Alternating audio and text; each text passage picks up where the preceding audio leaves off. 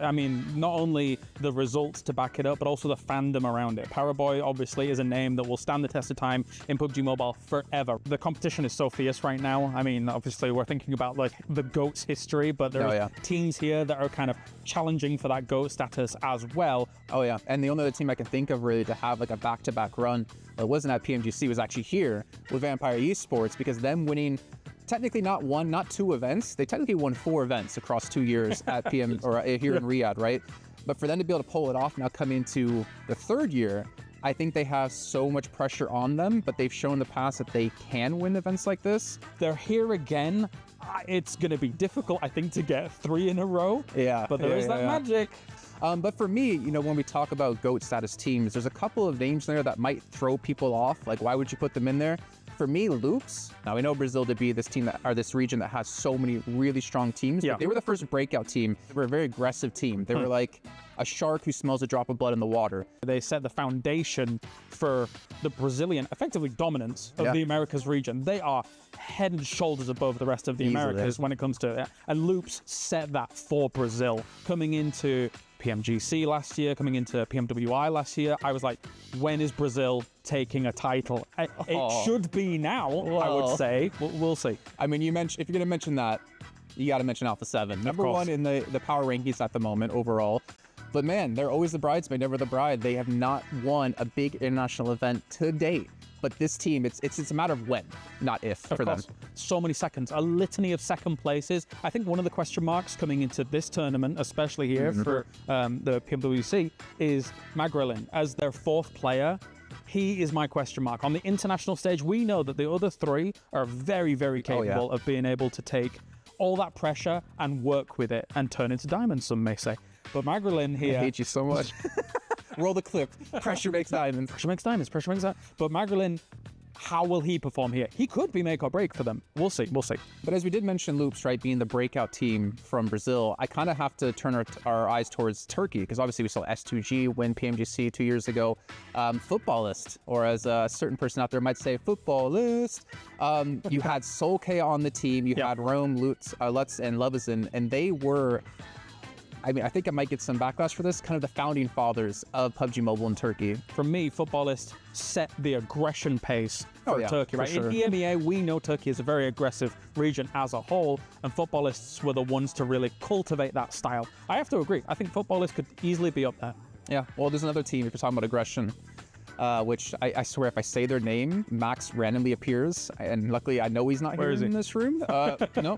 Stalwart. They had like an almost 2-year dominance for this team. Again, not really winning any big titles, but there were always a name that was ever mentioned when you go into an event of like a team who could win. I think you're right. I think there's 2 eras for them. The fact that back then, Stalwart, even with Pika and Scry, every single one of them could have moments where they were still able to be clutch in those late game situations. Now, moving into this year with Icy and Nerzed here for Falcons, it's the similar tale once again. This team always on the cusp, like Alpha 7, constantly second place. When is that first place going to happen? And that first place could tip them into true GOAT status. And the thing is, it's not getting any easier because the level of competition is getting so much stronger, especially this year, right? It's not invitational. You got to qualify to get here. Another team, which again, Maxman, you know, Tixie Supremacy, Na'Vi.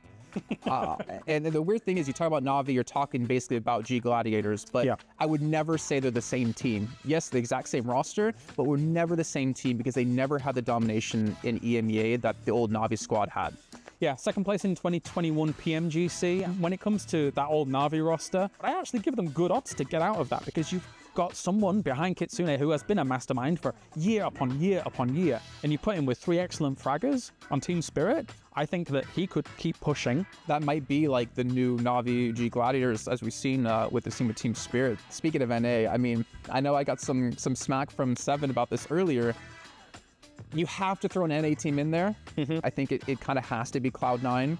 They had a first place finish at PMCO NA, which I know people nowadays are like, oh, NA, like it's not that hard, but they were the team to kind of set the pace for North America, and that every team kind of looked up to. The foundations go even deeper than that, right? Someone like Beowulf, for example, way back when we had Star Challenge, there's someone like him on Gankstars doing oh so well for the North American region. It's a long, long time ago. I'm thinking all the way back to that True Star Challenge where I'm hosting events with like Powerbang and Seven alongside for the right. When Seven was no, he was probably just as short then as he was. Oh yeah, he hasn't grown. Just like myself.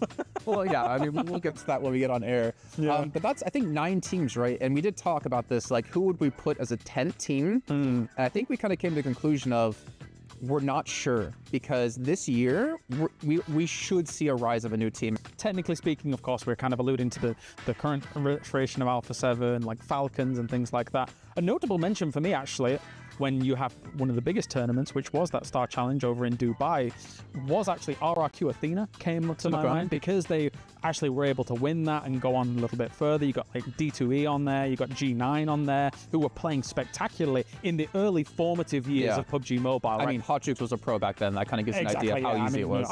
I could have been playing. No. I'm looking actually forward to this year, right? I'm looking at like 4MV. What we've seen this team do playing from the outside, the nades they hit are ridiculous, and every single player has that star power on the team. I'm kind of looking at them to potentially be like the 10th GOAT team in PUBG Mobile history. Maybe. I mean, we came into last year, right, in PMWI, a lot of people saying 4MV, they've got this. They've got this. Yeah. We didn't believe the hype up much then, but I think we're believing the hype here in 2024 now for 4MV.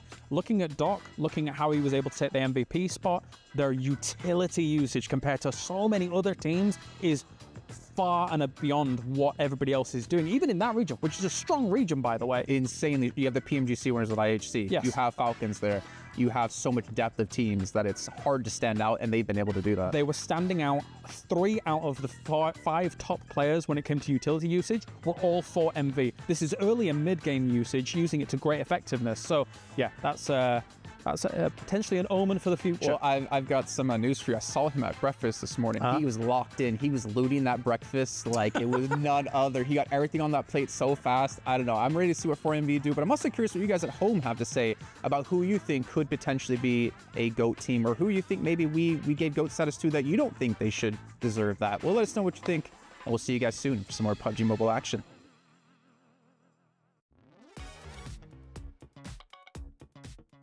Halo semuanya, selamat pagi. Hari ini kita ada di Round Table Discussion. Hari ini tentunya gue ditemani oleh Boom ESPORTS. Halo. Halo. Hari ini gue ditemani sama, boleh perkenalan diri masing-masing dulu. Aku Yami. Halo, aku Frenzy. Dan aku Rezi. Oke, kita ditemani oleh Yami, Frenzy, dan juga Rezi. Kita hari ini bakal ngobrol-ngobrol bersama mereka, kita bakal diskusi-diskusi, dan yang pastinya kita bakal have fun ya teman-teman semua. Pertama-tama gimana perjalanan kalian semua bertiga dari Jakarta sampai ke Riyadh? Lancar semua? Lancar, alhamdulillah. Lancar semua ya, oke. Gimana pengalaman kali ini pertama kalinya untuk Yami dan juga Rezi ya? Iya. Dari Riyadh untuk Frenzy kedua kali kan? Iya, yang kedua kali. Gimana mungkin dari Yami pengalamannya selama hari pertama di sini? Pengalamannya seru sih, bisa ketemu tim-tim lain ya, yang pasti tambah semangat lah. Pertama kali event global kan. Pertama kali ya? Iya. Yang sebelumnya ke-skip dulu ya? Iya. Untuk Frenzy gimana untuk kedua kalinya? Yang kedua kalinya pasti belajar banyak dari yang pertama. Pokoknya yang kedua kali ini lebih ready lah dibanding yang pertama. Oke, udah lebih ready dan lebih siap. Nanti kita lanjut lagi pertanyaannya ya. Oke. Untuk Rezi gimana untuk pengalaman pertama kali di Riyadh? Pengalamannya pasti bagus sih, cuma ya kayak harus adaptasi sama cuacanya karena panas banget kan. Sama harus jaga kesehatan. Oke, tadi dari Frenzy ada bilang lebih siap, udah lebih prepare juga untuk kedua kalinya. Apa aja nih yang udah di-prepare dari yang pertama kali dialamin sebelumnya? Kalau sekarang terbantu sama coaching staff juga, kayak lebih tahu dari habit apa tim yang sekarang ini, dari berapa ya, 24 tim ya, di grup stage ini. Kayak lebih ready aja dibanding yang dulu lah. Terus kayak dari segi mental juga lebih siap lah di kali ini, di PMWC. Perbedaan mentalnya gimana tuh dari pertama kali waktu itu join dan kali ini lebih siap di EWC juga? Kalau yang pertama kali karena ditunjuk pertama kali di jadi GL, terus langsung turnamen internasional, jadi itu secara nggak langsung gugup sih waktu itu. Gugup? Apa nggak terlalu ngerti pressure-nya waktu itu? Bisa dua-duanya sih. Bisa dua-duanya ya? Iya. Ternyata pas dialamin pressure-nya gede banget langsung main di turnamen internasional. Iya, kayak gitu. Oke, dari Yami nih, kan ini pertama kali nih bakal tanding di turnamen internasional. Ya. Sebelumnya kan ke-skip sekali tuh. Adakah rasa yang mungkin gugup atau malah lebih excited untuk pertama kali tampil di kancah global? Lebih excited sih, nggak ada gugup sama sekali, makin semangat aja. Santai aja? Iya. Oke, lega ya Frenzy, teman-temannya Lega. lebih ready. Untuk Rezi gimana? Untuk kali ini tampil kembali nih di kancah global. Pasti lebih semangat lah. Kita ingin ngebuktikan kalau kita bisa perform banget. Untuk pertandingan kali ini kan ini bisa dibilang ada 24 tim yang berbeda juga.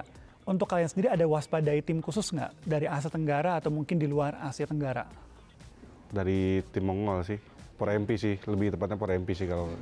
Or MV. Kalau dari Frenzy, Paling kita waspadain sama tim-tim yang dekat sama drop zone kita aja sih. ada contoh mungkin dari Contoh beberapa kayak tim? mungkin di Rangel kita ada D+, Kia, DK, Oke. sama di rumah air ada Besiktas, BJK di Jakartanya.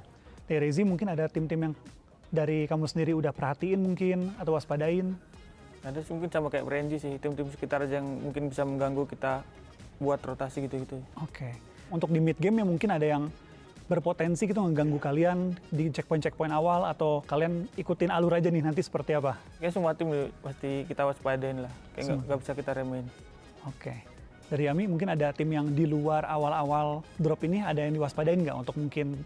Ya paling Por MP sih, dari fight-nya kuat banget sih. Oke. Ada beberapa ini ya, mungkin bisa bilang pendapatan unik ya kan, banyak yang bilang 4MV ini kuat banget di turnamen-turnamen, tapi banyak yang bilang ketika dia di offline malah ngedrop banget nih Yami.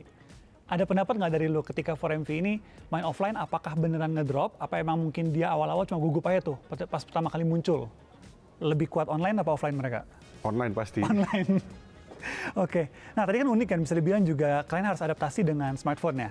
Gimana so far kalian adaptasi dengan mungkin suasana, dengan selain tim-tim ya, dengan gadget yang kalian juga diberikan, lancar atau mungkin minim banget persiapannya? Sih kita harus kayak pasti lancar juga sih, karena kita harus juga bisa cepet-cepet adaptasi kan, karena itu bukan alasan lah. Ketika kalian baru ganti device nih, kalian bakal ngikutin settingan gyro kalian semuanya sama persis dengan yang biasa kalian pakai, atau kalian mulai dari awal nih kayak wah ini gadget baru, gue harus setting dari polosan dulu nih biar ketemu nyamannya, atau ngikutin settingan lama dulu baru disesuaikan? Kalau HP-nya yang kan ada yang full screen banget tuh, Iya. nah itu kadang misklik gitu kadang, kayak di match-match awal. Oh, yang benar-benar flat banget gitu ya? Iya. Kita pakai chain lama dulu, terus kayak nyoba, misalkan kekencangan atau keberatan baru kita kurangin gitu. Ada nggak tim yang menurut kalian tuh mainnya unik banget dan mungkin nggak terlalu diwaspadain, tapi bisa aja nih jadi lawan yang berbahaya dan juga mungkin potensi kuda hitam buat kalian? Mungkin dari Yami dulu. Money makers sih, paling money makers. Karena mereka kan mainnya lambat banget kan kalau yang kita lihat. Terus bisa jadi ada di belakang kita gitu. Bisa jadi ancaman juga lah buat kita. Paling Inco Gaming sih, karena dia drop di school, tapi dia mainnya late banget. Kayak tadi C1, C2 dia blocking atau segala macem, C3-nya baru ngambil swingan. Kan kalau RRQ atau tipikal orang main school kan biasanya cepat kan, kalau Iya. ini enggak. Ketika kalian scrim, mentalitas apa sih yang kalian punya? Mungkin ya cari datanya sama harus bisa mendominasi sih. Kasih ini dulu ya, kasih Geser. takut dulu nih Iya, musuh-musuhnya nih. benar. Iya. Dari Frenzy juga sama. Sama cari data sama dapetin feel itunya aja sih, lobbynya. Gimana tanggapan kalian nih bertiga ketika musuhnya malah punya mentalitas yang berbeda total? Kalau kita sih yang paling penting tuh drop zone dulu, kita amanin dulu drop zone. Terus kalau misalkan udah aman gitu, ya kita juga ikutan perang juga. Ada nggak tim-tim Asia Tenggara atau pemain-pemain Asia Tenggara yang kalian tuh jadi best friend banget lah, kalau ketemu tuh langsung nongkrong bareng, ngobrol-ngobrol bareng? Sekarang paling kalau Yudo sama Leon, Sesama Indonesia. sama Indonesia. Kalau Talon paling sama Yoru gitu-gitu aja sih. Itu sering ya? Yoru, Agniseri. Di luar Asia Tenggara ada nggak best friend belum ada? Paling Sarah sih dari Reject. Oh iya, reject ya. Iya. Waktu ketemu di PMGO. PMGO kemarin ya. Oke, dari Yami? Oh, Udah sama pemain saya doang sih. Sama Yudu, sama Talon juga. Sama Yoru, kalau di Talon sama Yoru paling dekat karena dulu pernah ngetim kan. Ya Rezi, ada teman-teman nggak di luar dari tim Boom atau mungkin terutama di luar Asia Tenggara atau Indonesia? Nggak ada sih. Nggak ada? Kayak mereka sih mungkin sama Yudu kalau nggak Talon. Oke, berarti nongkrongnya masih geng-geng Asia Tenggara nih ya? Iya. Siapa yang kalau main tuh lagi di luar turnamen yang paling sering bercanda atau nge-troll atau ngelakuin hal random, ada nggak? Oh, iya deh, kalau main main ranked gitu. Hah? Paling suka jailin temen, kayak Temen event sendiri? yang robot ya diangkat-angkat temennya dilempar. Kenok gitu? Sampai kenok, iya. Terus dibiarin aja udah gitu? Ketawa dong ya. Nah, ketika kalian udah sering ini kan udah nge-team udah cukup lama lah kalian ya. Gimana suasananya, perbedaannya ketika kalian cuma di sekedar scrim sama masuk ke mode turnamen lah? Paling yang aku rasain kalau misalnya lagi scrim atau apa ya, di luar official turnamen kayak beda aja feel-nya. Kayak kalau misalnya official turnamen tuh anak-anak tuh kayak lebih serius gitu. Langsung Padahal ya sama-sama serius, tapi tingkat serius tuh kayak beda gitu. kerasa ya gitu ya dari Jadi kayak teman-temannya. langsung kayak yang tadinya kayak 80% jadi kayak 110 kayak gitu-gitu. Kayak jadi di atas 100% semua gitu. Itu memang ada faktor dari kalian yang ngomong kayak ini harus serius atau semuanya udah kayak auto aja? Udah otomatis sih. Udah otomatis sih, karena dulu kan emang ajarannya emang kayak agak keras lah. Jadi udah autopilot lah di pikiran kita. Untuk pemanasan nih, terutama mungkin sebelum tandingnya serius, kalian lebih prefer WoW atau latihan sendiri atau mungkin main ranked nih? Awalnya kita nembakin papan dulu, baru abis itu WoW 2 lawan 2 lah. Karena ngelatih comms juga kan. Pernah nggak bangun pagi-pagi tuh kayak pas main kok nggak dapat hari ini feel-nya? Aku pernah. Kalau aku lebih ke ya aimnya sama pergerakannya sih kayak aneh aja gitu. Kayak kemarinnya bagus, tiba-tiba pagi-paginya kayak aneh banget gitu. Kayak bukan harinya nih kayaknya gitu. Iya, Sensi lu ubah atau kayak paksa aja terus sampai dapat lagi? paksa terus sampai dapet. Paling berasa ini, kayak padahal tombolnya sama, nggak digeser, nggak diapa. Cuma Nggak kalau ketekan. pagi-pagi main, lah kok salah pencet terus gitu. Rezi pernah bangun pagi-pagi kayak nggak bisa aja gitu nge-aim hari ini? Sensi. Oh, Sering sensi. ku naikin turunin malah. Ketika lagi tanding nih, ada nggak yang paling cepet tuh kalau musuh misalnya gerakannya nggak tersangka gitu ya? Yang paling panikan siapa biasanya? Ya aku sama Prenji lah. Kalau misalkan musuhnya aneh-aneh kayak suka Ketawa. misalkan nge-kill dia ketawa terus kayak ngapain sih dia ini kayak gitu. Ini orang nggak jelas banget Iya. nih, lu nge-flank coba. Iya. Hobi kalian tuh sebenarnya apa sih ketika lagi nggak main PUBG Mobile gitu? Nggak ada sih. Paling kalau libur juga malah main ranked sama misalkan sama pacar gitu. Karena kita sudah selesai juga untuk hari ini. Thank you dari Yami, Frenzy, dan juga Rezi. Udah kita ngobrol-ngobrol, berbincang-bincang. Semoga kalian juga bisa semangat terus dan juga performanya luar biasa ya untuk di PMWC kali ini.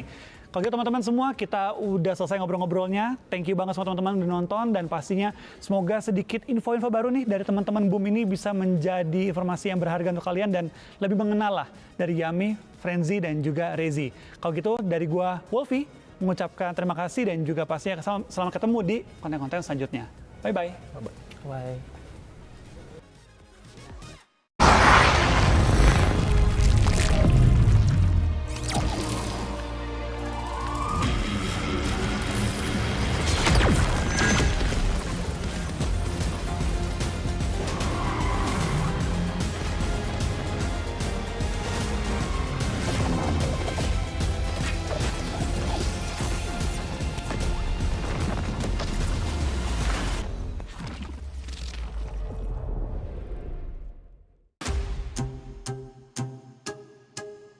The PUBG Mobile World Cup group stage erupted in excitement last weekend.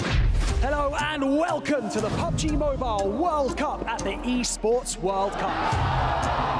Top teams faced surprising setbacks on the second day, while underdogs rose to the occasion in critical moments, leading to dramatic shifts in the rankings. Spectacular plays and incredible skills were on full display. However, the survival stage promises to be even more challenging. The bottom 12 teams from the group stage are joined by 4 new contenders who will battle fiercely. Only 4 teams will secure a spot in the main tournament, while the rest will see their dreams shattered. The survival of the fittest as the lions on the stage take the chicken dinner. Who will rise to the occasion? Who will show nerves? We're eager to find out.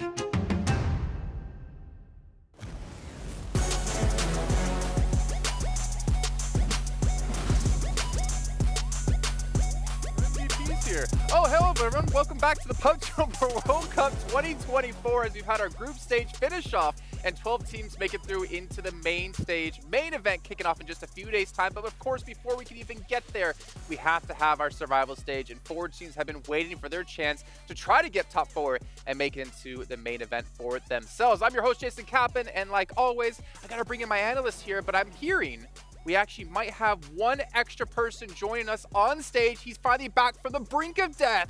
From his hotel room, they finally have let him out. We've got... Oh, you're coming in now. I thought you were at the beginning. Okay, you were wait. standing there as if you were coming in at the beginning. I thought that was my moment. And Okay. this is why we need rehearsals, because We're Maxman back. needs more than one take. We got Maxman joining us back, finally.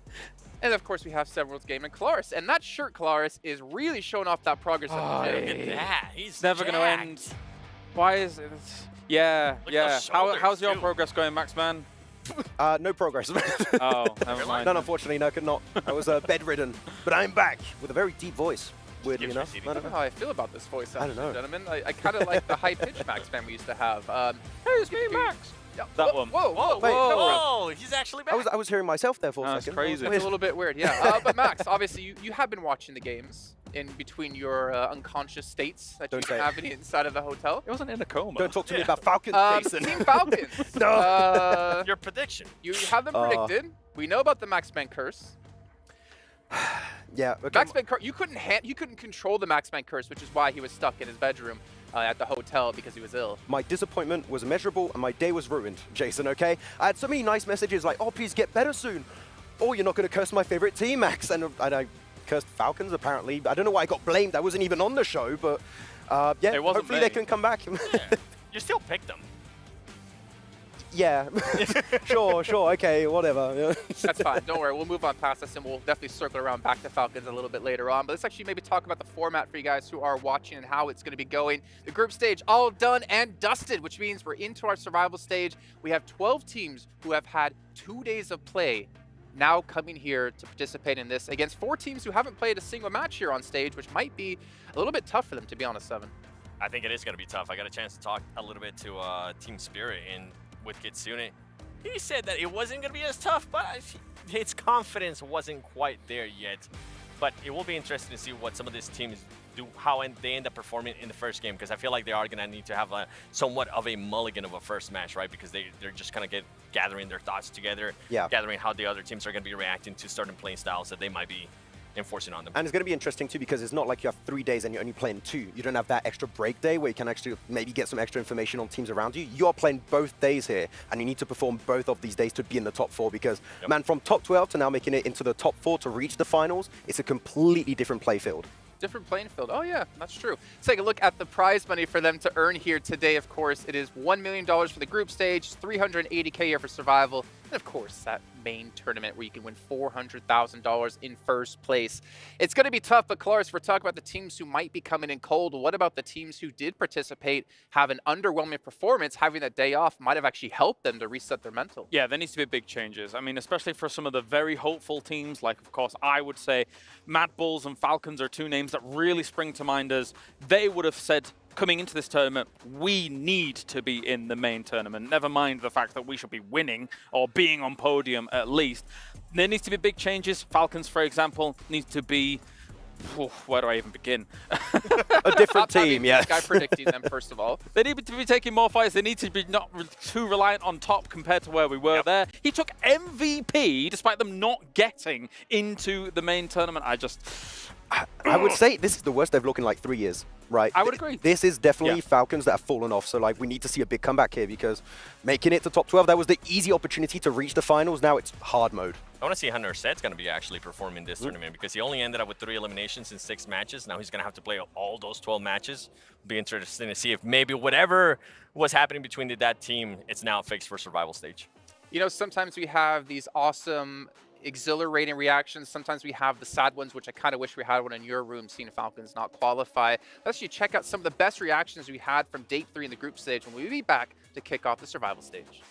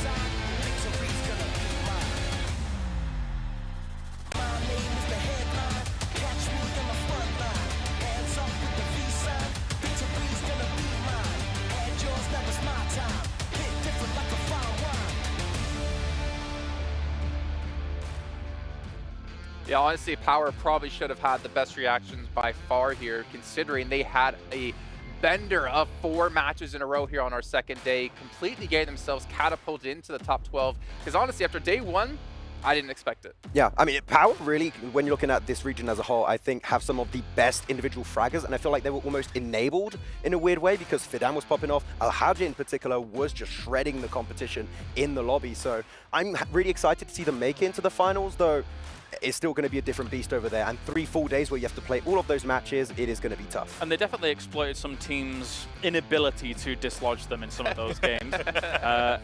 Inco, you didn't do very well in that split. I don't know what you're talking about. So what do you mean? What do you mean? But yeah, I mean, another focus is, of course, Alliance topping out the tables, Jason. Unexpected, hands down. Considering the caliber of teams here, did not expect them to be first place, but credit to them, 3 chicken dinners. Huge. If they continue that kind of pace, we could see them break some records. But also, Seven, Alpha 7 coming second to Team Liquid. The little brother finally steps up at an international event with Team Liquid being able to pass them. I thought that was a pretty big deal. I'm pretty sure a lot of people in Brazil thought it was a big deal too. But now we're going to have to wait and see what happens in main stage because, yeah, it is just group stages. Can they actually do that in the main stage, and can they end up being in first place? All right, well, a couple of teams in here. Aula, IHC, Max, we got to actually cover them in the PMSL watch parties we're doing for CSA. Yeah. I know Kalaris had them counted out. His hot take was they wouldn't make it into the main event. They were able to do it here, looked pretty good, but also the important part is that their placement points, at least within the group stage, has been able to step up, which is somewhere they've been lacking in the past. Wait, that was not a mistake. They actually got placement points? Yeah, they got them. While I was gone, they got placement. What, mate? It wasn't a fever dream. It wasn't a fever dream. They did it. No, but I mean, I'm still weirded out. Where the hell is Alex? Is he going to play at some point? Not really. He's here. Like, we have seen him. I have seen him too. I saw him at the hotel at some point, but I don't know what he's doing. The like one time you left your room. The one time I was like, hi, and then he ran away from me. I don't know what was going on, but yeah, so they've been looking good. Seem like they are reaching the late game a little bit more, which is what we needed from IHC, so hopefully they can keep it up. Well, taking a look at the second page here again, we did mention Power. Boom, having that 30-point game to catapult themselves into top 12. But Vampire 7, I mean, a team that has a lot of pressure on their shoulders to perform again, winning the back-to-back mid-season events. They did it just barely at the end. They did, and it was because they have had a change in regards to the IGL when I was actually getting a chance to talk to Sir Tenny. I can't remember right now at the top of my head which was the player, but he said that the second day they definitely felt a lot more comfortable. They were kind of willing to third-party fights, and Sir Tenny was telling them, if you see an option to fight, just go for it. Stop being so scared about it. Sorry, just Max looks so tiny on camera next to me, which is really not how it is. I swear mean, it's really tall. But then Reject as well, we talk about holding on, surviving. Now, if we're to be completely honest, Evil Lars maybe coming out, or Honest Lars. There's a couple of teams here we're looking at of probably no chance. However, at least they can gain some experience. Which teams? Well, I'm still going to, unfortunately, attack South Korea. We have got ourselves TRX in a bit of a bad spot. Yep. I don't know if D+ is going to be able to also make it. I mean, yeah, okay, they had a great first day. Yep. It made me look a little bit silly with how they played things out in that first day. However, second day was more kind of what I was expecting. A bit of floundering from our South Korean teams. It's difficult for them. Again, all of their power is separated across so many rosters over in the region at the moment. I mean, clearly what we were looking at their first day and second day of play, the first day they were gifted so many circles, right? I want to see them tested today where they get bad circles and they start rotating a little bit faster. If they can do that, they showed they can play good positions. They need to just get in those spots early on. Well, if you want to see them advance, I don't want to see them tested. I know. I want to see them tested. That sounds really awful. Do you want them to qualify just because they've got lucky circles? No, I want them to actually be tested. We saw them getting tested in day 2 and they did absolutely I want them to be tested and them to do good. Okay, so you want them to be in last place. Got it. Sure, you know what? We got to give Max a break here. We're berating him quite heavily. So let's take a quick second here and give him a quick little break while we actually do throw it over to our casters for a quick check-in. Hot Juice, John Allen, can you guys hear me? Are you there? Yo, what's up, guys? I can see y'all in the studio. We're right in front of here on the main stage. Looking at all these losers back here. No, I'm just kidding. At some point or another, these guys came up short, but it's their last chance to hang in there. Absolutely. I'm super pumped to see Team Spirit back on the battlefields as well. This is a team that we have long seen as a strong contender for top spots. They didn't quite make it through to the group stages. Survival stage, can they do it? Yeah, and I'm also looking at Twisted Minds. I mean, these guys started at the bottom, all the way from qualifiers. This is their third LAN, so I'm hoping to see them pump it up here in just a few moments. Let's send it back over to the guys in the box. Thank you so much, Tachooks, and John Allen for bringing it back over to here as we obviously got to hear their thoughts. I just got out of my hotel room for the first day here, Jason. What are you doing to me? You could hear him from your hotel room. That was shaking all over. I actually think we heard him from the studio without even our earpieces, if I'm completely honest. I'm scared. But we're obviously talking a lot about the teams who are coming back again, right? The 12 teams who participate. But what about the 4 new teams? One that's immediately going to stand out that we have to mention is, of course, Team Spirit. I don't know which one of you wants to take it. Maxman, since you weren't working the last 3 days, we'll put it on you. Okay, I'll take over. Yeah, Team Spirit, of course, when you're looking at the EMEA region, this is a super team, right? Looking at all the players they have on their side, they're all players that can frag out. Kitsune has been IGLing also at a great level for this team when he does not get eliminated in the first 5 minutes. It has happened a bit. But I feel like these 4 teams, when we're looking at them, Team Spirit is the team that everyone is expecting for them to make into top 4, but it's so competitive that even Team Spirit might not make the cut. You might have had Brute Force win EMEA, but I do think Team Spirit has the highest skill ceiling potential, at least. If you think about their run in EMEA as well, breaking things down, 7 podium finishes, and a lot of those were first places on Sanhok across the EMEA tournament. The 3 Sanhoks they played, first, second, and third on Sanhok. If they get a good start here, that could get the ball rolling for them very quickly, because we're playing Sanhok first. Maybe Spirit can do something there. Last place on Racing a team for Sanhok? Who are you? Okay, right. What? Oh, do good on Sanhok, Erangel. Meanwhile, I was thinking about their Miramars because their Miramars were absolutely awful. I think they were averaging about 11th place finish, except for the last Miramar that ended up pretty much qualifying them. But yeah, they're Sanhok. Okay. So just Sanhok. Yeah. Well, one topic I want to bring up with them is Nomi. The fact and the caliber of play he's able to pull off doing those like 1v3s, or not 1v3s, like the 1-3 splits for his team, I don't know how effective that's going to be in a lobby like this. That's the issue. It kind of skirts the line between genius and insanity, right? If you do make it work and it looks good in that moment, then you look great. However, you've got to be absolutely on point to make it work. I bring that up because Alliance have been so strong in their splits and their spreads, and those have been 1-1-1-1s mostly. I don't know if the splits are going to work still for Alliance in the finals, though, so we'll have to see how that's going to go. But also, we have to keep in mind when looking at Team Spirit, that they've had this team built up for the spring season. So I'm really wondering how it's going to go for this, because now they've built up that synergy. There's a lot more trust, so I do have a lot of hope for them as to how they might do in the survival stage. Hi, Max. Can you just go back, because these two aren't acting so weird when you weren't here. You guys at home, though, let us hear your predictions. You can head over to stcplay.gg. Honestly, I don't really want to make any predictions because it's going to be a tough day. But let's kick off our day and head down to the stage.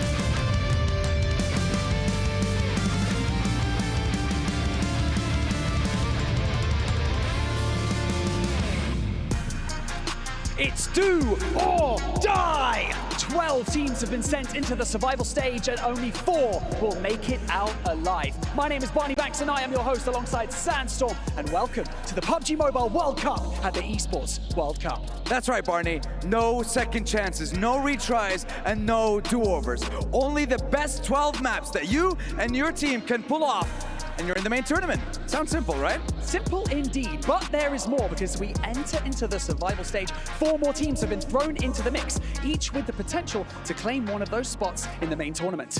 Bear in mind, this is the last chance our teams have to maintain their place here at the PUBG Mobile World Cup. The redemption story we all know and love. The underdogs that overcome the odds. So without further ado, let's welcome our teams, starting with Brute Force.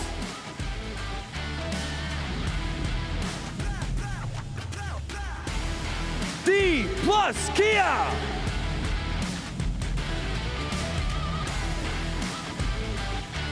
Istanbul Wildcats, next Ruya. CAG Osaka. Team Falcons. Inco Gaming. Mad Bulls. Harami Bro. Besiktas Black. DRX. DJB Esports. Money Makers.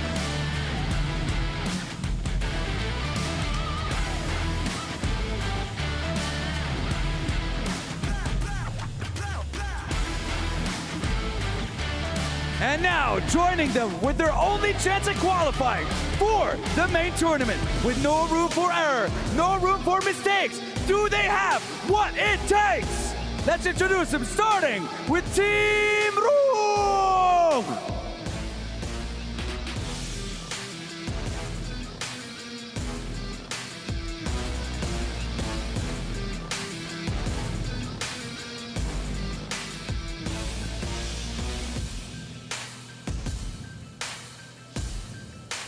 Just scraping by in their region in 6th place. They'll need to do a heck of a lot more to prove themselves in this stage. Welcome, Team Pandem!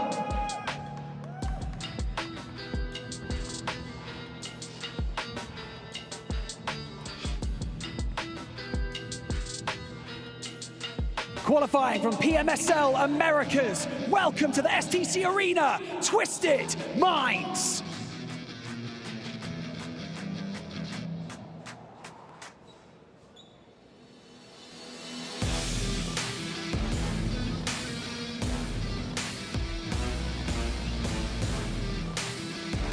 And finally, entering the stage from PMSL EMEA, Team Spirit.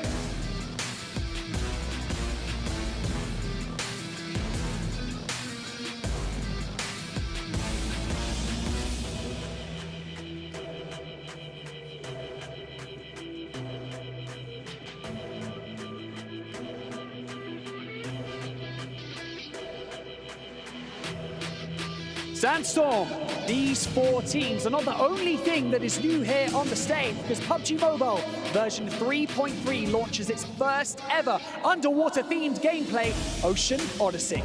That's right, defeat all the enemies in the Ocean Palace to obtain the infamous powerfully themed item, the Trident. More secrets about the Trident and the Kraken await discovery. Do indeed. The stakes are the highest they have ever been here at the PUBG Mobile World Cup. Once again, just 4 places remain in this main tournament, so you know what that means. The battle is going to be at the top. Consistency is key. Eliminations galore. Tempers will be tested. Composure will be mandatory. So, without further ado, ladies and gentlemen, let the PUBG Mobile World Cup survival stage begin. Casters, take it away. What's up, everybody? It's time to unleash the Kraken. I'm Hot Jukes here with John Allen. Bro, the survival stage, we finally made it here. How you feeling? Tell me, Hot Jukes, do you feel dead? Because we are going to be cutting some teeth. It's going to be brutal. They're going to be slaughtered very, very soon, I'm sure. They've got 12 matches to play, each of these teams. We are going to be getting into the thick of it very quickly. I'm so excited to see one of the teams that I've been following for a long time back from the EMEA region, Team Spirit, take to the battlefields.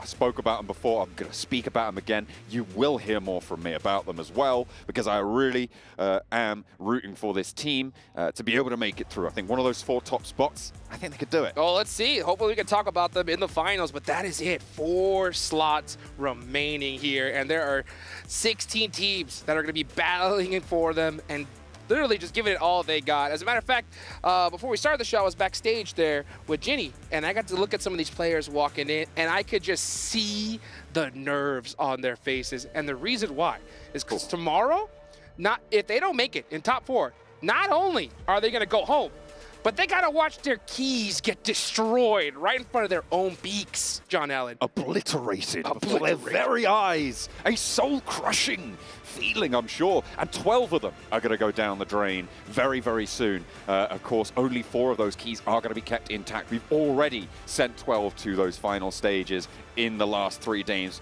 of games. If you didn't see those, go and check out some of the recaps, the HQ show as well. You'll get all the down low. But we are going to be focusing now on our new set of 16. It is going to be tense, and cooler heads need to prevail in order to see yourself into the top 4. It's do or die. It is do or die right now. And I'm shocked to see some names here. You know, for sure. D plus Kia had a monster day 1 in the group stage and then completely fell off the map in day number 2. And they're here for a reason. And another one, of course, Team Falcons. Oh, yeah. I cannot believe that. That is crazy. This team was lauded as a favorite to win coming into this tournament, right? They're up there with the likes of 4MV, with Alpha 7. That's right. And they just did not stand up. They need some more backup for Top because he was fragging out of his mind in that last day. The rest of the team, not so much. So today is their time to try and bring up that pace, to pick up those points, because it is going to be up to 4th place. 4th place back in the group stages sat at around 90 points, but there was a larger field, which means that likely we're going to be sitting somewhere in the high 80s for that 4th place finish for our teams here today and tomorrow as well, of course. So pushing up over that 90-point margin, that's what these teams are going to be looking to strive for. The target to beat 122 from Alliance in the group stage. All right, well, let's see if they can do it. I mean, during the group stage, your math was on point, so I think that is a target that these teams are definitely going to have their eyes on. Now, we're about to head into Sandhawk, all right? We're only going to see 2 of those so far in this survival stage. You can see these players, they got those drop locations. Oh, give me a copy of that. Yeah, I need to copy that. That's for sure. You know, and at this time where you have everything on the line, I think that that is a very soft agreement, if I say so myself. Yeah, I mean, it's going to be interesting to see if anyone is actually going to try and change things up, right? If there is going to be a wild hot drop, because on these short game sets, right, it is so impactful to have a big game. If you can sneak away 4 eliminations right off the bat of something that someone isn't expecting you to do, that's huge. That's a massive impact coming into these games. When you're looking at a 10-point per game average being really strong, getting 4 points on that just right off the mark is going to be big. So as we wait for our teams to enter the jungle, we are going to be paying attention very closely to what happens at the start of this next match. I was paying attention to that paper right there, and I saw 2 names dead center of that paper. Okay. I saw Team Falcons, and I saw Team Spirit. Ooh. Are we going to see a hot drop in boot camp off the rip? Well, Team Spirit were a team that were dropping around boot camp. They do sometimes do that trifecta split as well, so they can have that sort of position in the back pocket. But remember, Sandhawk being only 2 of our maps over the next 2 days is going to be a little bit different, right? It's going to change things up just that little bit. So maybe they're more willing to go for some risky drops on this map. Yeah, I mean, that's the way to do it. Honestly, I've said it so many times. If you're going into a tournament like this, especially a 2-day one where every single map is so critical, if you're a confident squad, you have that experience, you know, and Team Falcons should be one of those teams, right? Yeah. Playing extra aggressive off the rip usually pays off because so many of these players are going to have those nerves. I mean, these 4 teams that just came in here, right? We can look at that. One of them being Team Spirit. They didn't get that warm-up play that That's so many of these other squads did. So if you're going to try and take advantage of it, you better do it off the rip, right? Yeah, they don't have that hands-on experience with these teams, right, that so many of the others do. But looking at these 16 teams, I'm trying to pick out the 4 that I think are going to be the challengers coming into those grand finals, right? I think it's fairly clear. I'm back in Team Spirit all the way. Kitsune, a storied IGL with that cool, calm, collected stage experience, our global stages. He absolutely can lead this team to victory, and they've got the talent to do so. I believe in them. Falcons as well, another team that I think we would both agree should be in those finals. For sure, for sure. I mean, I was straight up shocked to see them, you know, in the survival stage in the first place. So hopefully we could see them snag one of those slots. But at the end of the day, 2 days, it's anyone's game. Anybody I've taken can the do 2 easy picks there. Right, out of the that 4, is right? true.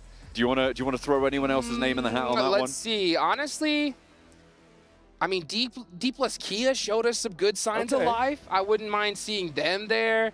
Mad Bulls has kind of been like one of those little squads that honestly disappointed me yesterday, or the day before yesterday. Watching them play so passive when they could have got it done towards the end. I think that after that last match of their group stage, they had to go home and just say, you know what, we got to go back to the drawing board, because it's moments like that that either you go crazy afterwards or it's just dead silence. I'm looking at Inco, the little bro of Brazil, right? There you go. This is a team that sat in the shadow of Alpha 7 and Team Liquid for quite a while now. Whenever you talk about Brazil, it is those two rosters, obviously previously with Loops in the mix. That was there as the presence that they had. But I feel like Inco, they were 13th place, right? By 3 points, they didn't qualify to the group stage. This is our top performing team coming out of those group stages. They've got the most experience against the rest of this lobby. I think that they can do it. I think they've got the chops. We'll have to wait and see, though, because there are plenty of other teams taking that fight. And one of those teams, Team Liquid, in those finals already, they're going to be happy with that performance. Yeah, another team, if I were to pick one more, I think I'd got to go with Twisted Minds. And the reason why is just because that storyline, them starting all the way at the bottom, working their way up little by little, and now here in Saudi. As a matter of fact, I talked to their IGL. I talked to Igor, right? And I asked Igor, I was like, you ready for the survival stage, bro? And he said, oh, I'm ready. I was like, there's only 4 slots available. He looked back in my eye, and he said, nah, there's only 3 slots available, because we're getting one, you know? Whoa. So I was like, all right, I like that confidence. But, you know, at the end of the day, you either got to put up or shut up. Yeah, coming from the PMSL as well. We'll see if they're able to keep up that pace to make sure that they are getting everything done, because that trophy looks sweet. Whew. And it is going to be one hell of a task to lift it. It looks pretty lightweight, but I assure you, it is one heavy burden. Oh, man, you know what's going to help make it heavy? All that money. Oh, baby, all that money. $400,000 going to first place in the finals. That is what I'm talking about here. I mean, this prize pool has been insane. $3 million. We already gave $1 million away just the other day, and now we got another $380,000 to give away in the next 2. But it's only 4 slots. Only 4 slots. Yeah, a good chunk of that money is great, but you need to make it to those finals. That's true. 4th place, the results, the reward for 4th place, $26K. 5th place, $25.5K. It's $500, but it is a whole lot of disappointment that's involved in that. And I say $500 like that isn't a lot of money as well, by the way. Split between the players. That's a cool new pair of trainers, That's right. Each. But yeah, let's take a look at some more of our teams coming into this one.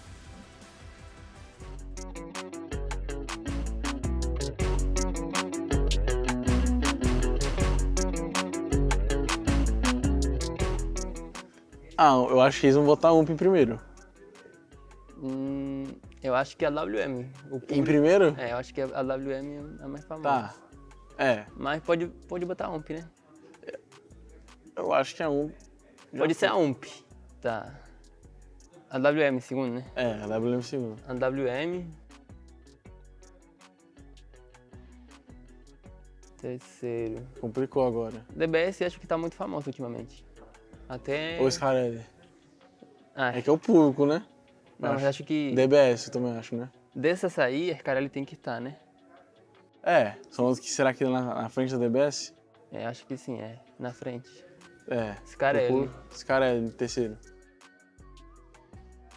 Daí, depois sim, DBS. É, agora DBS.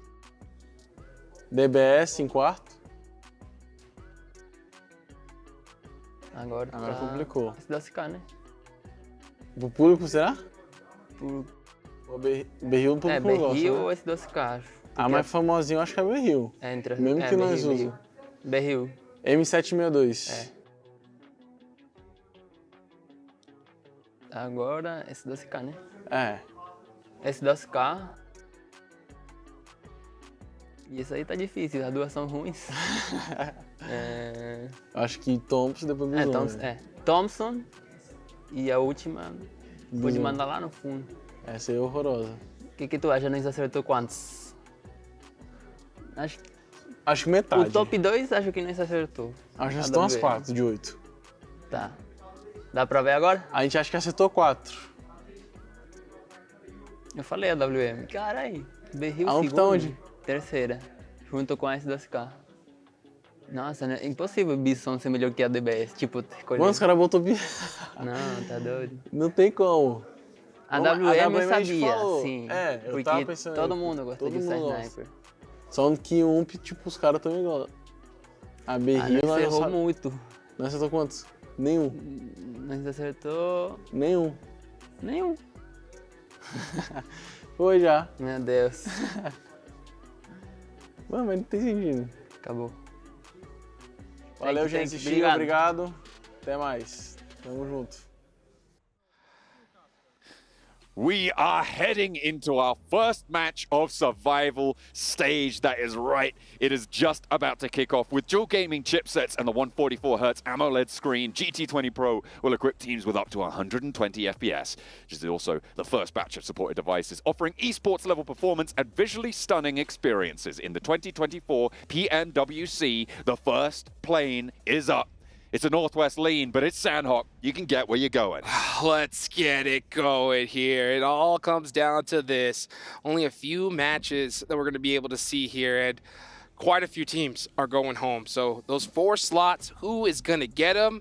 Right now, my eyes are right dead center of the map. Are we going to get that boot camp hot drop? I am seeing 2 colors right close to each other. And yep, it is Team Spirit going up against the Falcons early. We've got another scrap as well, but we'll hop on board with this. Nerzed with the first knock over towards Team Spirit. There's the trade. Nomi still down, not going to be res just yet. Can't really find it. Another knock over towards Team Spirit, and it's a 3 versus 2 on the early scrap for boot camp. Naomi trying to move around Kitsune, going for the rotate around the edge. Then look at her try and put pressure onto Naomi now. He needs to hold his nerve, and it's not there. Team Spirit immediately dispatched, and boot camp, a graveyard for this roster. Falcons able to take it home. What a crazy start. Are you kidding me? And a really risky move from Team Spirit. Unfortunately, not paying off at all. Team Falcons are going to get the 4 eliminations off the rip, and they have all 4 up, so it couldn't have gone better for them.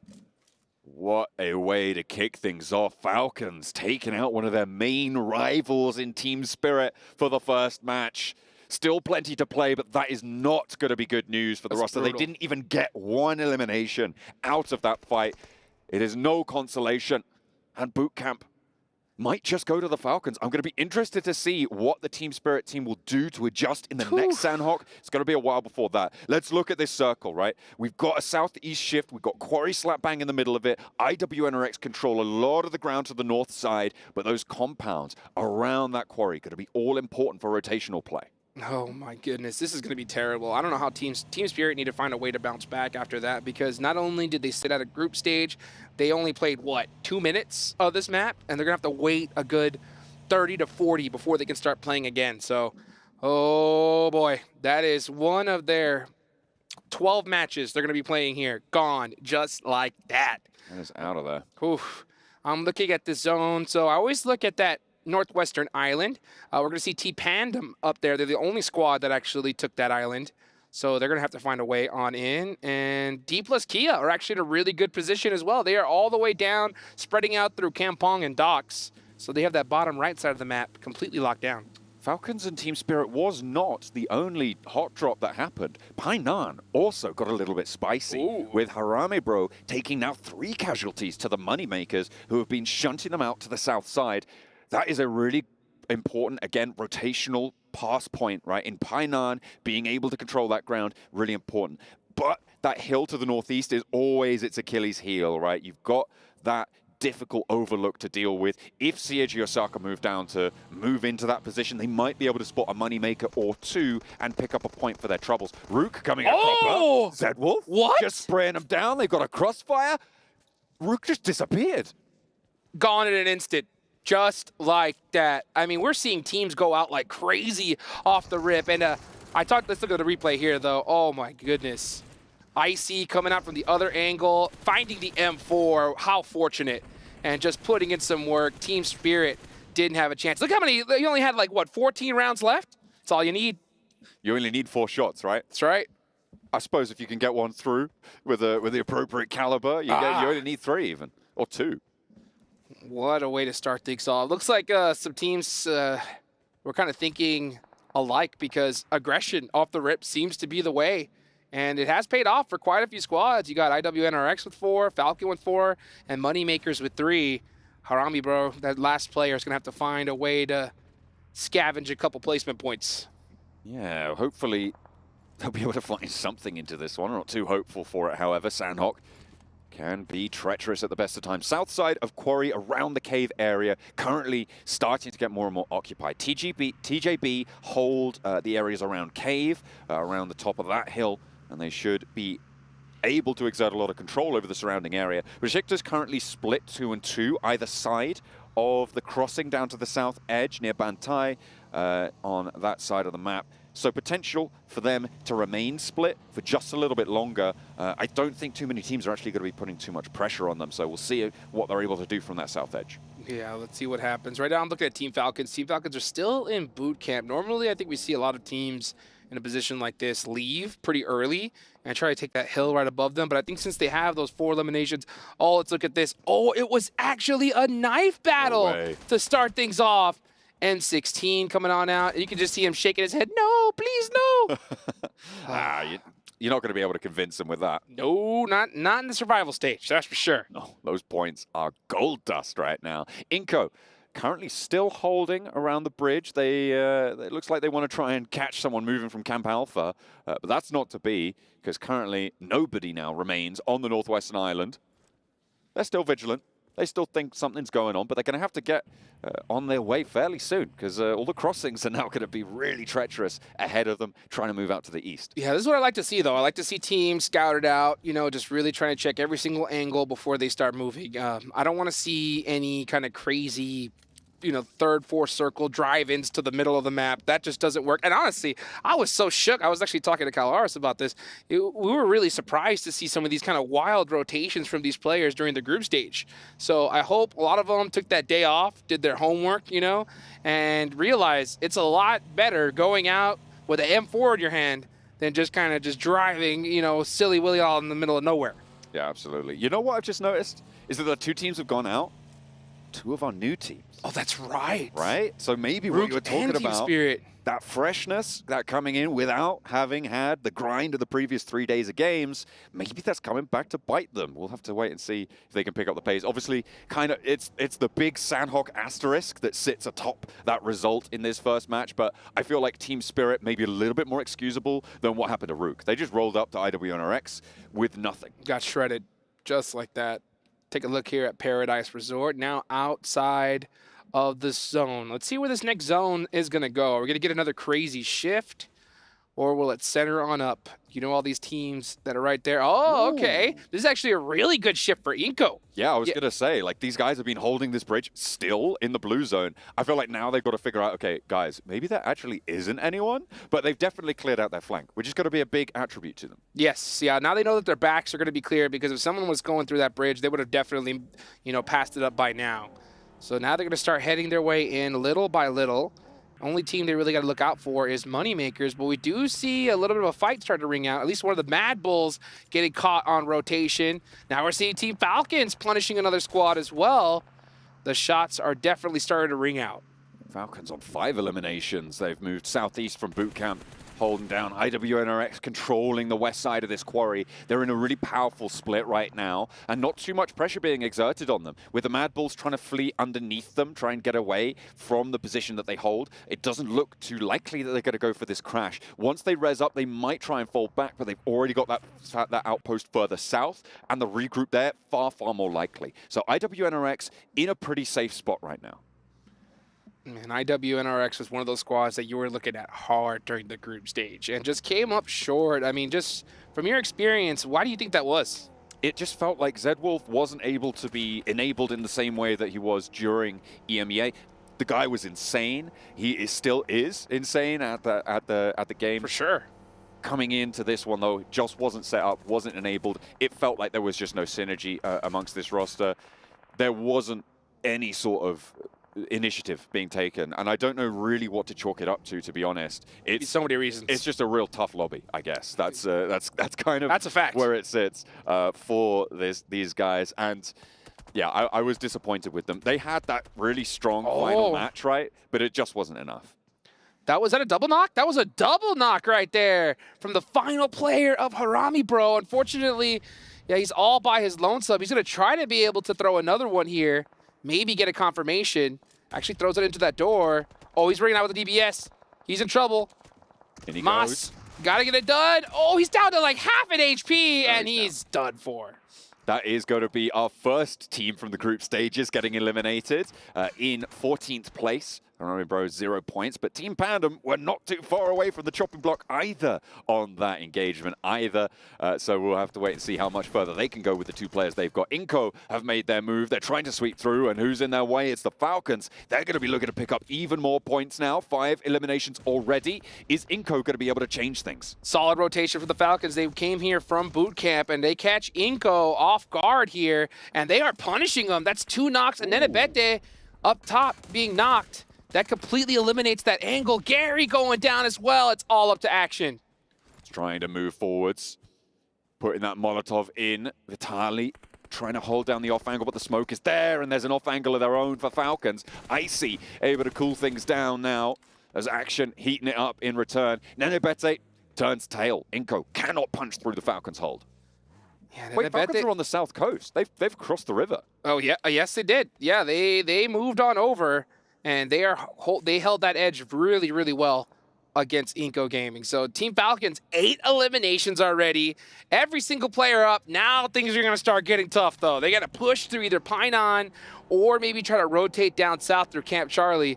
We'll see what they got to do. But, you know, they don't have much time to do it. Only 47 seconds on the clock right now. And this next zone is going to start really punishing teams. Yeah, it's going to push that south side in. Moneymaker's going to have to leave Painan and Falcons rotate back through. IWNRX consistent, though, in that west point position. They have moved a little bit further out now. They've just stretched their legs away from the compounds, away from those warehouses to take control of some hillsides. I like that from them. I think it's the right decision at this time. Brute Force might backfill, though. Yeah, let's see what happens. I'm looking at Team Falcons, and Team Falcons actually decided to go north. So they are going to be going through that Painan Bridge, yeah, and are going to be trying to come through the top through Quarry. And it's possible that, you know, they felt that this side would be a little bit more free considering that it is the hard shift side. It's not a full hard shift, but it does give them a little bit room to breathe. So let's see how they decide to push on in.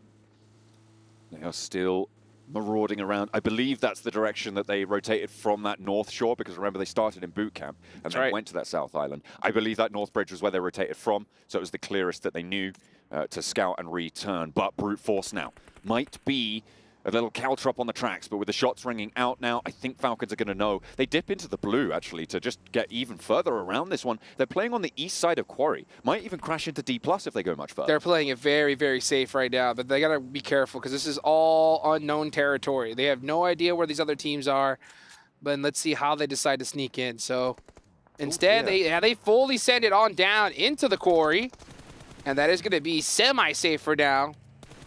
Brute Force is going to have some good eyes on them. Oh, they're burning up bad. I'm surprised that they continue to send it on over here, but they do survive. Okay, they managed to get to some cover. The vehicles, though, going to have to be ditched. Playing into Quarry, I mean, it's risky. It's really risky, because especially when you got Brute Force who know where you are, with D+ who now know where you are. D+ Kia got to start to put the punishment down towards Action. He's got a nade. He's got to pull the pin up towards that watchtower. That could be good. If it gets through the window, I don't think it quite tagged on in, so it's not going to have the impact that we're looking for. Brute Force took a knock in the meantime. That was such a risky rotation from the Falcons. I mean, they could have just pushed in little by little and used their weapons, but instead, just crazy bold. They're so lucky that UAS even flipped over right on time, and they were able to make it into this next circle. The only thing is that they're completely trapped here. Like, if the zone goes anywhere away from this, they have no means to get there other than their 2 feet right below them. Yeah, those GAMs going to need to start to hoof it, plonk their way forwards. It's going to be a tough march, though. Moneymakers onto the hillside. They've left from Painan now, and they're pushing up towards CAG Osaka.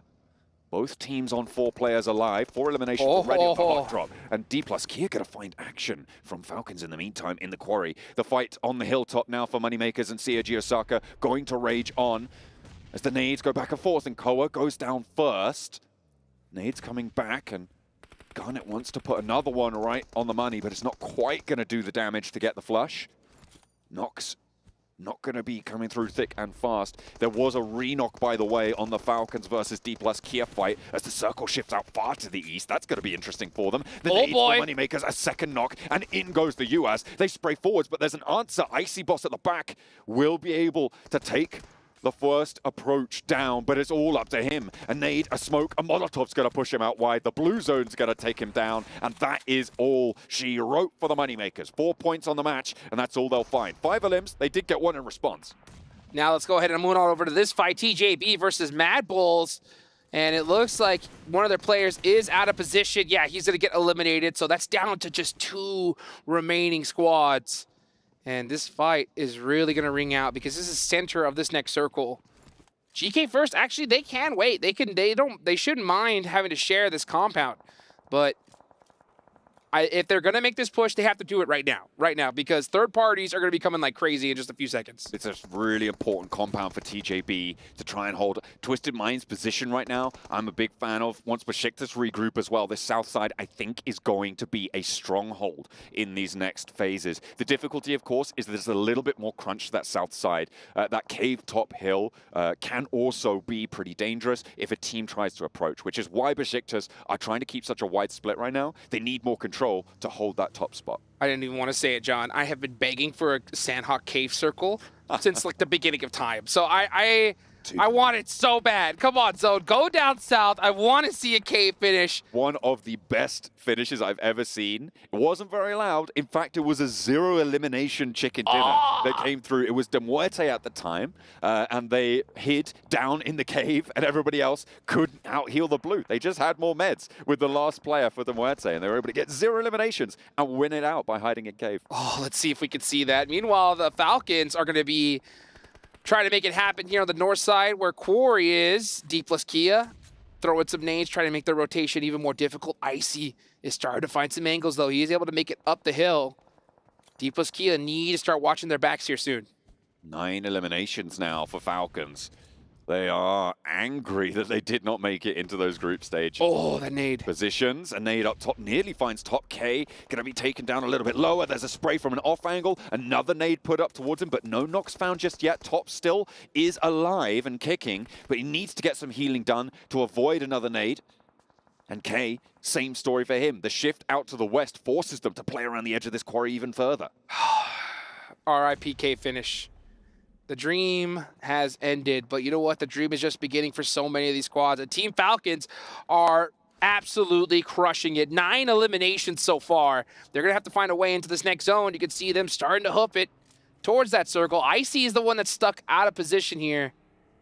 And with only...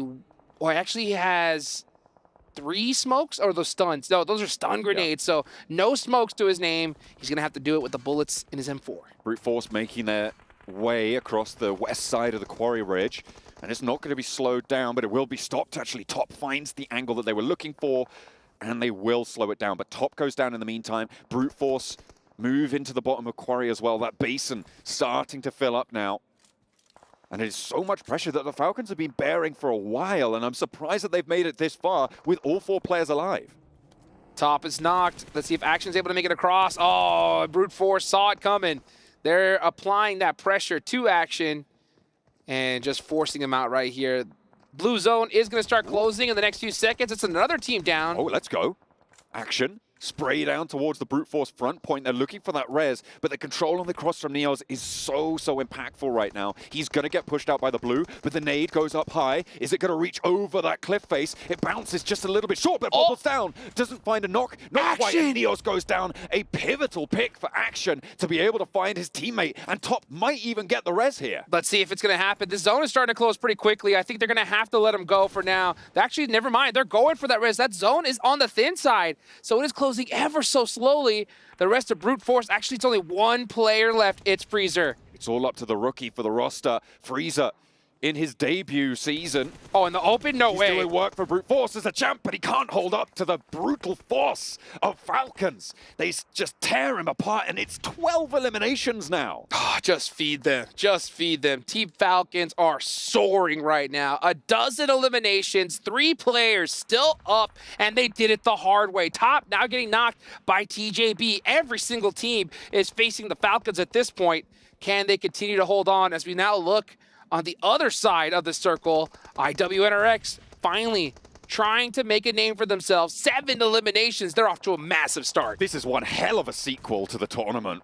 We are going to get a real treat right now. If IWNRX actually start to turn things on, it is a fascinating, entertaining roster to watch. So I am really excited. They've managed to start this sweep out on the western edge. They're looking to control the high ground now. They've got 7 eliminations. Sure, Falcons rack up the Baker's dozen with 13 now, but IWNRX still have plenty more to go, and they're in a better position. Team Falcons with 13 eliminations. Okay. How are they still up? Now Top starting to shoot up the hill. He gets that knock. That buys his team enough time to just start moving. These guys are just too good. It is really IWNRX's game to lose at this point. They have so much real estate here, but they gotta stop the Falcons. Another nade, gonna do a lot of damage, doesn't quite get the knock over towards Frozen, and he's got that first aid off as well. Keeps him alive for a little bit longer. Swain's there for the backup. Gotta hit it! Strafing back and forth, and finally the Falcons fall to IWNRX. 8 eliminations. TJB, I believe, had some third-party action going in over that way to keep the suppression up. That compound for TJB, I said it before, was all important, but it is IWNRX. I mean, do you need any more of an indication as to who's gonna win this one? You can't predict anybody but IWNRX on this. Hey, you know what? IWNRX just got this game on a silver platter. They should win this 100% of the time. If they lose, it is 100% on them. So let's see what ends up happening. Last few stragglers trying to soak up some points. Good to see Mad Bulls making it here towards the end. But with that blue zone coming, that is all she wrote. TJB holding the north side, the cross attempt from Twisted Minds. They are trying to make it work, but Ratto Boy cannot make his way across. Wasn't able to scurry his way on through, and now TJB have to leave. IWNRX have a shooting gallery, all of those ducks trying to hop out the barrel, and it's just not going to work, Hot Jukes. They better hop out quick because GK first. Oh, we're trying to get a critical knock to make something happen for his squad, but IWNRX, they got that barrel locked down. It is not an easy time. Only longs for TJB, and IWNRX, they channel the force that they were able to exert in their final match of the group stages. They play with a gifted circle towards the end, and that is how you want to close it down. A big statement made for IWNRX, a statement made for Falcons as well, as they open the bidding with a big Sandhawk. That is what we've been waiting to see from these squads. IWNRX, they did not let off the gas, right? They didn't go and just sit back and relax and say, you know what, yeah, we got this game. We'll just see whatever happens. No, they took the initiative. They got those double-digit eliminations because they know they can't count on the rest of the maps to make something happen. So they got that opportunity. Very fortunate for them, but they really, really drove it home. I'm really now going to be keeping my eyes on this roster, right? I kind of discounted them. Honestly, I wasn't really considering them for a top spot, but if this is the sort of quality of gameplay they're going to bring, it's going to be good news. But of course, you have to mention that the Circle was a 5th player for you.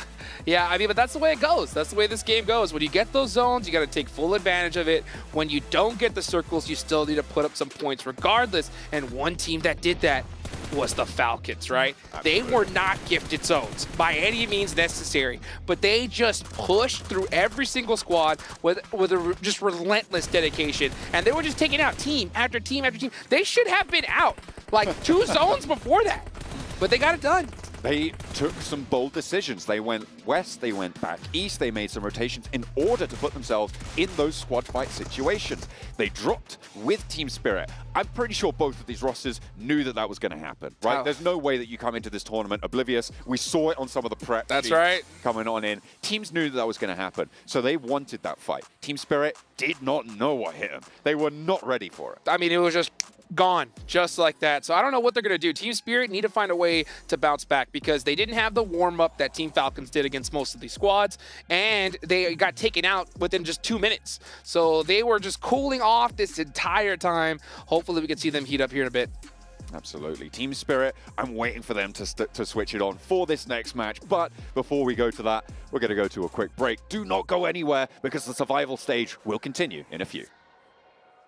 4,000 of years, my wrath has burned in the waters of the deep.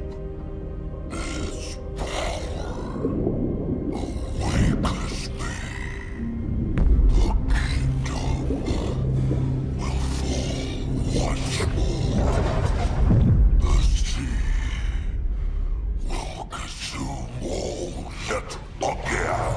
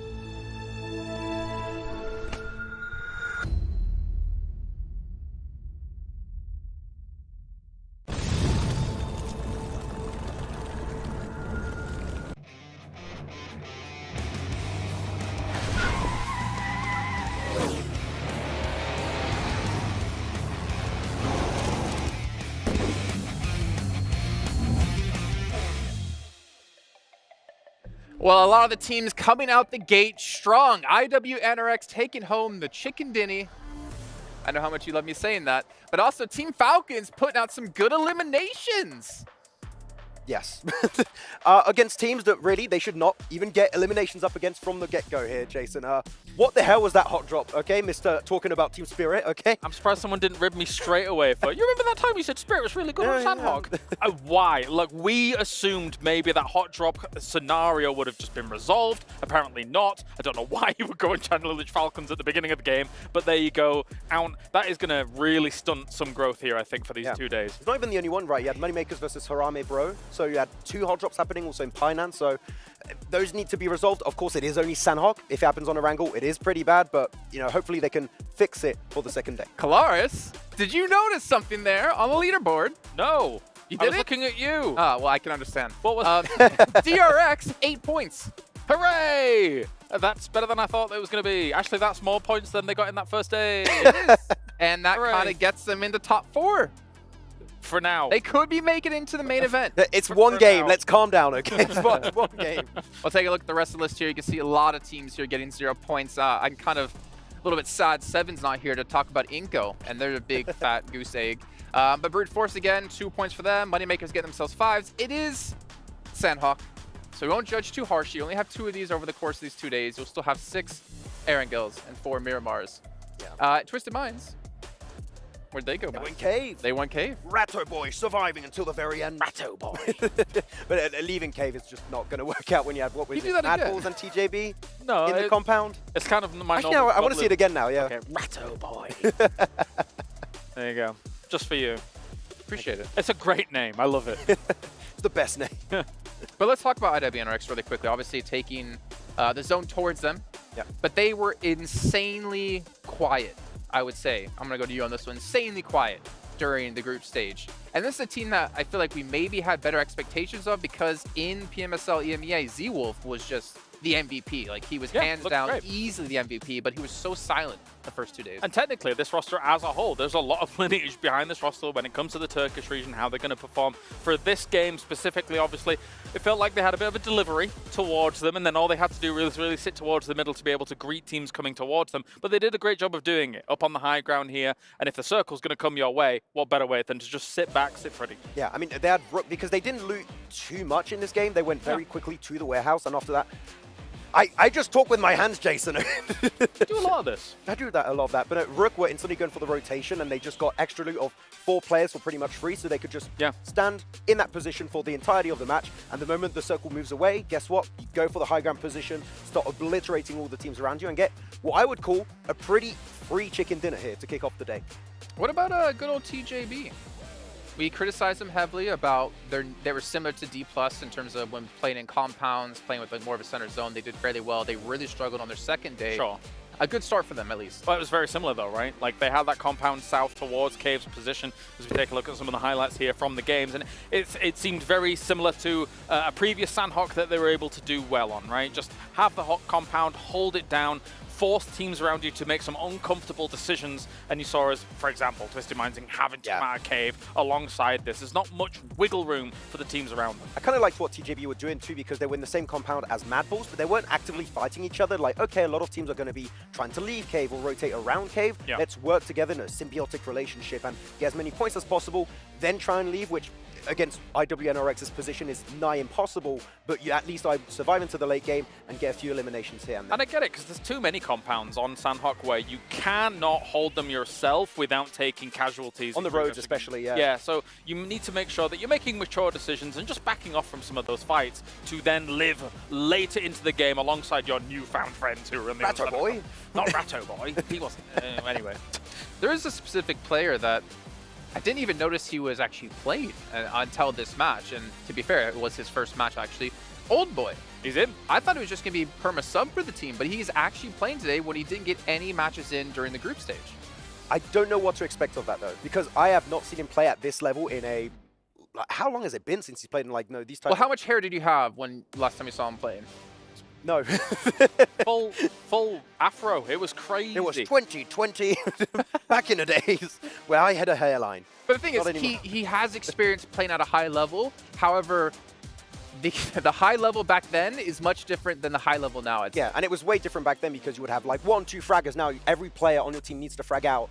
Old Boy could do that, but like it's a completely different caliber of play now. So we'll see. Of course, it's just a Sandhawk. I want to see on the Wrangle on Miramar how that's going to work out, but it is a big addition that can be impactful if he's able to play at the peak of what he can bring to the table. All right, well, we do actually have a special video for you guys at home that we wanted to show here. And can we actually just throw this up for you guys so you can take a in-depth look into Sandhawk? Let's pull it up. Not make the cut. You might have had Brute Force win EMEA, but I do think Team Spirit has the highest skill ceiling potential, at least. If you think about their run in EMEA as well, breaking things down, 7 podium finishes, and a lot of those were first places on Sandhawk across the EMEA tournament. The 3 Sandhawks they played, first, second, and third on Sandhawk. If they get a good start here, that could get the ball rolling for them very quickly, because we're playing Sandhawk first. Can we get our match rankings up really quick on the second page, just real fast here, just to go off the back of what he was saying about Team Spirit doing so well on Sandhawk. Yeah, go on, so I don't see them on the front page here, Max. Yeah, where are they? They're not. Hey, where? Hey, Is that 16th position right there? Hey, where's that little Leonardo DiCaprio? Whoop, whoop, right there. That was, you know what? All right, sometimes there's failures occurring. It's Most of the time, Max's fault. But this time around, I guess I have to take the brunt of it. No, to be completely honest, right? You would look at a team as experienced as Team Spirit and Falcons. You wouldn't expect it to happen, right?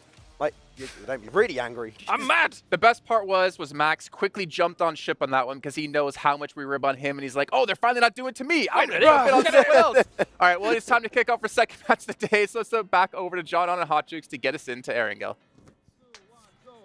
I'm pretty sure gravity departed because the sanity certainly was not there for that desk either towards the end of it. They, rightly to be fair, criticizing Team Spirit, maybe less right to criticize KLRS because I'm on his side, man. I feel like this is definitely a roster that is good at Sandhawk, just not when they're dead.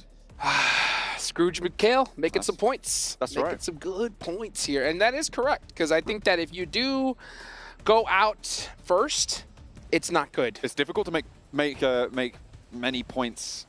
Make many points? Get many points. Or any points. Yeah, have any points at all if you die. Generally, an adverse strategy when it comes to good results. But I tell you what's not an adverse strategy. What's that? It is getting yourself an Infinix GT20 Pro. With dual gaming chipsets and a 144Hz AMOLED screen, the GT20 Pro will equip teams with up to 120 FPS, which is also the first batch of supported devices, offering esports level performance and visually stunning experiences in the 2024 PMWC. Well, let's get it going, guys. Our first Erangel of the day, of this survival stage.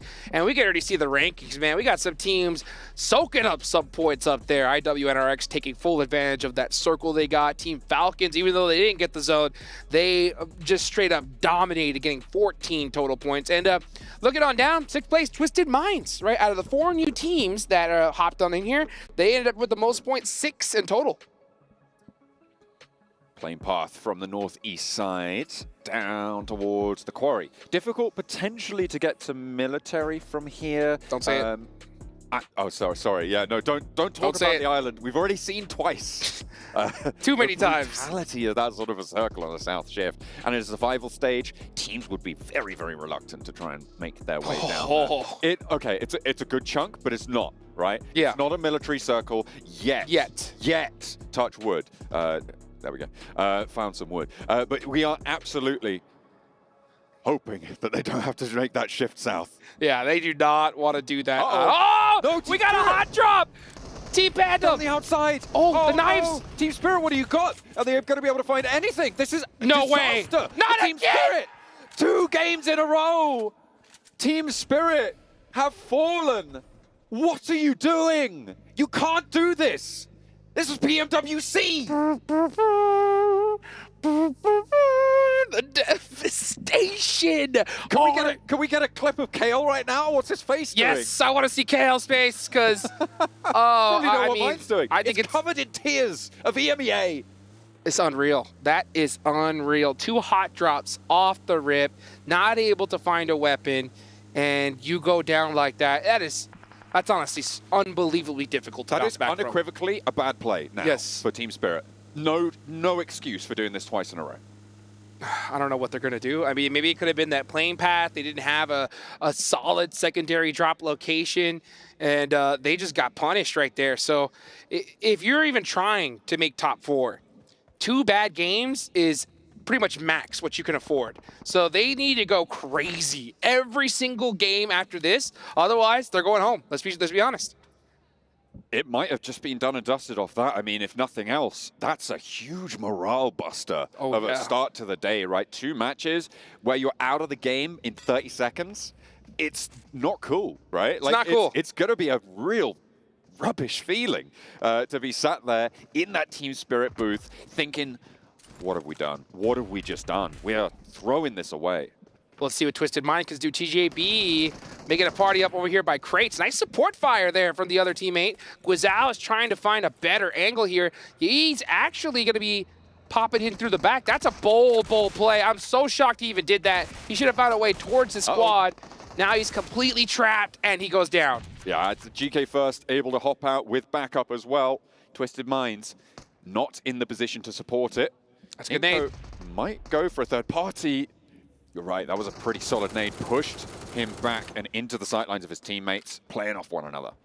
well, their hands got to be shaking right now. The nerves at an all-time high. It looks like they're going to be trading one player for one. What is TJB going to do? Are they going to continue to go through this fight or rotate away? Honestly, sometimes you got to just cut your losses and leave. Maybe just try and head on out of there. You want to get these reses. They don't really have any loot at all, so they want... Yeah, I think TJB may have to commit here. They are so underlooted. They need every single thing they can get from Twisted Minds. But how are they going to get there? This is always a very difficult fight in crates because you have to make those crosses into the wide open. You don't really know where other enemies can be. And it could end up really, really bad for you. Flower's staying in the same position. He's not rotated at all. And every single second at this point is just devastating. It's really going to eat into your point scoring potential every single moment that you keep presence in these crates, but they got Overwatch now. They do. They have managed to sort of finagle something out of this one. Higgo's trying to shimmy around, and no res is really going to be available for TJB. Like, that's a super exposed position. You can't go up there. Federalis just running people over towards Pachinki. Okay, let's go for it. We'll take that. We'll take that. Yeah, TJB's gonna have to figure out what to do here because, yeah, when you're in that Overwatch position, if you get caught out, you're getting knocked. Like, you can only take shots when you're like 1,000% confident that you're gonna get that initial knock. He may have eyes on Obscure. He saw him, and he missed the shots. Now they know exactly where he is. All eyes are gonna be on him. Gonna have plenty to deal with now. That was risky. 3 players alive, 4 Twisted Minds. Same for TJB. Both rosters having a rough time of it now. Longs is pretty much out the fight, so if Twisted Minds can establish and engage a ground fight, he's going to be so out of the way. Let's take a look at what is a disaster for Team Spirit. They don't even get in the door. Oh my goodness, and yeah, I don't even see really any weapons on the side of Team Spirit. They were just trying to knife for their lives and just take it out in an instant. That's actually upset me. I'm pretty upset about that. I'm genuinely upset that this has happened. Quite frazzled. To Team Spirit. Yeah, I mean... What could he say? I genuinely don't... I don't even want to talk about it. They've had their feet on the ground in this tournament for like 2 minutes. Yeah. They owe me now. Yeah, that's... That's going to hurt. And the thing is like your morale has got to be at an all-time low. To bounce back, you only have 10 matches remaining. Oof, it's going to be a long road ahead. I mean, this next game, we need to see a double-digit elimination chicken dinner. I mean, this is the thing, right? This roster genuinely is so capable of that. It's true. But it's a question of can they dig themselves out of their own minds after that performance. Moneymakers moving in from Primorsk, trying to punch their way south of Quarry into the circle. 1v2 is going to start to pop off. Obscure around the side finds one. Jump shot around the edge, and the 8KM tears through TJB. Brings Twisted Minds up to the advantage, and it's just Longs. That's what I was saying. If they can establish and engage a ground fight, Longs isn't there. TJB, man, just getting demolished right there. Obscure with that 1v2 was disgusting. What a huge play. They know where the final player is, and it's really up to Twisted Minds now. Do you stay? Do you get this confirmation? Or do you head towards the next zone? All Longs. That is a very angry play right there. Mean. Shooting out the tires, saying, you know what, how dare you? I'm going to make things a little bit more tough on you.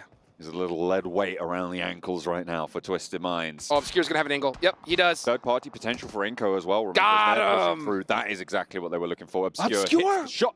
All Inko four? have got the off angle as they move from North George, potentially pulling short to find some Twisted Minds players, but that fight has concluded. Team's very, very central. This second circle just about to pop. Yeah, go south. Why not? Let's see it. Let's see it. Okay, never mind. Yeah, it goes right dead center. It's going to be School still available, so honestly, it's a very good zone shift for Twisted Mind and Inko. We'll see if that battle does ring out. It's going to be a tough one for both these teams. Now, one team in particular, Team Pandem, they're all the way down south in the military base. They're going to have to hit a bridge here in the next few moments. Potato Hill on the east side of Pachinki, a major feature, as it always is on this sort of a circle. It'll be interesting to see who's going to hold that terrain right now. Mad Bull's right on the north edge of it. You got Rook marauding around on the east side, potentially clashing with COG Osaka as well. There's a couple of other teams trying to push their way in. Besiktas getting close towards the top there. And I think having some runs across the Pachinki fields as well to bring up the rear as things start to get messy around the middle. Inco do finally find 1-2 from Twisted Minds, and they're looking for that flush as well. They will extract the value. Twisted Minds down to just one player alive. One player alive, just like that. They did get some points on the board, though, so that's fortunate. But at the same time, it's going to hurt pretty bad. You could see Inco, they were waiting for this. They heard those shots ring out, and that's why teams really need to try to avoid any engagement early on. It's because, yeah, you get those 4 points, great, but it's very, very rare at this level of competition you leave unscathed, right? You either have a couple players go down in that fight, or you have a team completely gatekeep you. Now we're going to watch the 2 top squads so far in the lobby, IWNRX and Team Falcons, start to poke some shots at each other. This is where I think IWNRX are going to have to prove themselves a little bit more. They're on that south side of the circle in general. They're not given a center circle position. Their sweeping needs to be strong now. That's kind of how they finished out the last game, and what they're going to need to do this game sort of going to echo that. Obviously, it's only circle 2. They don't have to move yet. They'll be able to bide their time for just a moment longer, but fighting off against Falcons, that's another way to prove yourself.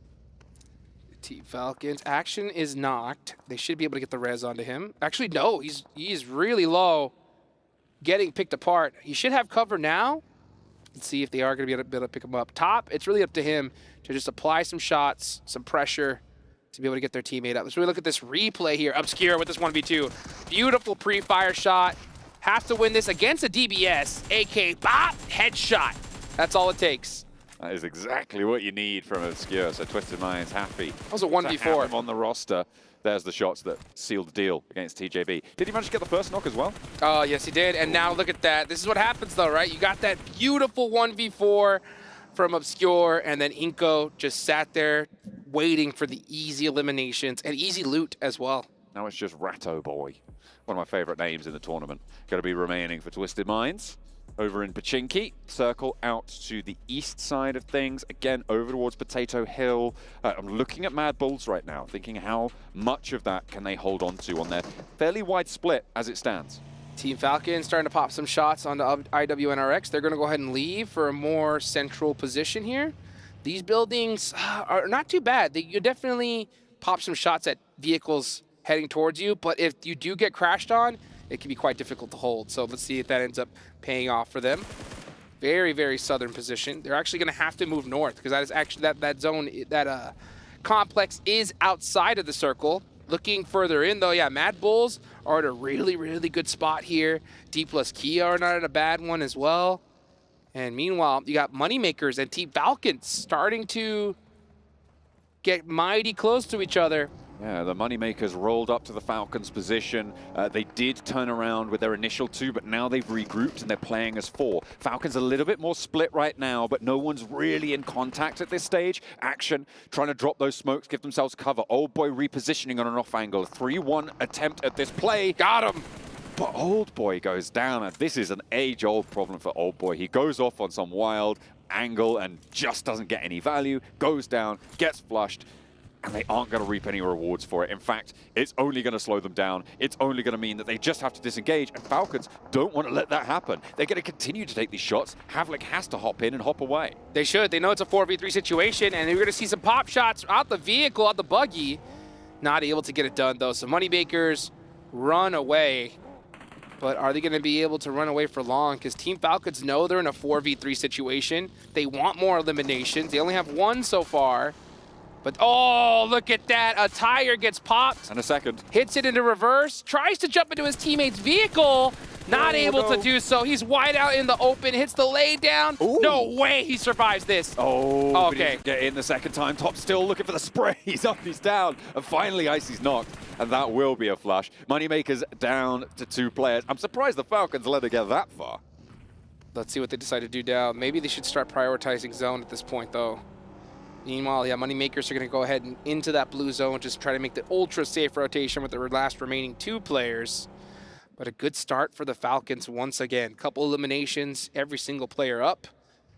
This is what I was talking about, though, right? That extra aggression on these teams that are so nervous is just paying off big time. It is striking fear in the hearts of the opponents right now. Circle just about to close. Look at Brute Force on the north side. Currently kind of enveloping around Inco on that northeast edge. Trying to play through. Chudo on the inside against 3, bearing down upon him. Needs to be on the swivel, but there's no way you can hold off against the open door, against that back as well. And Chudo goes down for Brute Force, which will leave them a little bit wanting, but they are now locked into that garage. So maybe a little bit of a trap set over towards Inco. They're pulled on in. They think, ooh, we've got a point, we've got a point.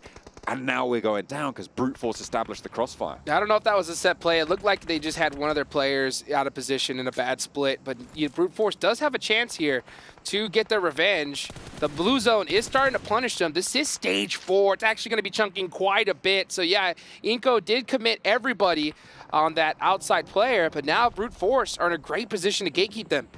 Besiktas trying to move up towards DRX. This is a solo player for DRX, by the way, playing all the way down the bottom. He's still got teammates alive, but they're not quite near enough. 2 knocks sent back over to Besiktas, and a third as well. That is huge. D plus Kia chiming on into the fight, and they're looking for everybody on this hillside. Moneymakers, DRX, Besiktas who have already gone down. Finally, Osal falls, but that should be Reservoir, and they can continue their push on in from the southwest.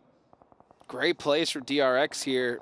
Solo plays, at least. Not really working as a team, but getting it done by themselves. This Nate should do it. Yep, and that'll do it. Money makers out of there. So, and that's 3 eliminations that DRX desperately needed. Definitely want to try and convert off that first match. 8 points, not massive, but very important. That's enough to put you up in 4th place right now as it stands. So 3 points, adding onto the tally, a great conversion, even if they can't get too much further. But on the southwest side, they're looking okay. They've got D plus Kia and Rook kind of in the wings right now, but I'm looking at Harame, bro, and looking at this roll-up. Falcons need another hold.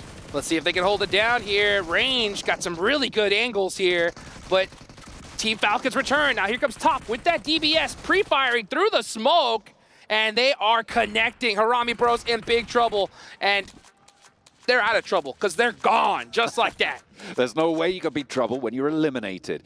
Falcons will be able to hold their high ground, get these reses. Mad Bulls moving in underneath. D plus Kia as well, moving up a little bit further north. But with the fight concluded, nobody's going to go for this third party. What has happened, though, is that that gap has closed. Falcons no longer have a position to move into the east side. They are going to have to try and push through a little bit more resistance. Mad Bulls do actually regroup further north, as I say that, and that is going to mean that they're going to hold back just that little bit more, wait for that gap to stay open, to establish itself, and push through now towards Ratto Boy, the Lone Ranger for Twisted Mind. Yeah, they should do it sooner than later, but they don't know, right? They don't know that there's only Ratto Boy holding that one little dip right there, but I don't think they're going to have time to even look in that direction because right now they're completely focused on Mad Bulls. Mad Bulls are mighty close, and it looks like they are going to have to press them here soon with some shots. Actually, very, very good holdback from the team.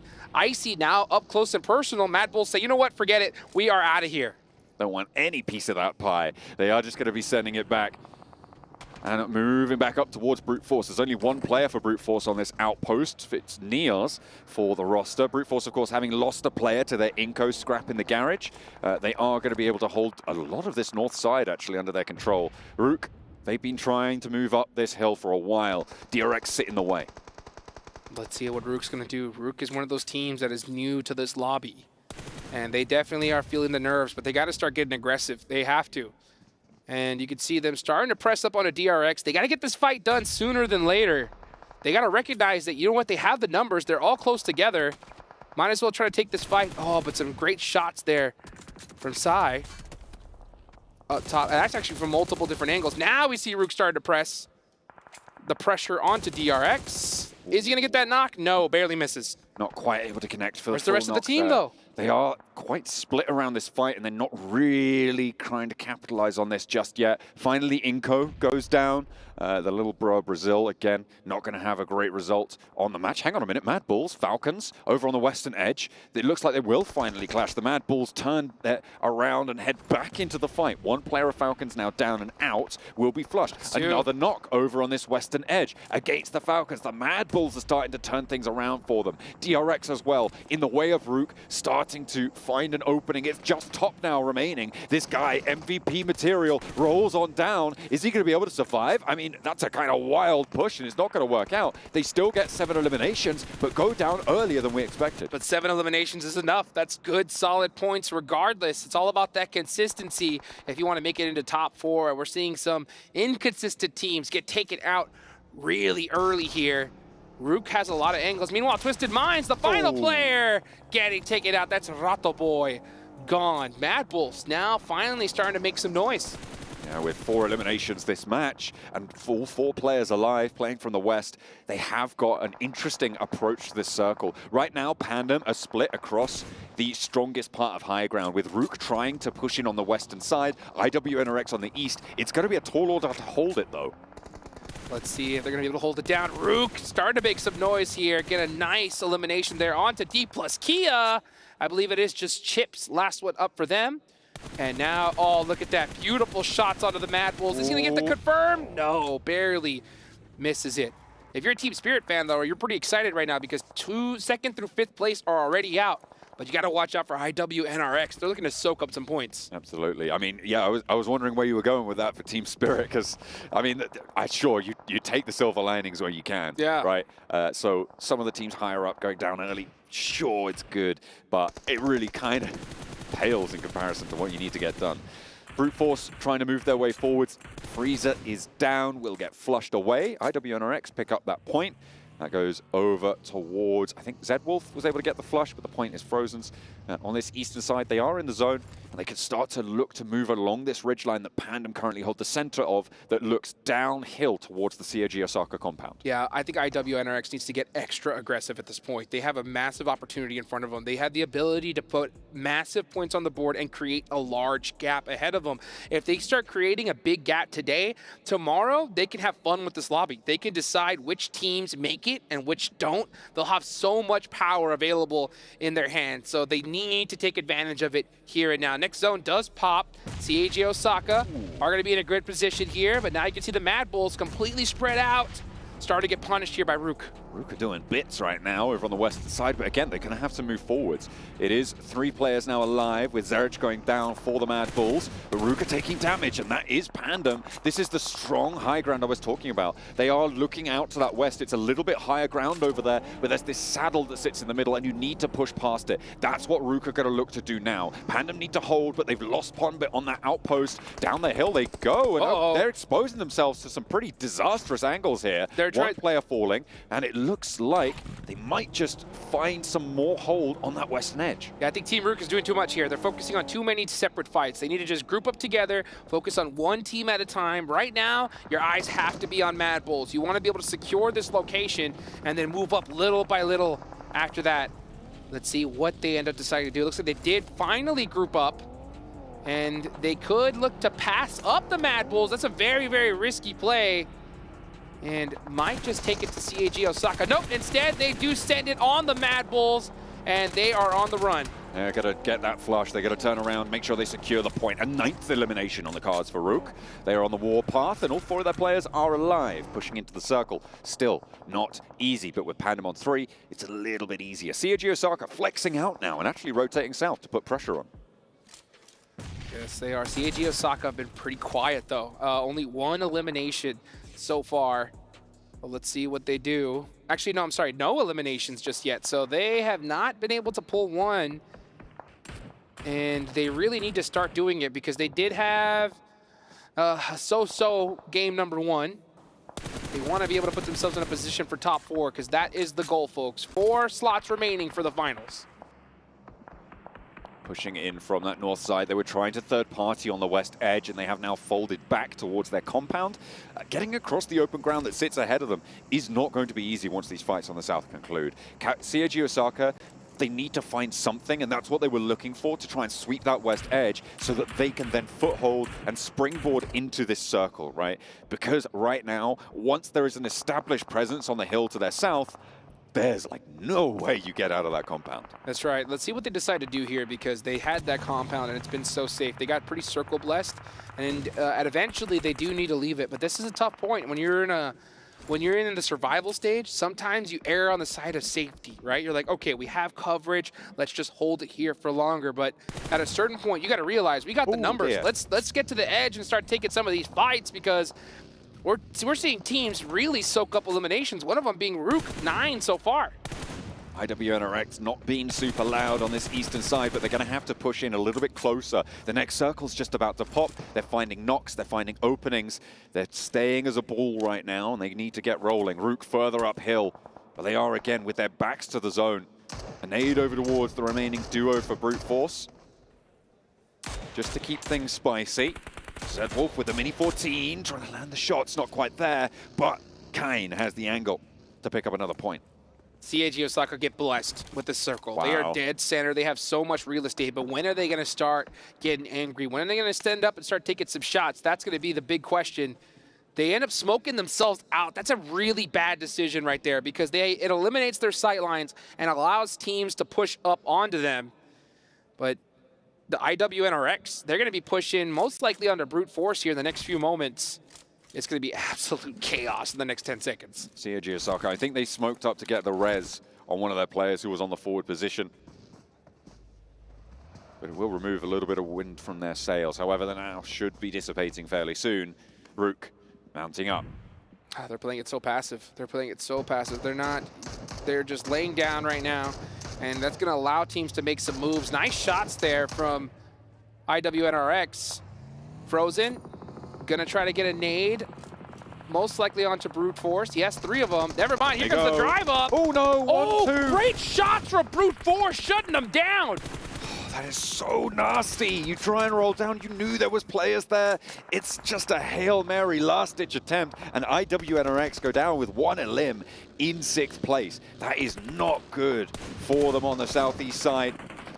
They couldn't get past Brute Force. Brute Force now has suffered a knock, and Team Pandem trying to move over the hillside. This is the team that's been on this wide spread for a long time, keeping Rook out to that west, but it looks like Rook might finally have gotten ahead of the curve. If they can use these smokes to keep Pandem out, they might have secured themselves the game. Let's see what happens, though, because Team Pandem do have some really nice angles here. Are they able to get it? They do. Ooh. That nice nade. That is from CAG Osaka. Now they're starting to make some noise here. They have all the real estate in the world. They got to start getting extra aggressive. Don't let Rook push up on you for free. You cannot let this one happen. As CAG Osaka, it's a good nade. Ordnance coming. Get a knock, get a flush, get more points as well. That's what you need to add to your tallies. 1 knock sent to their backlines. That is going to be a bit of a rescue mission if they want to keep this one in. I wouldn't be too surprised to see a player go for it, though, because they've slowed down all of the teams around them. CAG Osaka, look, we're starting to see that confidence from them. We're starting to see them realize, hey, this is our game to win. Let's make it happen here with as many eliminations as possible, because every second you wait, those numbers just get dwindled more and more. Nice nade there. Only 1 player up left, and that is Slonk there. Is he going to be able to get that res? Oh, that nade. Does he get the bounce? Ooh. Oh, that one hurt. Ticked a little bit of damage. There's a shot. AWM. Where's he pulled that from? That's naughty. Going to be looking for the shots as well. Looking for toes. Oh, I don't think he just quite noticed the toes there, unfortunately. But you step out, your block is going off. I tell you that much. Let me see a quick snipe. Let's see it. Go on. Let's see it. You know you want to. Slonk, better be careful. Don't peek. Don't you even move a muscle. Just go out to blue zone. You look out, you are gone. I'm surprised that there's not an aid coming through from Pandem. Yep. He's just eating some blue zone. He knows what time it is. He denies the points to CAG Osaka. 2 knocks onto them. Was that brute force? It was. Pre-pod started to make some noise.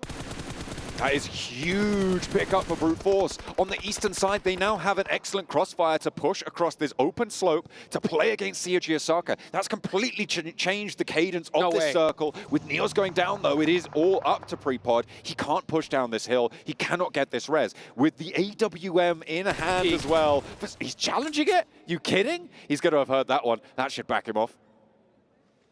Let's see what happens. Pandem, sneaky, sneaky, sneaky. Starting to snake their way on in. Let's see if they already get sightlines. Oh, Apollo actually gets beat up quite a bit there. I'm not sure if he wants to peek that one again. But now they know where he is, so let's see if this nade is able to connect. I think this is his last one. Yep, that was the last nade he had. And it is gone, not able to connect. It is anyone's game here. Team Pandem, been so quiet, just picking up every elimination they can. Neo's making that death crawl right now, trying to get back to Prepod to get the res. This is the 9th circle, folks. It's about to go to nothing, and that is that player from Brute Force gone. Only one remaining player, and it's the IGL Prepod. What can you do? I mean, he already had that impact, taking half of CAG Osaka down. He sees him. He sees him. He's going to step up. Looks for the spray. That's one. Going down. Will look for the flush, but he's dropping out wide and into the sidelines of CAG Osaka. A 1 versus 2. I don't think it's there. The orb isn't even necessary, as that's going to go through to Apollo with the DBS. Hang on a minute. Who's got the sniper? Someone check him. It's going to be Pandem now in a 1 versus 2. As Naoto is going to try and hold it down. They have the inside track, and the nade is enough. Apollo burns Bray. And CAG Osaka hold it down. It got dicey there with half of their players going out, but they keep it under control. Cool Cop collected from the North compound. Woo, that was way too close for comfort right there. But you know what? They got it done, and they got some great eliminations as well. That should rocket launch them up the leaderboards. Very fortunate for the rest of the lobby that IWNRX went out relatively early, even though they had a good position. The rest of the top half of the leaderboards went out as well. So now we're going to see some shakeups here pretty early. Yeah, Falcons were able to get 7 eliminations that match. Even though we haven't seen them for ages, they did just get some scraps on board, but they're now about level with where IWNRX were, given that IWNRX didn't get too many points on that match. So it's going to be an interesting, very close top of the tables. See the snipe right here. Bah! Right underneath the vehicle. You love to see that AWN. I want to see some more snipes, baby. I'm sniping here. Come on, come on.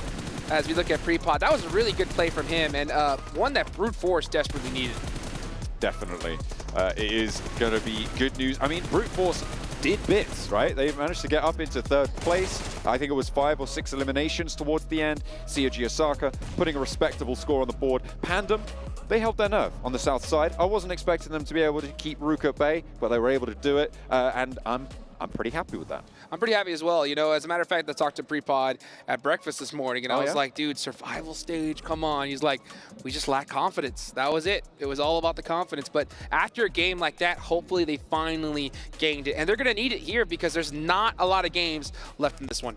No, absolutely not. There is an ever-dwindling number of matches remaining. It is so exciting. Can Team Spirit stay alive for a minute or more? That's what will be answered after the break.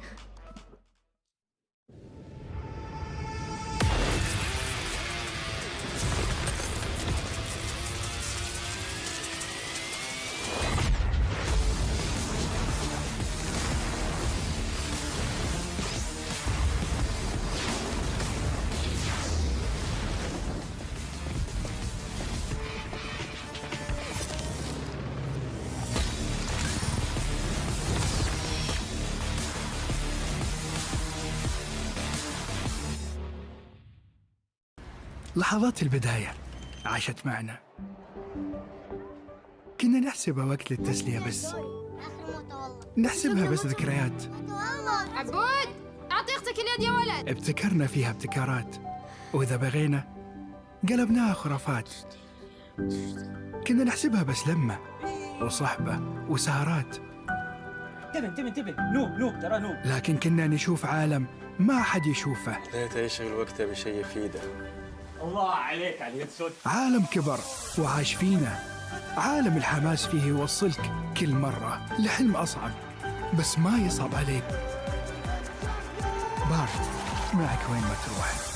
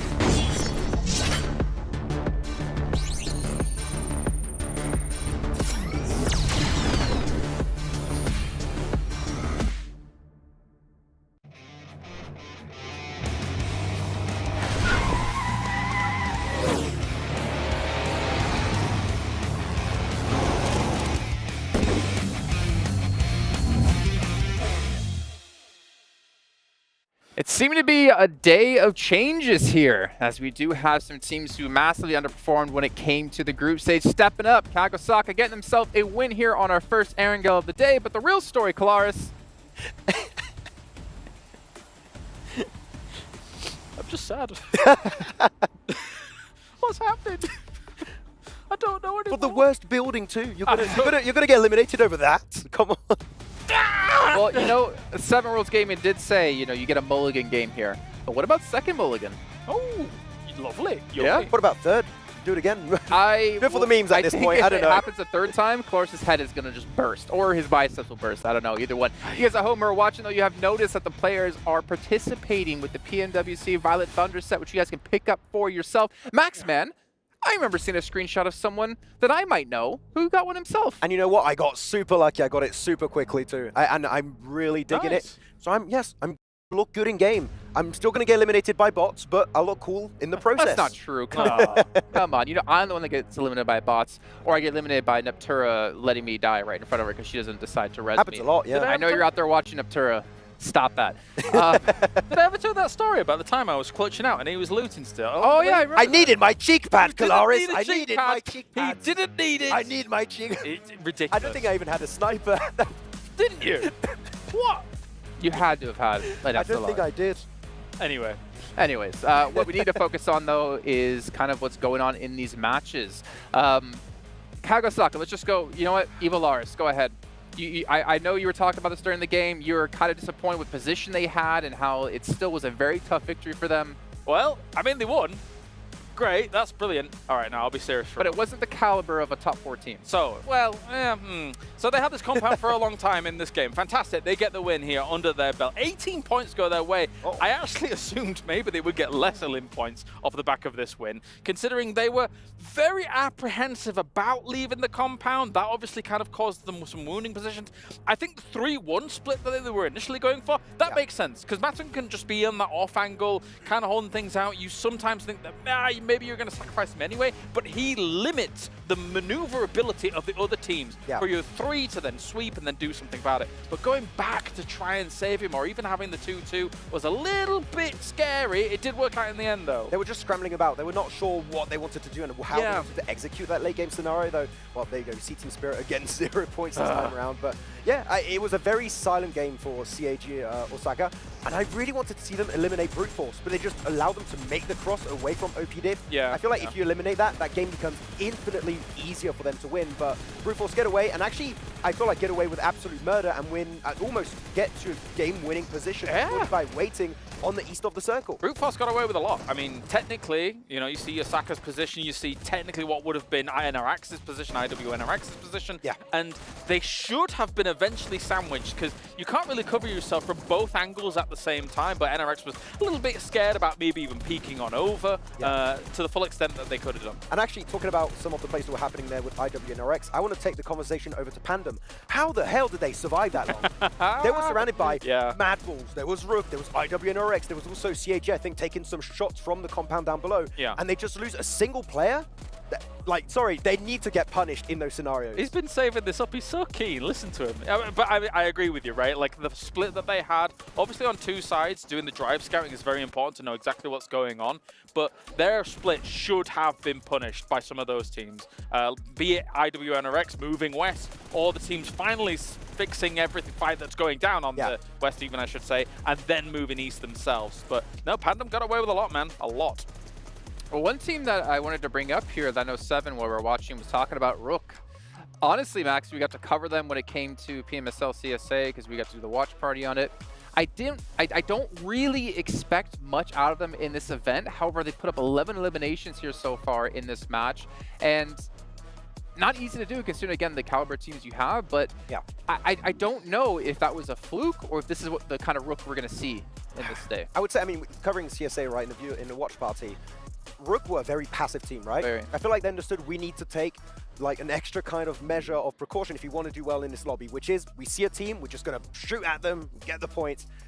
Stop doing that. And I feel like they've changed their mentality from CSA going into PMWI because passive playstyle is not going to make you qualify in the top 4 for the main tournament. So we know that they have some really good sprays. I think Keeper Boss is a player that we mentioned multiple times that can perform really well at that kind of mid to long range sprays. Yeah, yeah. But now they play more aggressive, which is the perfect change for the stage. I'm really stoked to see that. I mean, you've got Vic on the team, you got Yankee on the team. You did see a couple of clutches out of those individual players back in CSA, but in the back of my head, it's like, Jason, this lobby is so much more difficult, even though you have teams like IHC, 4MV, Falcons in your region. Team Spirit. Oh no, actually, no, sorry. I mean, for I said difficult. They squeaked by in the end of the Ratto CSA right tournament. Not Ratto Boy. You're obsessed. Wait. Where was I even? Brooke, I mean, they squeaked by in the region that you were covering for a watch party, right? It took the last game, similar to Alula AHC, to being able to... They squeaked by. This is ridiculous. This is 7. What are you doing here? Oh, yeah.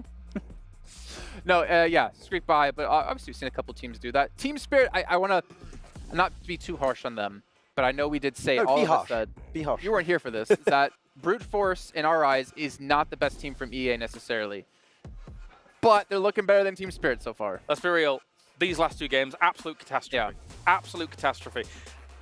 I was hoping that they would start the ball rolling fast and maybe try and get something done. But losing 2 games like this, it's not only a bit of a crushing blow to what I would say is morale, it's also the fact that when you go out early in a game, especially 2 games in a row, you have to sit there for 20, 25 minutes, 30 minutes before you even get into the next game. That period of time where you're just cold, everybody's still warm, going through the games, going through the motions, is also yet another burden you have to take into the next games. Something wild has to happen going into the next ones. Yeah, I'm sure they've been playing more TDM than the actual games of this tournament, right? So yeah, I don't know what's going on, because when you're dropping for that singular building too, you know players are dropping around you. You can instantly change, go to yellows if you want, southern side of Pachinki. It's not great, but you're not fighting with a singular gun for 1 car. That's just egregious. Yeah.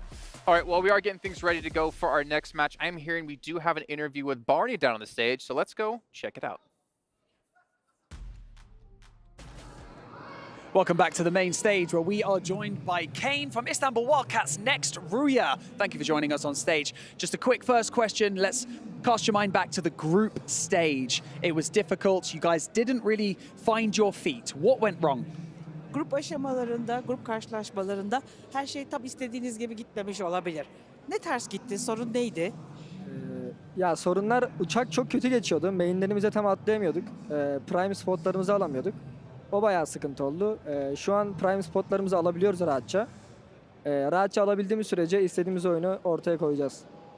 Usually it wasn't possible for us to get our main spots that easily. Now it's possible. That's why it's getting much better.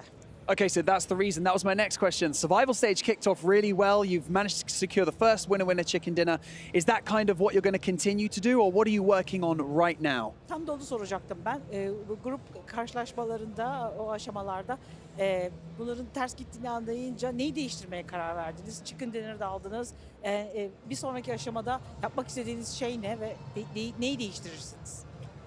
Aslında çalıştığımız şey de eğer prime spotlarımızı alamazsak nasıl oynayabileceğiz, nasıl oyunumuza devam ettireceğiz. Daha çok bunların üzerine çalıştık. Bu hatalarımızı kapatmaya çalıştık. Biraz olsun da kapattığımızı düşünüyorum. Bence bu grup aşaması bizim için iyi geçecek. Öyle. So we usually decided thinking and focusing on more on what to do to cover up the loss that we may ever have in the group stages, like we did in the group stages. So, and I believe that we will just capture the same momentum and it will be much better. Okay, finally, I have to ask you, Kane, what happened in map 2, man? On Erengel, what happened? What was that push? Who called it? What went wrong? Sormam lazım bu soruyu. Erengel'de ne oldu? Hani kimin fikriydi? Niye girdiniz oraya? Nasıl oldu o olanlar? Ya aslında biraz sıkışmıştık. Sağ altımızı vurursak win hamlesi olduğunu biliyorduk. Gittik vuramadık. NT. Eğer vursaydık win alırdık yani. Yapacak bir şey yok. NT diyelim, geçelim.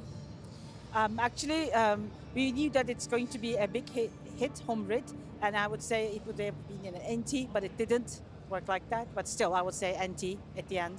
Well, you know what? You miss 100% of the chances you don't take. So I'm glad you guys are actually taking those chances. Best of luck with the rest of day 1 of the survival stage. But for now, we're going to head back to the studio to continue day 1. we have got more matches yet to come. That is right. We are going to once again see how long Team Spirit can survive. Let's go! I'm going to keep talking smack about them until they do something good. Let's see if they can hit a record here in this game. A record? I want to see a record. Phase 2? Phase 2? You kidding? That would be a double of what they've done so far. Actually, probably more than double. That's so true. Yeah. It's crazy to watch. I can't believe it. I really can't. But you know what? They're going into this second Erangel match, and don't fix what's not broken. You know what I'm saying? Just go to the same place. Go. You know what I'm saying? It's all about consistency, but maybe they don't understand that, you know what? Consistent points is what they need. That is true. They are being consistent. But let's take a look if they can increase that points floor. They are going to be looking to do so, of course, with the Infinix GT20 Pros. With dual gaming chipsets and 144Hz AMOLED screens, the GT20 Pro will equip teams with up to 120 FPS, which is also the first batch of supported devices, offering esports level performance and visually stunning experiences in the 2024 PMWC. The plane path is here for our second of 3 Erangels, and we are going to be going from Milt to Power over to George Pole. Alrighty, well, I'm looking at this plane right now. I'm seeing where's Team Spirit gonna take off from, because they need a monster game right here and now, because you can't hope that the top teams are gonna do bad once again, because at this point, we're already starting to see a little disparity at the top, and there's only been 2 matches so far. And that lead is only gonna get increased as time goes on. So I'm looking at the plane. I don't see them out just yet. Team Falcons. Yeah, they are on the south, Team Spirit. Oh, there they are, yep. Are they going again? Are they going for the repeat? I feel like they're a little bit split away right now. Okay, breathe a second. Team Spirit haven't hot dropped. Oh my God. Oh, okay, that's good. We're starting off strong. We're starting off strong, mixing things up here. Third time is the charm, and you know, at the same time, they're so cold going into this match. You know, so cold. They're gonna have to make something happen here. The zone does go on up, and it's gonna be a tough one.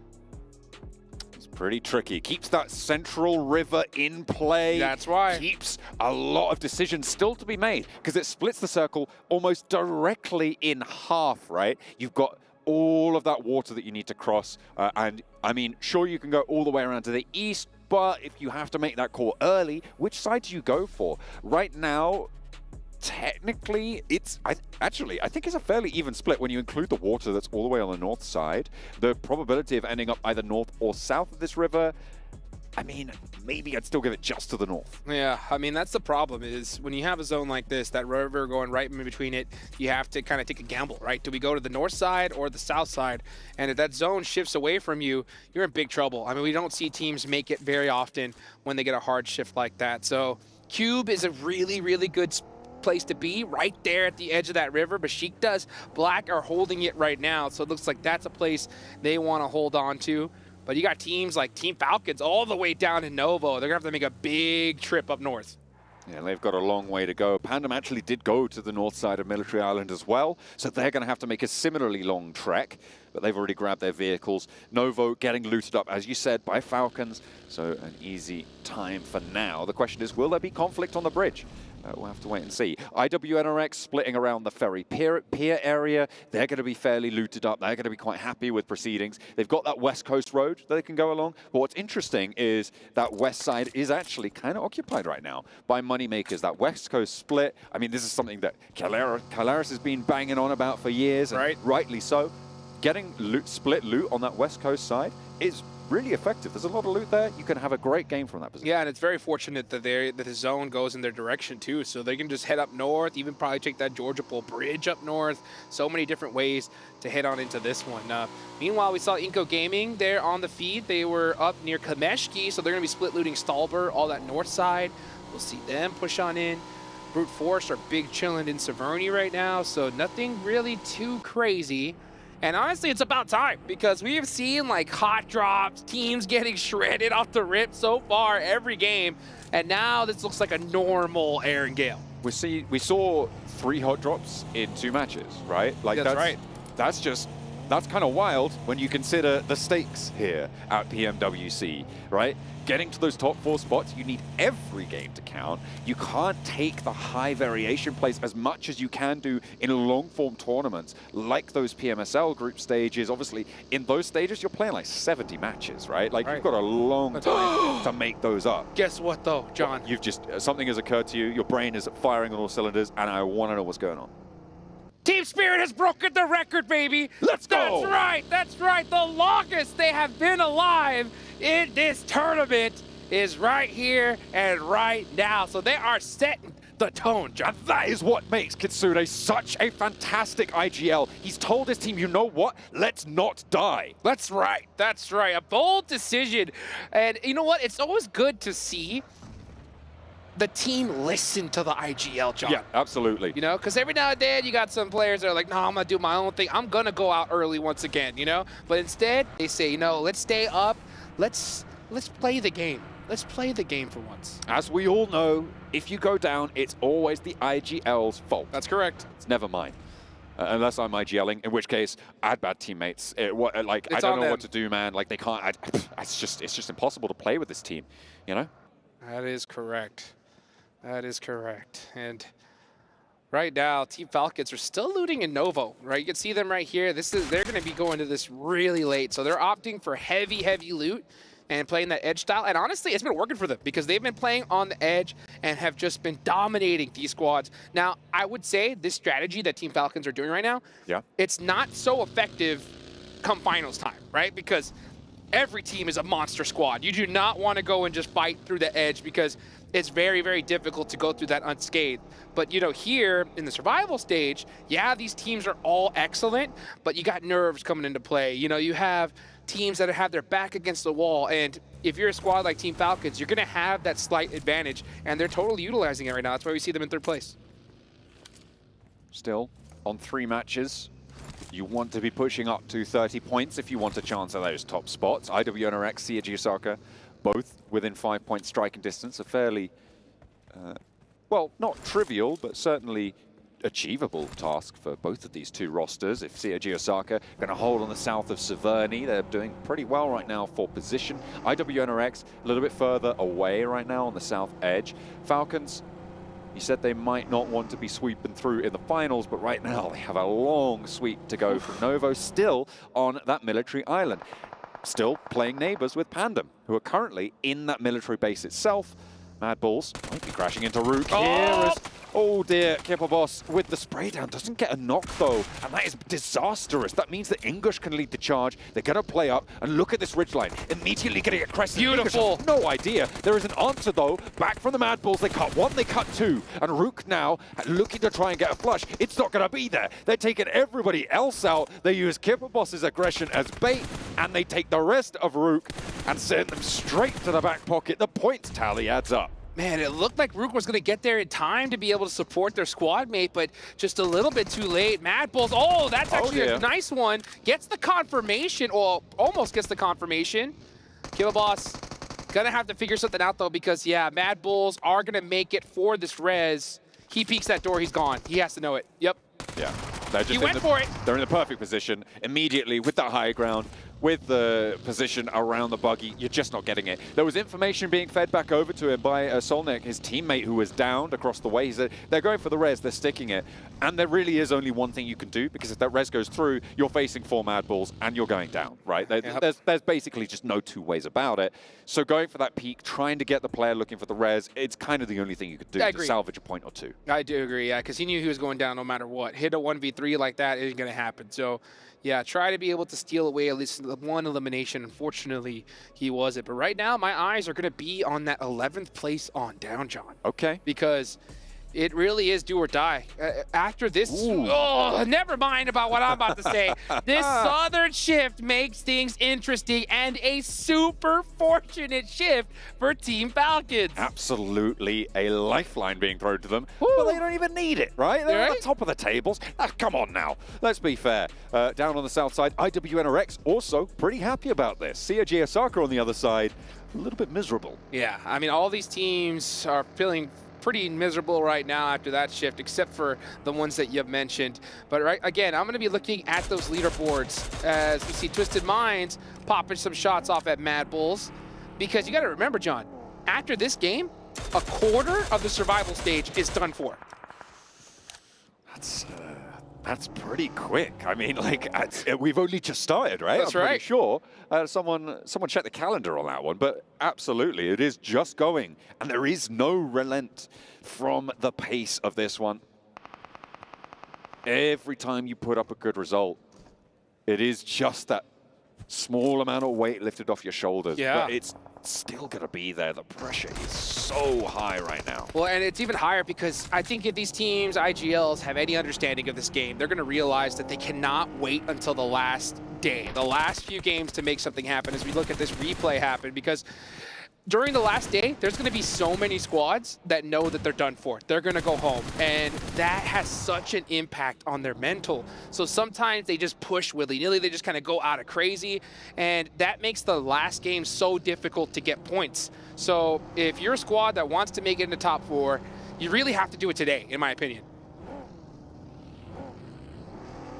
Teams starting to get closer together, shoulder to shoulder. Only Rook down so far. Besiktas have lost a player.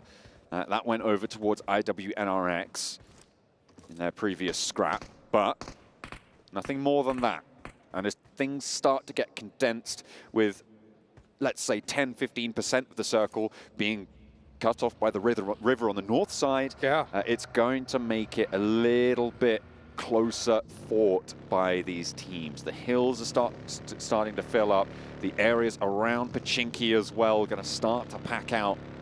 I'm not too sure how long it's going to take, but I think fairly soon those bullets are going to fly. Yeah, I mean, no one's going into the north at this point because they know this circle is going to go south, most likely. So, yeah, it does essentially cut this zone into, like, circle number 4 when it's still very, very early on. So teams need to try to prioritize finding those locations. We're only in stage 2, but because of that river cutting off most of this map, it really makes things more difficult. You can see it right there. It looks like Brute Force are going to go north.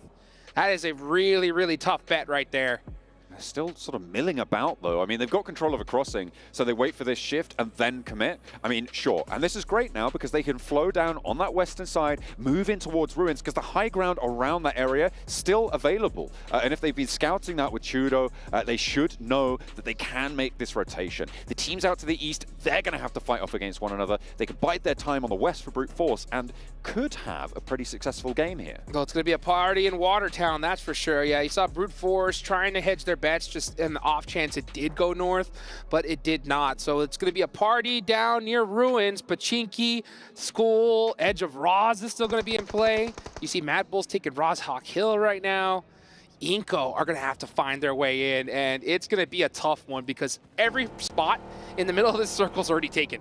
CAG Osaka, they've moved down from the north side, but they have a team to worry about. Now, it's Team Spirit, who, frankly, at this stage, completely untested in these finals, right? Given that they've just been wiped out on hot drops, it's kind of not really indicative of what they're going to be bringing on a macro scale, right? They're just getting L's handed to them time and time again. I was about to say. And not really able to do anything other than just try and win the gunfight when you're put in that situation. I was about to say, they've been tested. They failed the first 2 matches. Oh, that's for sure. sure. Yeah, okay, but you know what? Now they're in the game. They're in the game. Let's see what can happen. But Twisted Minds are starting to press IWNRX. IWNRX currently on top of the leaderboards. They need to win this fight here. They want to put a big gap on the rest of this lobby. Twisted Minds going down. The beautiful shots there from Z-Wolf across the way, threading the needle through the window, and now giving them a big advantage. A second knock as well on the south point of Sunken is not going to do wonders at all. It's going to be scrappy. It's going to be brutal. But IWNRX are not giving an inch. Look at their health bars. They're so healthy. Swain took, what's that, like a tickle of damage, like 20 damage there.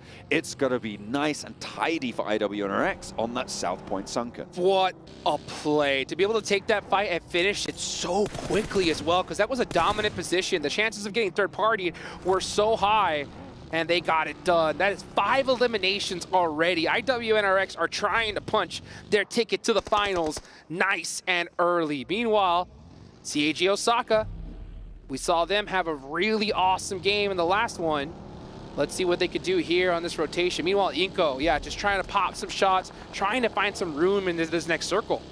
This is a really difficult circle, right? Because slap bang in the middle of it, I mean, we can see the map feed right now, but slap bang in the middle of it, there is this donut hole, a dearth of just open ground that sits there.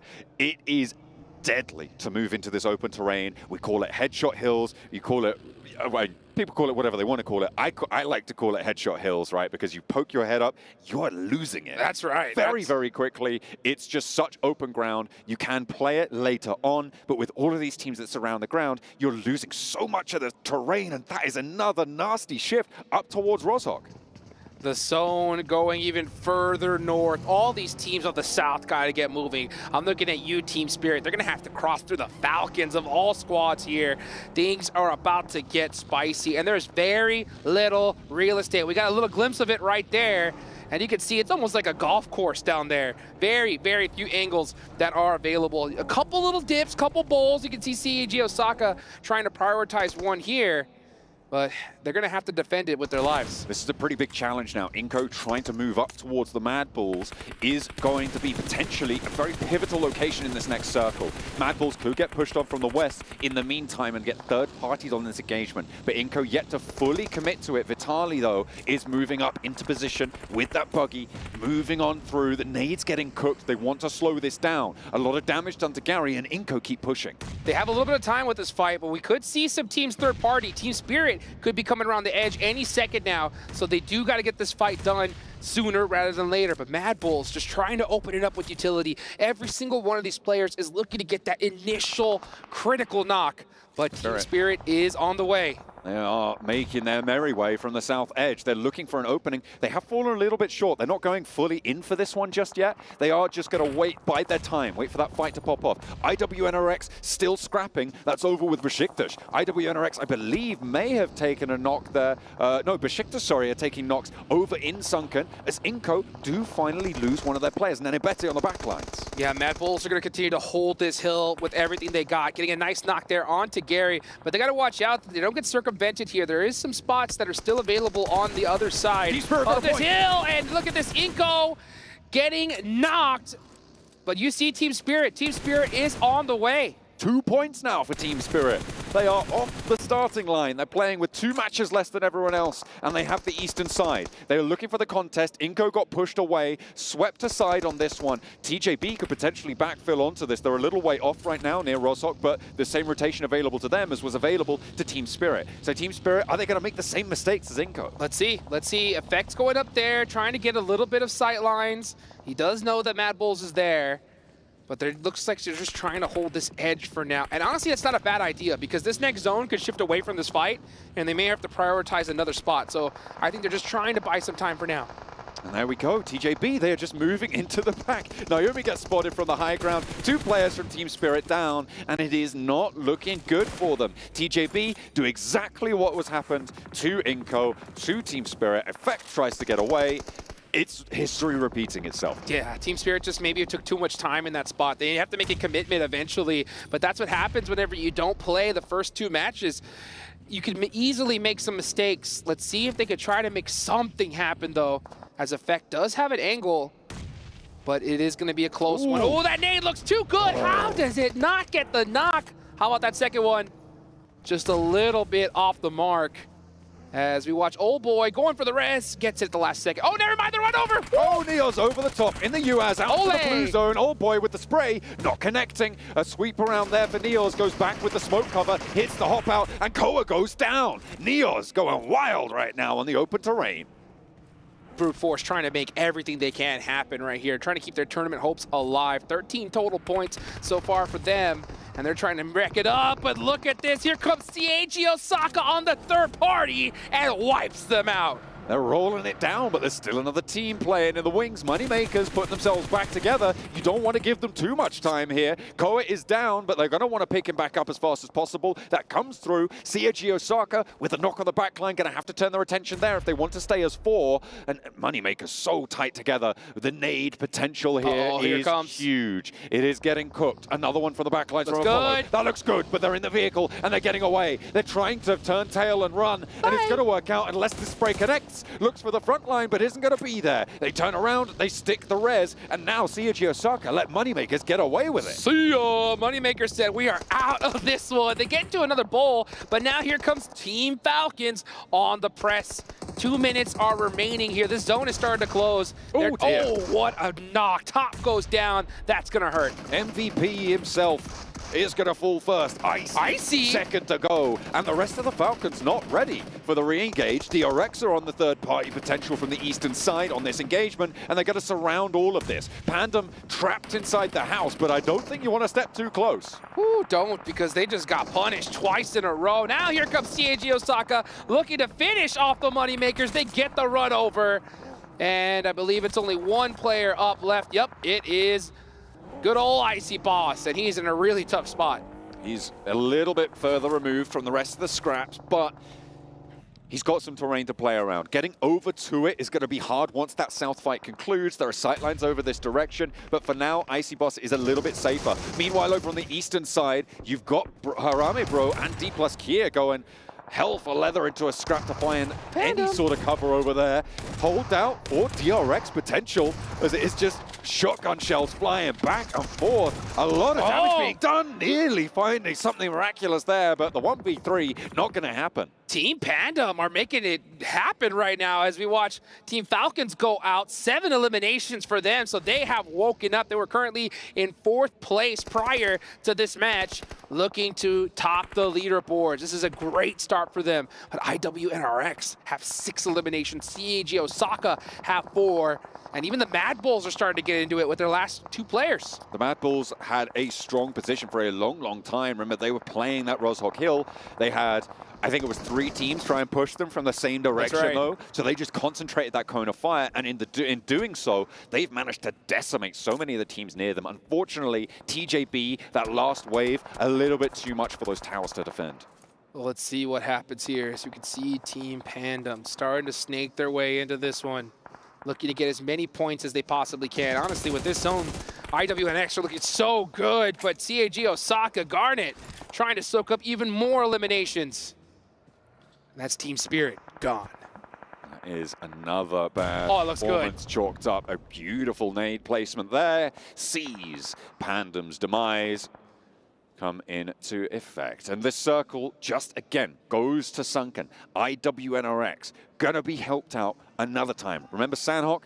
It's happening again. Ooh, and when it happens twice like this, you gotta be just putting your hands together looking like a fly. You know what I'm saying? Because they are ready to just take this beautiful meal that's right in front of them. There are so many players that are stuck out in the open. It's gonna be difficult to make it on in. Look at old Jeff Goldblum and stuff like that. That's an old school reference right there. But they are certainly going to be happy to play on this South Point Sunken, where they were able to hold out effectively. 4 players alive. They've got a lot to do, though. Besiktas behind them could be pretty tricky to dispatch if the circle shifts out to the west on this.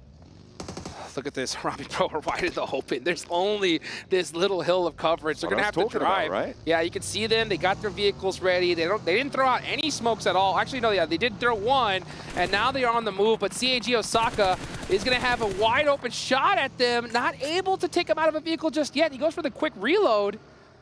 Is he gonna be able to catch this last straggler? He does. Beautiful spray down to get the back line and immediately goes for the flush. 8 eliminations for CAG Osaka. That's good. A potential surprise entry at the top of the tables right now. I don't think too many people would have put them there in their top 4. On the southeast side, though, they've still got to push in a little bit further, and Harame Bro managed to get 3 through. Take it to the bank. Sometimes you got to make a player sacrifice. That's exactly what they did. But they do have CAG Osaka on their backs with some beautiful angles against them. Those smokes are going to go away eventually. Let's see what IWNRX is going to do. Are they going to prioritize shooting this remaining player on the hill, or are they going to let him take out Bro first? It's an interesting quandary, right? You don't want CAG Osaka to be able to push through, but at the same time, you got more to worry about. Maybe Take them both out at the same time. That'll work. That would be the best result, right? TJB, by the way, the last team to make that east side rotate, that wide swing towards the South Rozhok high ground, has started to gain momentum now. 7 eliminations on the side. They're playing on the east. They can get this res. However, their next move is their most difficult rotation of this match. If they can get into a stronghold position from here, I would be very surprised, given how clumped up and open their next set is. Yeah, they're completely stuck right there. I don't think they have any vehicles as well, but CAG Osaka run out into the open, get a couple knocks onto Harami Bro, but that is going to be it. 9 eliminations for them. Great game. Regardless, Harami Bro down in 13th place. Just you can see them fighting for their lives right now. Their tournament life, as a matter of fact. TJB, got to worry about Inko. Nunez is right here. He can get all these players. Oh, no. He gets 2, goes for the 3rd. Oh, gets him down to 1 HP, but gets caught by Mashitas Black. Oh, the off angle with the PPB zone gonna take them down. And TJB can put themselves back together here. With all of the teams on the eastern side dispatched now, they have open ground to try and cover. Smokes are there, they need to look for something, but where can they go? It is so terrifying to make this move. They can go to the lobby. That's where they're going right now. I'll tell you that right now, because good luck. That is a terrible spot, but you know what? Sometimes you just gotta deal with what you get. And they are out of this next circle. If anybody's even looking in the direction, they are done for. Harame Bro. Oh, and look at that. On the south side. It's just so open sightlines from this building, and IWNRX haven't had to move a muscle in so long on this one. They've already got 7 eliminations. With the Sandhawk, with this game as well, they are staring downhill at the rest of the teams in this lobby at this stage. Yeah, they have just been circle blessed once again. They got it in Sandhawk. They crushed it. TJB with the smoke walls right here, inching closer and closer and closer. They've got the terrain. They might even make it into this next zone right here. So it ends up working out for them. I'm surprised that IWNRX wasn't keeping a closer eye on that smoke wall. You know Z-Wolf saw him, but instead deciding to group up closer and closer. Looks like they're going to leave it to their gun skill towards the end. In they go. They're looking for a little peek around towards Harame Bro, but I don't think Harame Bro want the Thunder. It is going to try and keep that one in the bottle for the time being. 1 nade on their side, but look at the amount of nades for TJB. They've been able to roll through, remember, about 4 squads worth of supplies, so they should be pretty kitted up. Another nade over the top towards Bro.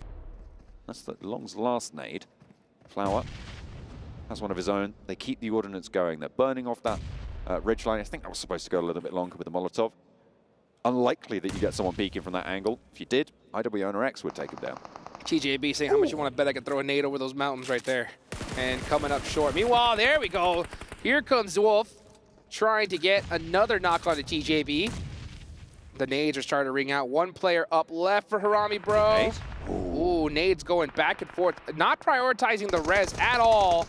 Stands up, gets a knock. With the shots ringing out, Besiktas have tried to make that move, but they're being slowed down. There is a knock back over towards TJB on the linearized fight here, but Longs is there. And a nade from the off angle. IWNRX flexing out, fighting 3 teams right now. IWNRX still playing as 4, but they have got a knock on that north side. They are going to have to try and pull that one back in, but it's unlikely to be an easy hold. Swain nades over, TJB back together. 4 players alive on that open ridgeline. They've actually managed to make the crossing, Hot Jukes. They do make it to that edge, and that is super fortunate for them. And if IWNRX and Besiktas Black go into an engagement here, TJB can third party. So let's see how this ends up playing out. This is stage 8, folks. The zone is about to go into nothing. The pressure is on, and it's really up to IWNRX to finish off strong. They are the meat in this sandwich right now. And the team with the most to gain. A massive lead going into the first set of matches would be the reward for taking this one down here. They've already got quite a few eliminations. TJB look at a chase as well. And Besiktas Black chasing for their tournament lives. Let's see what happens. TJB are right there on the edge. They were currently sitting in 4th place. Down, all the way down is Besiktas Black, though. They have the most to gain. They need this game, and they need this chicken dinner if they want to put themselves in contention for top 4. If you're anybody else on this leaderboard, if you're fans watching of anybody that's not currently in the game right now, you need to be cheering on Besiktas Black with everything that you got. Absolutely. You do not want the teams at the top to accelerate away from you. More and more of those top 4 places are going to get secured as time goes on. That's right. Going to be so much harder to take them away. If you allow IWNRX to cement themselves in those top 4 spots with an early lead like this, you're only going to have 3 chances left. That's right. Yeah, not to mention TJB aren't that far off as well. They already had 20 points before going into this match. So they could definitely put that gap even further ahead, taking another one of those spots. Look at that angle, though. Oh, my goodness. He saw almost 3 of those players. Gets one. And perfectly on time, too, because they're not going to be able to get that res. A little bit slow on the hop up onto the windowsill means that he can't flush on the rest of them. There's a knock sent back to Swain, and Besiktas Black need to move. Oh, the circle is closing. The flush looks to come through onto Flower, kind able to do a lot more work onto the back lines. Besiktas trying to cross, and TJB is slowing them down in the meantime. All teams fighting now. TJB with the high ground ridgeline, and Kine goes down as well. GK first holds it out for TJB. Tospic gets the nade and another knock. So you can see 2 of these teams focusing on to TJB. Those are the easy eliminations ahead of them. GK first does make it to the tree. And now we see Besiktas Black start to throw some nades towards IWNRX. But so far, the pressure is off. They have so much coverage. Let's see what Tospic can do. Can he hit another huge nade here? Second thoughts. He waits for it. As it stands, I'm giving it to TJB. On the outside here, Besiktas have to mount in a single line. IWNRX are there as well. The ridgeline is there. The blue zone's going to push these buildings out, and you have to jump into dangerous positions. A forward break for them, and GK first nearly goes down. He doesn't have any first aids, but Swain has to leave this roof soon. Toshpik stands up, doesn't get the spray down. TJB just need to hold out for just moments longer, and they'll have it. Kine up to the wall. GK first goes down, and Swain still in the building, able to do so much damage to them on the backlines. It's all up to Longs, but Besiktas have a shout as well. Zedwolf pushes in. IWNRX trying to move on through, find a second chicken dinner on the day, and turn their fate around in the survival stage. Tospic holding on for dear life downhill, but it's only going to burn hotter and hotter as IWRX send out wide. 2 players on the sidelines though, and they're lining them up. 1 more player to go, and Closer's there. TJB all the while holding out for just a moment longer. Swain now with an all to do, and IWNRX put a second match on the board. Are you kidding me? They are going to rocket launch up the leaderboards. They're already in first place. That gap is going to start looking really big. There's only been 3 matches so far. I mean, what more could you ask for if you're an IWNRX fan? This is a perfect start. This is momentum, Hot Jukes. This is how you want to carry yourselves. Standing tall into the survival stage, beaten back, dejected, demoralized potentially from the group stage performance. They have risen, and nothing makes you shine quite as bright as those shadows behind you. Oh boy, and you know what? That shadow is starting to grow even bigger right here, because that was a heck of a game for IWNRX. You talk about momentum. I know Jason Kaplan there in the studio. I can't wait to see what his momentum meter looks like, because for IWNRX, it's got to be breaking the charts. Absolutely brilliant way to kick things off. I was saying top 4 gonna be sat towards the high 80s, around that 90-point mark. So far, they have put a massive dent in that. They have got, I think, up to around 40 or more points so far in the first half of today. Given their 2 chicken dinners, given their elimination count, I thought TJB were going to have it. But then Swain from the top floor of that building took down the entire ridgeline. Swain was so smart. Huge. Swain was so smart because he could have taken that roof. I think a lot of players would have, but he knew that, you know what, nades are going to be ringing out onto this position. I can't afford it, even though the sightlines are great. Let's look at the reactions here. Oh, so excited. They are ready for this one, and so am I. I mean, I was so disappointed with their group stage because this is a roster that took our breath away back in EMEA. Yeah. They had so much power. It was all the Zed Wolf show, but right there, I think that was Swain's game. I think so. I mean, that angle there was absolutely critical to the rest of that match. He was able to get beautiful sight lines on everybody down there and was just making it happen. So IWNRX, we know they're going to be in first place, but just by how much? That's the question. That is the question, indeed. CHE Osaka, they got a little bit done in that match as well. A lot of points being accrued, but we've got to march on with the matches. That's going to be it from us today, but there's more games for you guys to watch. We're going to be handing it over to Blank and Jackie on the caster desk, but first, we've got to go to the analyst box. Welcome back to the PUBG Mobile World Cup at the ESPORTS World Cup. My name is the 7WG, and I'm joined by Kitsune from Team Spirit. Kitsune, what happened in these first two matches? Basically, we had a contest on Sanhok, and it is what it is. We just had like really bad fight for us. We got the first knock, and then they just pushed like as a 4, so it was a tough one. But it didn't honestly matter. We knew that, so we can either get like 4 kills or we just die fast. So, you know, it happens. It happens. It's just normal. You have to keep the mentality and focus on the next games. But then there's the wrangling that happened. We fought for the garage, and it's just unlucky. There are like just few guns, and they dropped like a little bit faster, so they got the guns, and we had basically no chance there. I mean, just a tough 2 games, you know.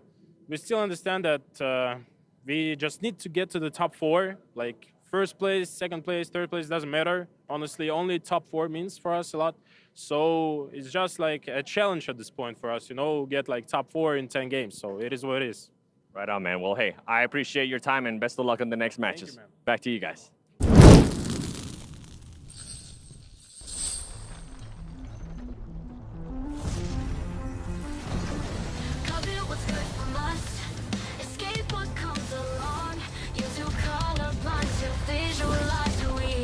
What they wanna live for.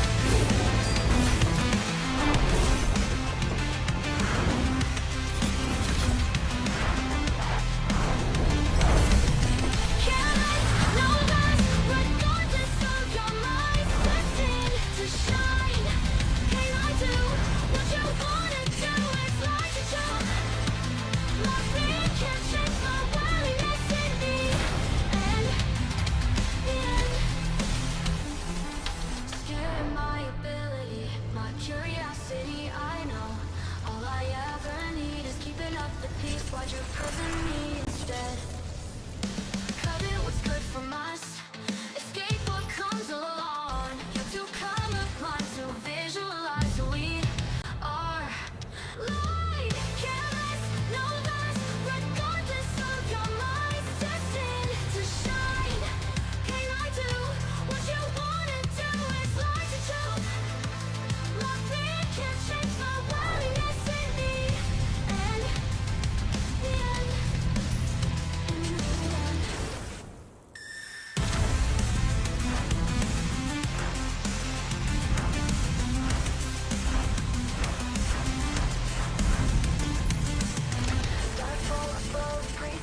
wonder what they wish for, what they wanna live for.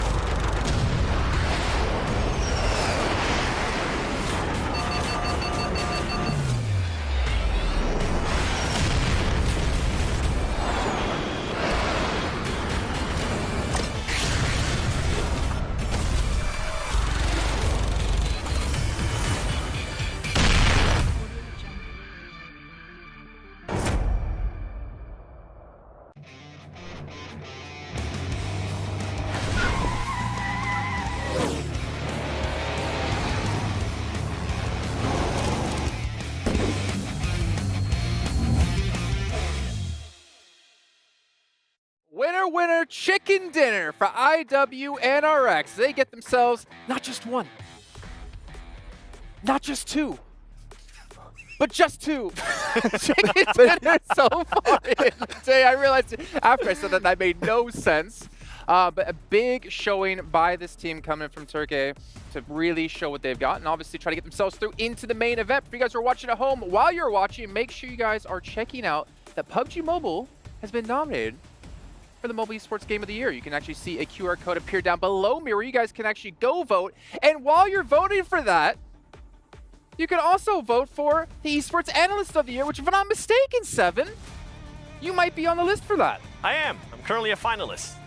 Surprised. I don't know how that happened. How does that make you feel, Max, man, that he got put in except I suck, I know. I get it. No, I'm really better bad. He's just better. Okay, he's built different. There's a requirement to the amount of shows you have to be on and not be sick on to be nominated, unfortunately. But while you guys are watching as well, make sure you guys follow PUBG Mobile Esports over on TikTok and also post a video of you doing your favorite victory dance either in-game or out-of-game with the hashtag PMWC victory dance. Get the camera on them. What is this? And you can be entered to win a chance of $3,000 virtual gift cards. Max, favorite victory dance, let's go. Oh, hey, you were gone 3 days, man. We got to put it all on you. Gonna sweeping the floor with my enemies, yes. Okay, all right. I can get behind that. But Gem and IWNRX, man, two chicken dinners on the first day here of our survival stage. And this is a team that's showing they want to survive. They want to make it to the main event. They want to play for that $1.5 million. They want to survive this stage. And that's it. That's about it. No, but I mean, really, they were given an opportunity, I would say here, Seven, that shouldn't have been given to them, which is those buildings to the east of Sunken City or Atlantis or whatever the hell you want to call it, should not have been given to them for free. And Besiktas just, we don't want a piece of that. And then give them a game-winning position. Yeah, they were willing to coexist for a long time. Something that I did like, though, that we're kind of able to point out with IWNRX is the angle that they were able to get on TJB. Kane at the end, that was perfect. Given though he wasn't able to get a lot of eliminations, but just putting that extra pressure, he did end up getting a one-player knock and an extra elimination. That kind of stopped TJB from even thinking about possibly third party in a fight. All you have to do when TJB are getting pushed by the blues to slow down that rotation, right? Just keep them out in the blue, take damage. It did kind of suck for Kane at the end because he had some nice shotgun shots, got whoop, out in the blue, knocked away. So that was a bit unfortunate. Like, he was 100%. So he was blue Kane and then he was Kane. He was Kane in the blue, yeah. Yeah, okay. But we are seeing like Falcons there on the second page, Team Spirit on the second page with just 3 points, Inco as well there. It's getting tough for some of these teams. I mean, I know you can say they could have a bad match or two, but if the thing is, it's not top 12 anymore. That's the point I'm trying to nail home here. It's top 4, which is insanely hard getting that alone, but getting it into a lobby of this caliber is even more difficult. What's up? Especially with the way some of the other teams are playing now that are currently towards the top, right? Now this is the second win out of NRX, with the way that they're currently performing. If they, for some reason, today end up getting another chicken dinner, or if they end up getting some good placement points and some good elimination points, it's going to be hard for teams to pass them tomorrow. So that could be one team already qualified, right? So for teams like Inco, for some of the other teams like Team Spirit, by the way, when Kitsune told me that he just wanted to keep on hot dropping, I was like, but why? No! Doesn't make any sense. Well, we're talking about, you did mention before about Besiktas here sitting in Watertown, IWNRX there as well. Besiktas, though, I feel like we did see them just playing very passive when it came to the group stage, and we're kind of seeing that passiveness show yet again. Passiveness is not going to qualify you in top 4. That's the issue. It's not going to be enough, right? You need to get elimination, just placement points. No, it's not going to cut it at all. You need to get any strong positions like where IWNRX were. And you like Kane, as you mentioned, his angle was so impressive. You want to see them get involved in the fights, get every single one of these opportunities, because otherwise you're just not going to make it to the finals here. So we need to see a big change of pace for them, because teams that are opportunistic like IWNRX, you do one mistake, they're going to snatch that position away. A team that was quite a surprise for me, especially with the way that they have performed so far in this survival stage, and I can't believe I'm currently going to say their name, Kago Osaka. I mean, the way this team has been able to play, especially this last match, they were able to kind of wait for the right time, find a location straight down the middle of the circle, and actually defend it against some of the other teams. Yeah, it was a big surprise, because this team, if you would have told me that Kago Osaka was going to be doing that after what I saw at group stages, I would have been like, no, you're crazy. But for some reason, it's a completely different Kago Osaka. But you could say the exact same thing about IWNRX too, right? They were at the pretty much bottom of the leaderboards. Maybe is that they're feeling a little bit more confident, right? I mean, we even saw it early on with Team Falcons with the way that they were able to perform. They just didn't really care. They were just hunting people down. Get out of here. I'm trying to make room for our lovely commentators. We got Jackie, we got Blank, looking fantastic today, gentlemen. What's your take on the first half of your survival stage? Oh, Jason, it's been spicy, man. We were sat there looking on the phone in the shuttle, getting to the green room, eyes honed into the screen. It's been non-stop. And honestly, the fact that we get the last 3 games, I can't wait, Blank. Look, our backs are straight here, posture's good, but honestly, it's IWNRX who's flying straight at the moment. They are going straight for gold right now in first place. I'm happy to see it. I'm really happy to see it, but they're a bully team. Oh, yeah. And they're bullying. Well, they keep bullying. Well, just like your shirt, Blank, I think IWNRX are all smiles considering the performance they've had so far today. But the thing for them is they got to maintain it. They don't have to play at that kind of level of getting chicken dinners, but as long as they keep this stride in, right? As long as they just keep getting... Yeah, I don't want them closer to me. Get them out of here. As long as they just keep getting points now, like the position they put themselves in with 2 wins, they don't need to win another game. Just consistently get points, and you're going to be able to glide into the finals. Don't do a D+ Kia. Avoid that, okay? And he just cursed them. Bro, 3 matches, 51 points. Like, that is ridiculous. That is ridiculous. And I mean, Kagosaka, too, with what I was talking about, that team. 24 eliminations, for them to have that many eliminations, that's a massive surprise for me. Team Falcons, I mean, obviously, this last match didn't end up working out for them. But yeah, It's not great. But actually, we saw TJB then in 3rd place. Yes. We wanted to talk a little bit about their game. Their early rotations that you wanted to bring up was actually on point. It was so good because they were in the south and then decided to rotate all the way to the east, evading a lot of fights, waiting for the right moment and actually getting into the circle and then just kind of waiting it out, right? Unluckily for them, what happened at the end, Max? I actually really like their push because once they eliminated Mad Bulls on Rozhok Hill, they start playing that big stretch of, like, there's a little bit of a dirt hill they can play that keeps them safe from IWNRX, keeps them safe from also Besiktas Black, and then the circle pushes them over that, which they can't quite survive, but it was a really good late game transition Started to come in. for TJB. Do you notice something here on this front page? A lot of stuff. Which one? Okay, so look at Falcons. 1 placement point, 20 eliminations. Yeah. 4th place. Wait. What? You guys are talking about TJB, I'm talking about Falcons. I just talked about them before, yeah. Like, hey guys, it's our fine. MVP's here. It's IC 2.0. It's fine. It's what they do over in Mongolia. I don't know. I don't know what's going on with that. Okay. A little bit scary for me. Wait, hold on. What? Okay, Moneymakers. We saw a big change, right, in regards to the roster with them. Old Boy was going to be coming in. Yep. I was wondering how that was going to be able to affect them. Now we're kind of halfway through the day. We really haven't seen much out of Moneymakers. That Sanhok, they had like some good entry points, but they had that hot drop, of course, happening in Painan. Yeah, we haven't really seen anything from them. We're still waiting. It's only 3 matches, right? Yeah. But actually, now that it's 3 matches, we've got 12 matches. We're like, actually, no, it is quite, it's getting quite urgent, so we need to see something. And like other teams that were towards the bottom, a team that I kind of wanted to talk about at the beginning of the show, which was Inco Gaming.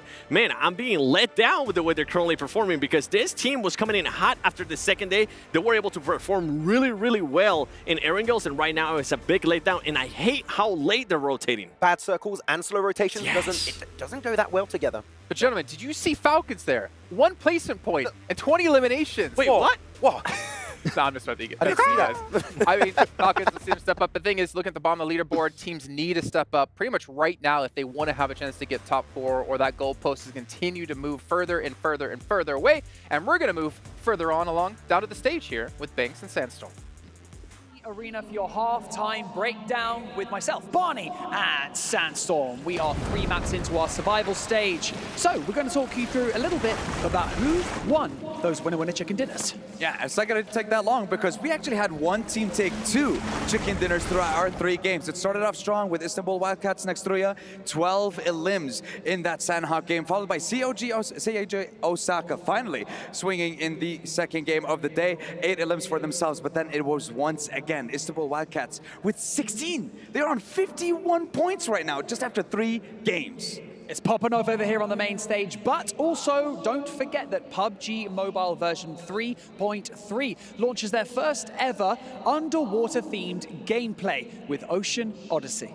That's right, and we do have quite a lot of things to talk about. We have, of course, the coveted item, the Trident, that you will need to take out that Kraken. It's going to be a tough task with that Trident, but you still have quite a lot of things. You have a lot of places to discover as well. We have these Forsaken Ruins, we have the Ocean Palace, and you know what? You can actually explore all those places too with the new vehicles. We have the Gleaming Stingray and we have the Whale Escape Pod too, along with a couple of weapons too, but we'll get into all of that later, Barney. Yes, we will. It looks so crisp. I absolutely love it, but we've just got 3 maps remaining today, don't we? Remember, only 12 maps in total for this survival stage, so time's ticking. That it is. Second half is about to begin, so let's see who will be the teams that will come out on top in our next 3 games. Will the Falcons fly high? Will the Bulls go mad? Or will Twisted lose their minds? It is time to jump into the second half. Boys and girls, take it away. Thank you, guys. We're in the booth, ready to bring some fire and flames to this one. The last 3 games of the day to kick off day 1 of the survival stage. And already, some of the squads blank starting to deliver, other falling behind. And they've got to bring up that pace. They've got to play with passion and ferocity right now. Some teams punching the trees right now. They've created themselves a bit of shelter towards the top side of the lobbies. Others, they've been left out cold in the night towards the bottom side. You got Team Spirit. What is that? 2 points in 3 matches. Disgraceful behavior. Spirit, where you been? Spirit, where you been? Spirit, where you been? It's not good. It is really, really not good. And honestly, for Team Spirit, it's sort of a team that I thought would come into this were just swinging, honestly, and they just haven't picked up the pace so far. IWNRX, on the other hand, hats off to them. They're doing really well. Oh yeah, they are. But man, you know how you'd be doing really well, Blank? If you had yourself one of those GT20 Pros, you were playing PUBG Mobile on it, you'd be doing really well. Yeah, I'd be seeing everything. Beautiful display, beautiful phone. Designed with that cyber mecha finish. Ooh, jeez, it's nice. Oh, it really is. It really I'd pick it up just for that sentence alone. You got it. That's the tagline. That's how they reel you in. They've seen your shirts. They know. They're like, ooh, I can get this guy. I say the word cyber, you say the word buy. I'll be like, yes. Yeah, that's a sale. And it's going to be a fire sale of games that we have remaining for the last portion of the day. And I'm glad we're in the booth for it, expecting some absolute scenes when we get into this one. And it's only going to get more fierce, trying to decide who's actually going to break into that top 4, if we're going to have much of a shift towards the end of the day. Because honestly, Blank, survival stage is over before it's even really started. You have to accumulate those points in such a short space of time. Leave no stone unturned. You've got to live or die by the sword. It's fast. Time's ticking. The hourglass, the sands of time are running out for some of these teams. So they've got to slap the sands in a hand, rub it together, and try and get something done because they're losing their grip on these matches so far. And I think that you look at some of these squads, I mean, Moneymakers, 10 points. D plus Kia came out swinging on that first day of gameplay over in the group stage, and yet here they are. What a fall from grace that they have had. But some teams are really living in the moment. IWNRX in particular, 51 points over 3 matches. That is an unbelievable scoreline. They are on, to put this in perspective, an 100-point day at the end of the day at this rate, which I think is unlikely, but they've basically qualified off that alone. Yeah, they've given themselves a real big buffer and potentially put a bit of a target on their backs. That's the only element that we could see if they can stop being such a point hoover over the course of the rest of today, or how that storyline's going to develop. But it's interesting, man. We're coming in at a fever pitch of the competition here in the survival stage, and we've not been live for very long today, but it's already getting tasty. I feel like I can kind of understand what's happening. I said it before, but this is a bully team, right? Once you sit them in a lobby with the feeder teams, which these guys aren't really, but they're the feeder teams at the international scale, let's put it that way. I think that they will just go absolutely ham, and they're going to take fights wherever they want. And I think that's the good thing about IWNRX, is that they have that ability just to force teams out of position off pure gun skill alone. I do think that perhaps this is more of a sense that the group stage was too much pressure for them. I think that they were really feeling the heat over there. You put them in this setting, not much to lose at this point. It's just a quick send to the top 2 days. You don't have a lot of time. They're just giving it. And I think this is how they should have played during the group tournament.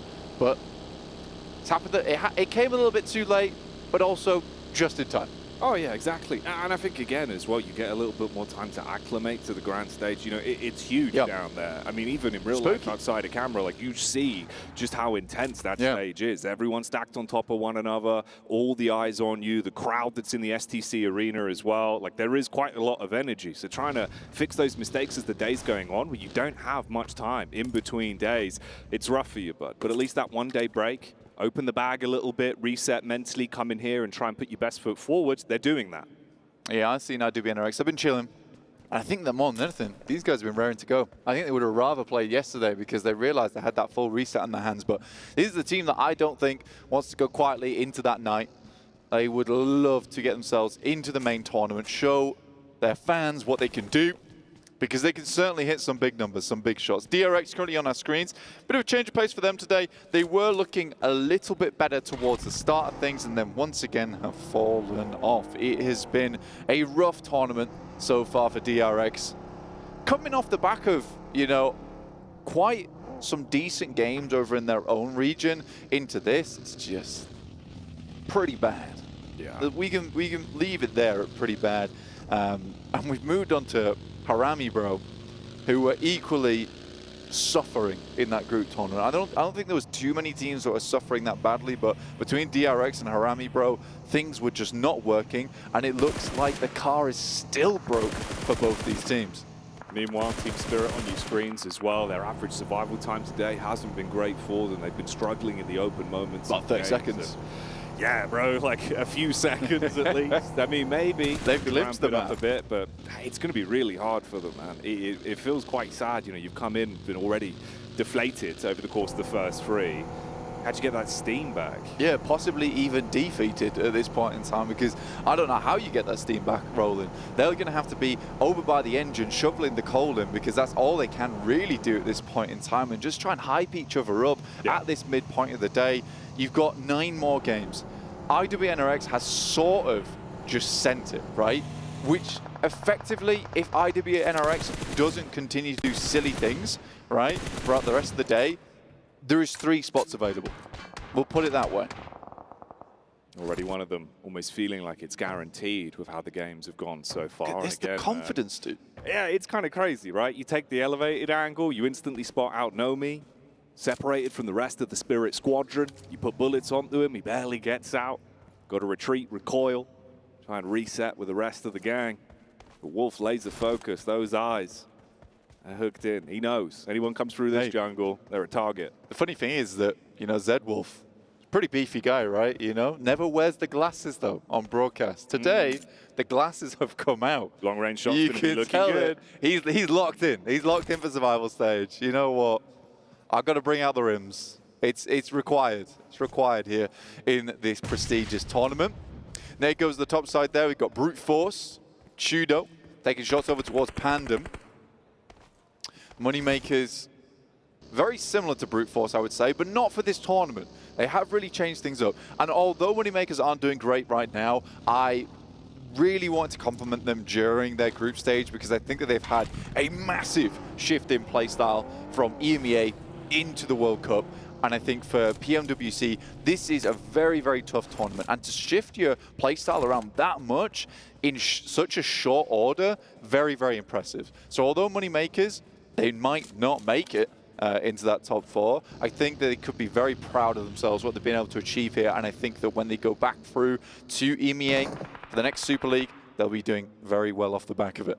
It was nice bumping into Old Boy as well yesterday. He was asking how Maxman was doing, saying he hopes to see him back on the broadcast, and he's finally got his wish. Max has returned, and maybe that will give them the extra stock they need there. Yeah. A little bit of Maxman energy, get everyone playing better. You don't want to disappoint Max, Blank. You do not, because he will curse you. He'll let you know. He'll let you know. Get out his little cauldron, start brewing some potions. You'll feel a little pinch in the night, you know it's all over. I've been maxed. I've been maxed. Yeah. I've been maxed upon. And I think that realistically, max does also bring a blessing. You know, as much as he curses teams, there's also blessings there as well. Next circle, though, all the way down to Primorsk. A lot of water in this one, but we're shoving teams down towards that south side. Slight slope that heads down towards that south side, but it is Primorsk, which is the main feature here, as well as those beachheads, which teams might have to circumvent around the side of. A tough rotation for a lot of squads, but on top of that, there is the swamps, there's some compounds around here, but it is these rotations inwards that are getting dangerous. Team Spirit find themselves a flush and a knock early on here. Happy with that one. Weakening Rook as they pass through and looking for some more. It's just been Nomi. He's happy to roam further ahead of the pack, take that anchor role and start off those engagements when he sees isolated fights. And it's a clean one to take. You instantly take that one elim point, slow down Rook a little bit and force them to get on moving. Problem is, there could be a backstab as the rest of Spirit are taking heavy casualty now. Panda taking shots over towards Effect. Not an easy player to lose there. Kind of reminiscent to how we've seen Team Liquid playing in that group stage, despite them, you know, just sauntering in towards the end, but they were constantly playing a man down, and that's tough to do and still make it in. DRX shots over towards Besiktas Black, and it was always going to be this case where moving into this circle, extremely rough, requires a different caliber of team to make it. But Tongji Bao taking names, as a couple of players from Moneymakers feel the burn. Isolated and already taking a lot of damage to kick this one off then. As TJB are in a good spot. You've got nades coming downhill at least, but the compound control will provide them with cover and there's a wall of smokes ahead of them. They even look for the opportunity to strike in the back, trying to play medic as well. One man down. You've got to think about your priorities here. Slide him down the hill, get the smoke walls up, and isolate these angles. Don't give a free peek for Koa as he's roaming around with a vehicle. Now, right now, Tongji Bao feeling slightly weakened as they do have to invest a player into that res, which effectively sets them at a 2-player count there. The Moneymakers, they sort of wanted to try and take advantage of that as much as they can. Brute Force look to have made a little bit of a boat rotation down towards that south side to get into Primorsk. Pretty big gamble, I would say, though. The circle not quite closed in as heavily as some others so far. So I think for Brute Force going down here, yeah, big gamble into Primorsk. Let's see if it pays off. Yeah, it could be some big angles that other teams fight against them. You know, you never know, but could make it a little bit awkward. The Mad Bulls just on the cusp, everyone else on parade as they slowly usher themselves forward into that smaller zone. A lot of it, like you say, just being taken up by the deep blue sea. No Poseidon action here though, Blank. No Tridents to try help you out controlling these bumpy waters. That's for sure, but talking to Tridents, you got Team Spirit currently on their trio on that eastern side, desperately trying to stay relevant in this tournament. A team that came second place, first place, second place in their group stage, only now to fall short in their finals, and looks like they're falling short now here in the survival stage. It is a team that I think a lot of people had high hopes for coming into the PMWC, at least the survival stage, but they are not delivering. But there is so many eyes on their back here, Jackie. Everyone wanting to target them, realizing they're already so far down a slippery slope to start off today. So if they make mistakes, it could get very bumpy for them quite early. D+ key up, spotting out the rotate from Pandem as well as they come down the wayside. Got to kick it into second gear here. Try and get out of the angle. Avoid being tagged up by those bullets. A little bit of chip damage onto a few of them. One takes a heavy hit in the back as well. Yeah, it's a tough rotation for a lot of teams here, Jackie, honestly. I think that right now, I would say Moneymakers have actually played this quite cleanly despite losing a player, which is difficult, but getting down this coast on the western side has a decent ridgeline to play off the back of. The difficulty is going to be now, Jackie, is playing up towards that northern edge where you've got 3 teams sat and waiting with CAG, Osaka, Tongji Bao, as well as Inko, who have been really wanting some points here. Inko.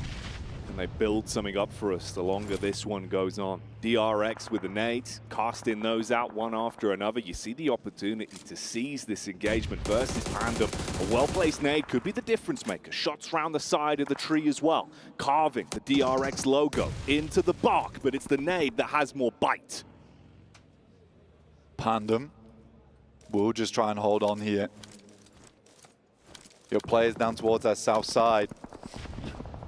With a cheeky peek there as much as he can, but it's DRX who is just blowing them out the water right now. They're stuck in this ditch. Not much they can do about it. But this is a very central position, at least for DRX. They're alongside with the final player, I believe, now from Team Spirit. What a horrendous run it has been for them. It hasn't gotten any easier over the course of the day. Feels like you've been hit with the unlucky stick, and each and every game we're seeing that spin cycle occur to them. Pandem as well, only down to the solo off of that engagement they were locked into with DRX. Going to make it harder for you to rack up more points, keep the safety net in 4th place. I love this rotation from the Moneymakers, heading directly down to the south now. They hear a lot of the shots on that northern side. They're like, this is not for us. Let's head further south here. On our screens, D plus Kia trying to fend off versus squad in front. Nades cast in, clearing out the close angles. Rame, bro, trying to split their mind between 2 decisions here. Do they play for the offense in case D plus Kia go in aggro? The DBS pulled out on the close angle. Weren't ready for that one as the chips are down. And the man's going to grab himself a royal flush. DBS comes out, and when the chips are down, the chips come up here for D plus Kia, it seems. Very nice. The DBS, a hellish weapon to go against up in the warehouse where there's so many angles you can play off the back of. Kakali here, Vitali, sorry, for Minko, holding off versus CAG Osaka, who seem to have some kind of a lifeline injected into them. And with a sudden shift on the circle, that gamble for brute force has now just elevated in value a ton. That's a plus EV play. Their stock's going to go up on that one. You can try and build yourself in the later the game goes on. Inko as well, still taking shots back down. COG Osaka, they're trying to move out, see if they can reposition from that rough spot they were left in with limited cover to work on. Rook also taking bullets towards the back as the fights are breaking out all over the shop. Scary thing though, Jackie, IWNRX, 4 players still up on that eastern side. The Hoover, it's not done yet. This is industrial hoovering that's going on during these games. Sucking up all the points that they can in these matches. And they've set themselves up for great success on the outside. Now, you can see, well, you will soon, I hope. Over on the western side, I'll break it down for you in the meantime. There is so many teams that have sat themselves up, posted in Primors.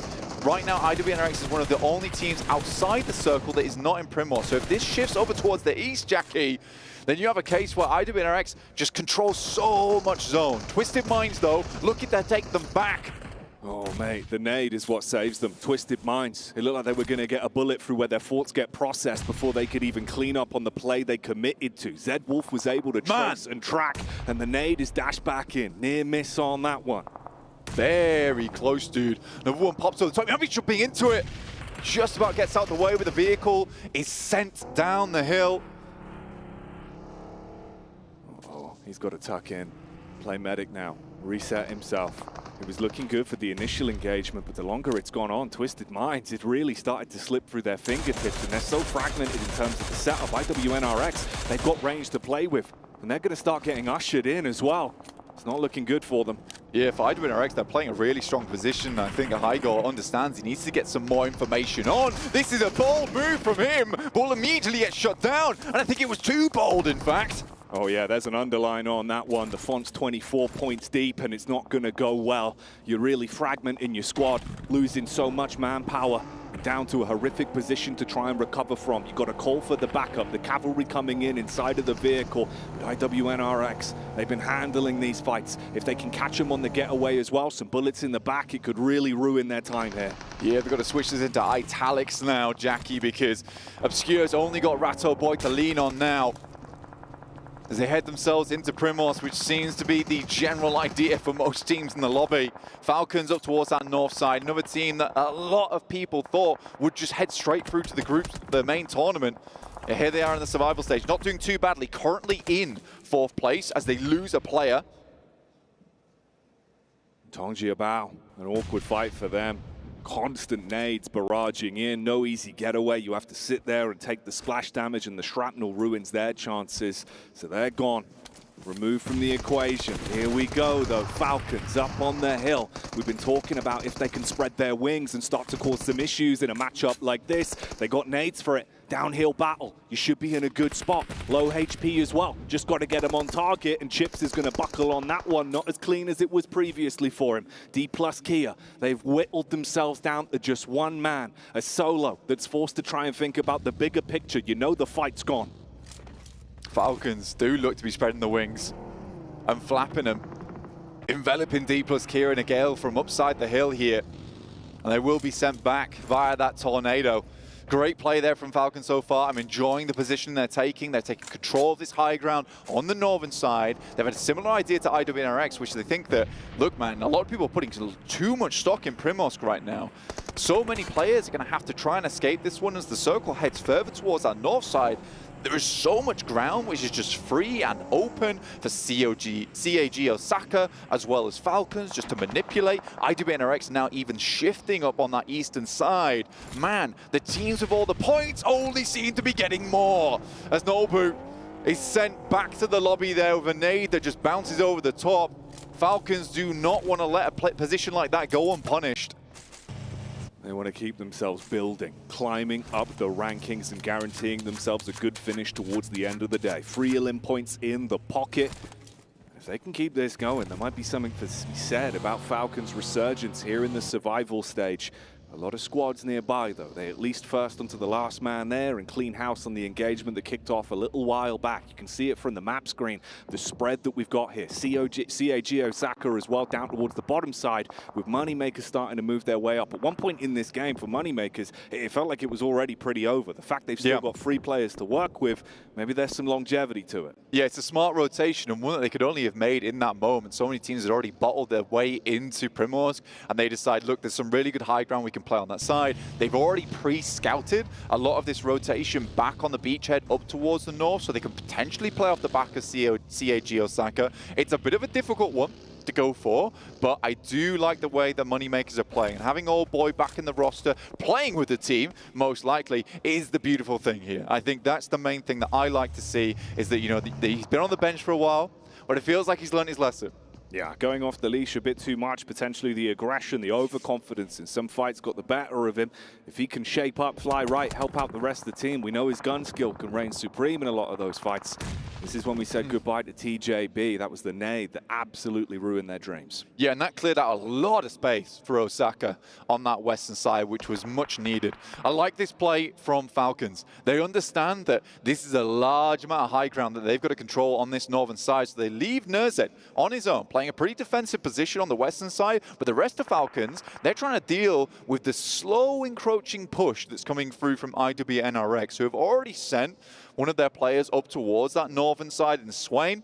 He's just getting some scouting done, but I like that from Falcons. They're understanding they need to control both of these sides here. They cannot let players get up to that compound on the east. This is very well done. The circle, however, centers up. Now, this is a really horrible crossing towards this road that you can see on your screens.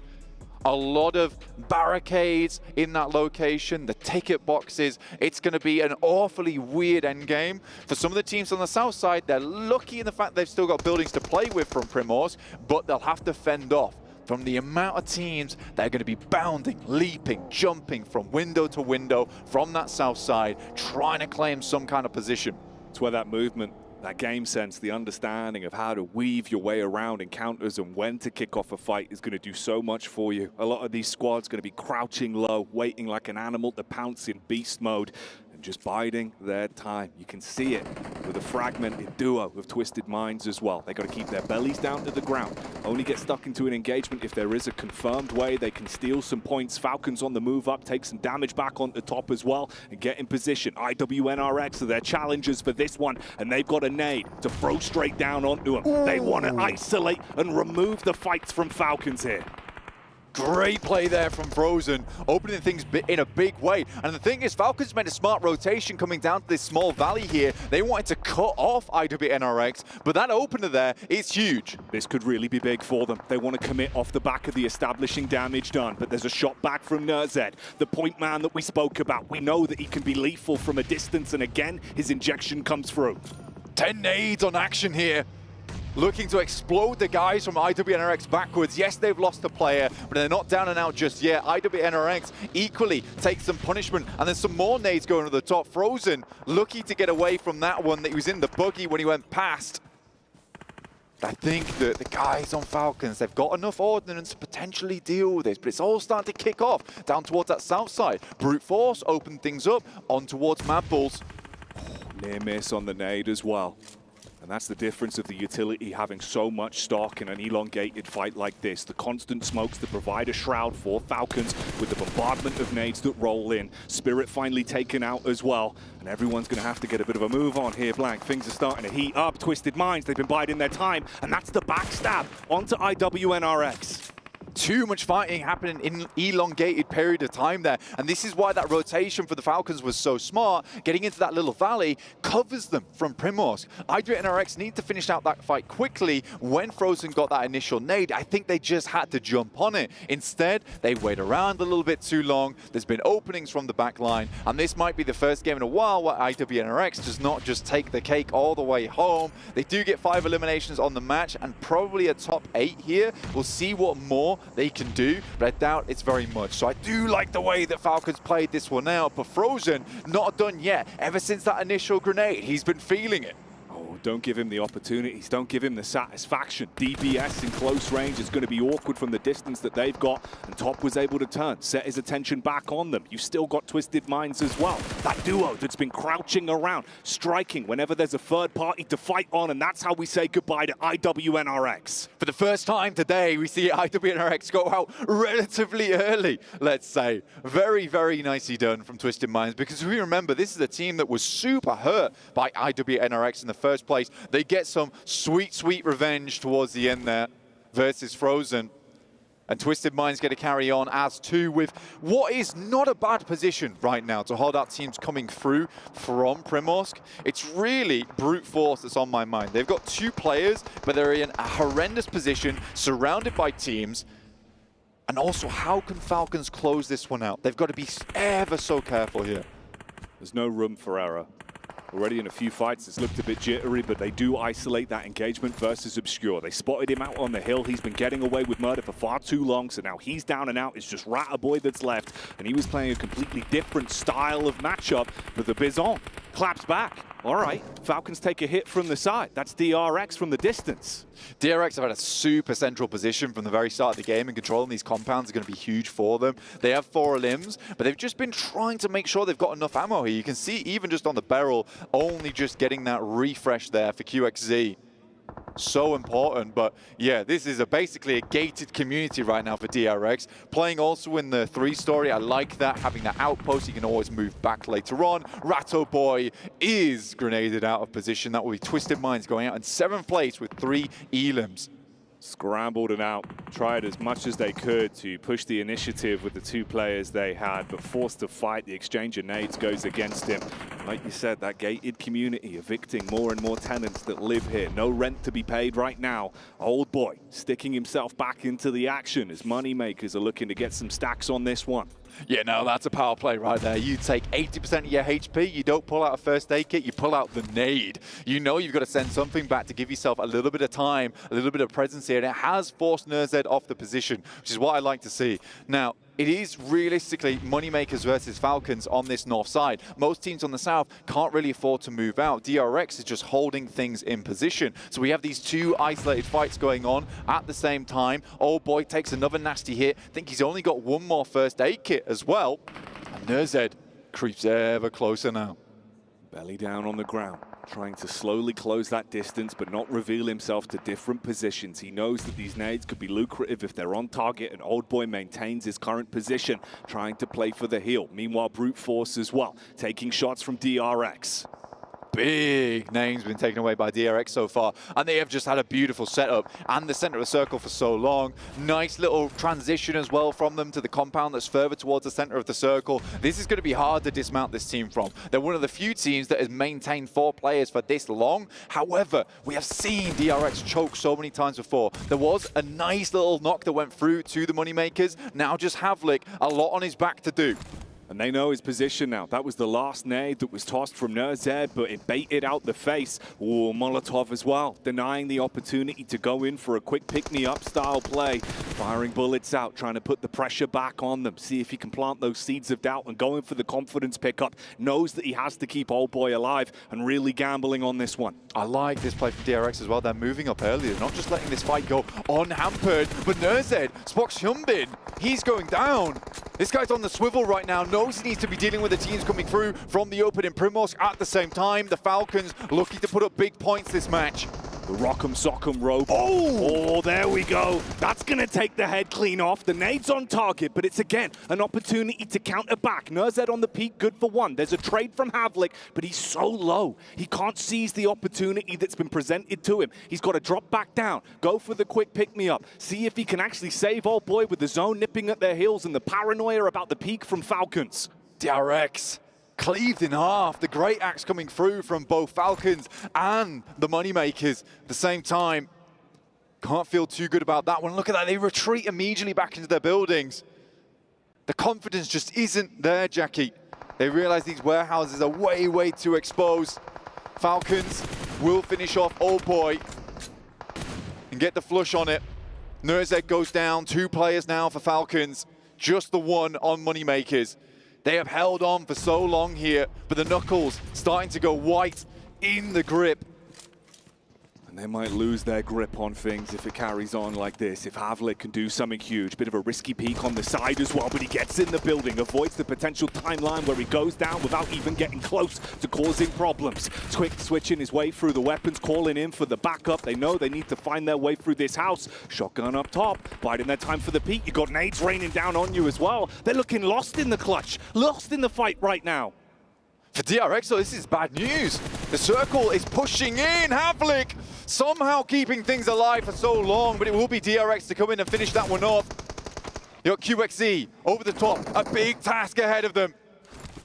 This is what it all goes down to then. Can one man make a difference? Can it all be on him for Falcons to clutch it out? Or will DRX complete their legacy and take the win on this one? Grab themselves not only the elims, but the points for the chicken dinner as they find it and shut down the Falcons in second place. A chicken dinner for DRX. A really huge game there for DRX as well, because they were far down the rankings. Things started off fairly decently at the start of the day, and then they just weakened. But that game, test the strength for them, still felt a little bit shaky towards the end there with back and forth where they pretty much were the only team that didn't really take casualties. They had a strong position to play in.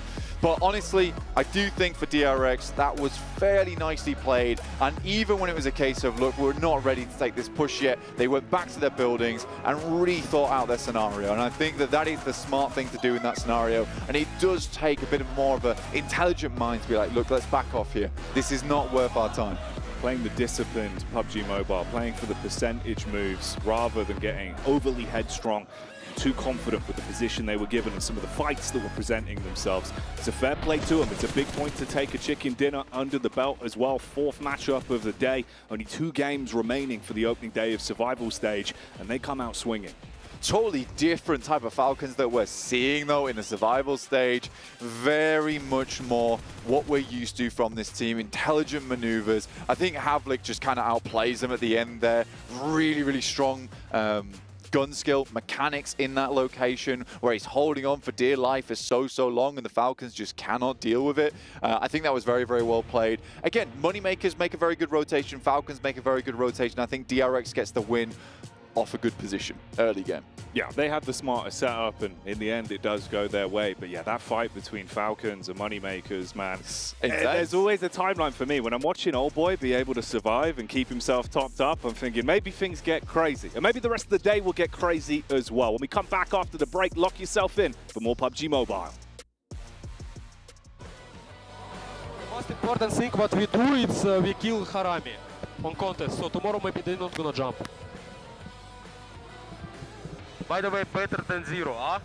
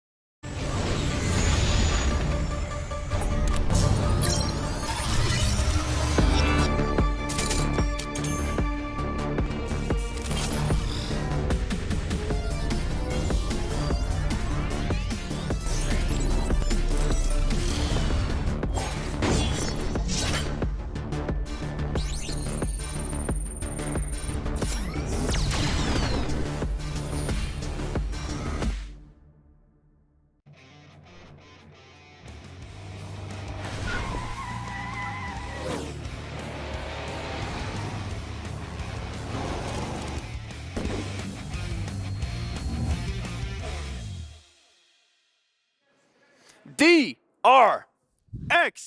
Wait, Max didn't even move. Max, you're supposed to go there. to the In the right. arms. Oh, okay. Welcome everyone back to the desk here as we break down that last match. I don't need any of these cards because things aren't just going to work out. Doesn't matter how I try to set things up. DRX though, what a fantastic win out of them. Obviously sitting over towards Primorsk. I think most of the action was more towards the north side though with Falcons and IWNRX. But for a team who finished dead last in our group stage to get a victory here, it might have been able to bump them up potentially into top 4. Flip the script right now. Is what's happening in the survival stage. D+? Was that D+ day 1? Reverse D+. No, but it's a really good game from them. Of course, it was a very laid back win, right, for DRX. All of the teams are being focused in their kind of vicinity, and they just got themselves all of those eliminations and all of that extra position pretty much for free. Good fight versus Falcons too, right? Transitioning across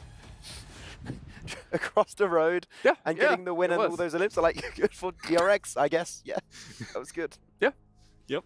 Yeah. I agree with I don't know why even know what I was saying, to be honest. DRX was given that win. That's what we're saying. Yeah, there you go. Yeah.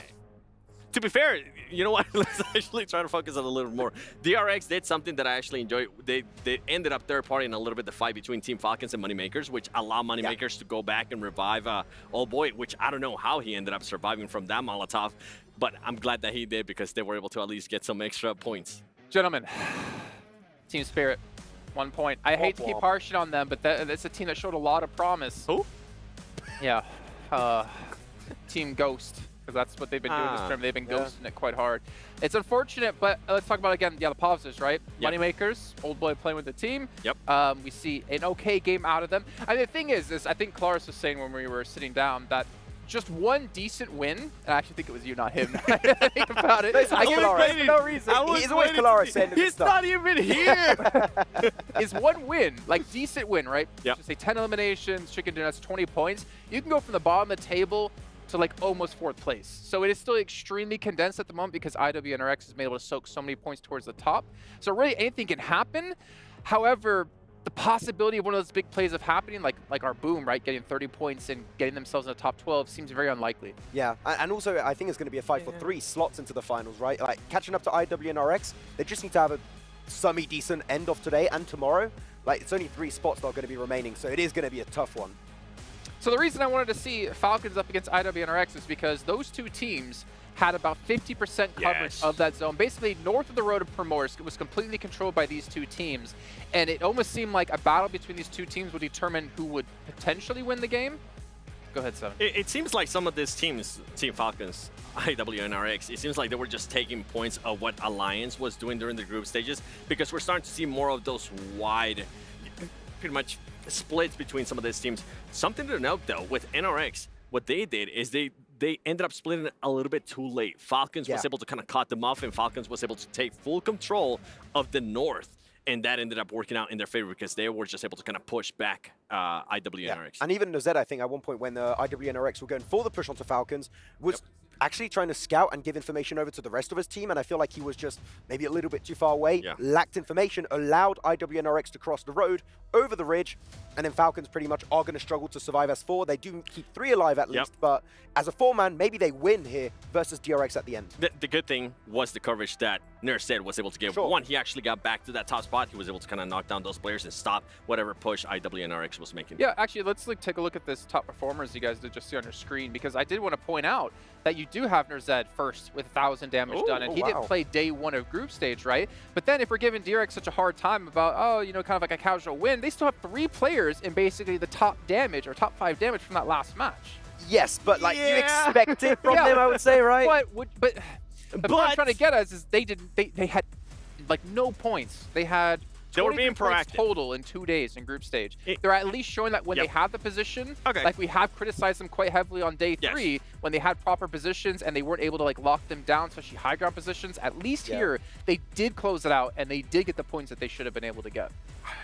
I'm with what you're going though. Yeah, I'm with what you're going, because they were a team that was very passive, and in the past they used to hold good angles and teams would just run over them. So it's good to see that they are being a little bit more proactive. And with Nurzed, I'm happy to see him there, because that was a big question mark for me, because what they were able to do in the matches that they did end up playing. And look at this overall ranking. What Kalar said, right? Bottom of the table, one decent win. He gave himself into 4th place ahead of TJP, ahead of Bashik, Desperate Force, Moneymakers.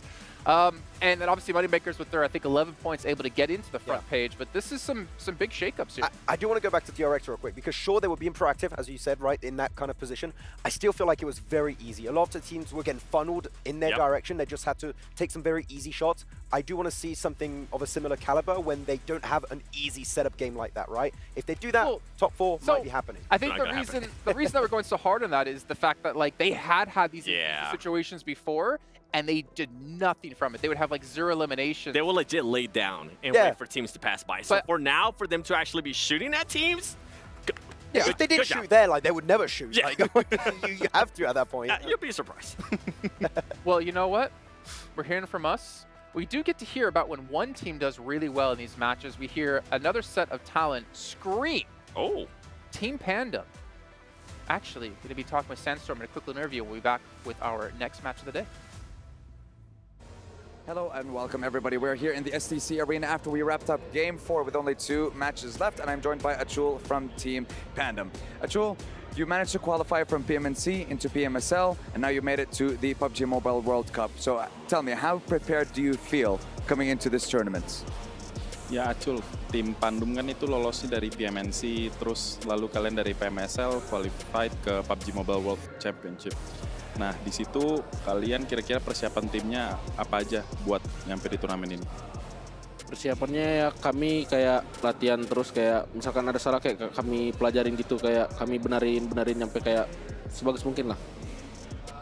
Oh yeah, we just keep on improving our game, correcting our mistakes until that we can give the best game possible for PMWC.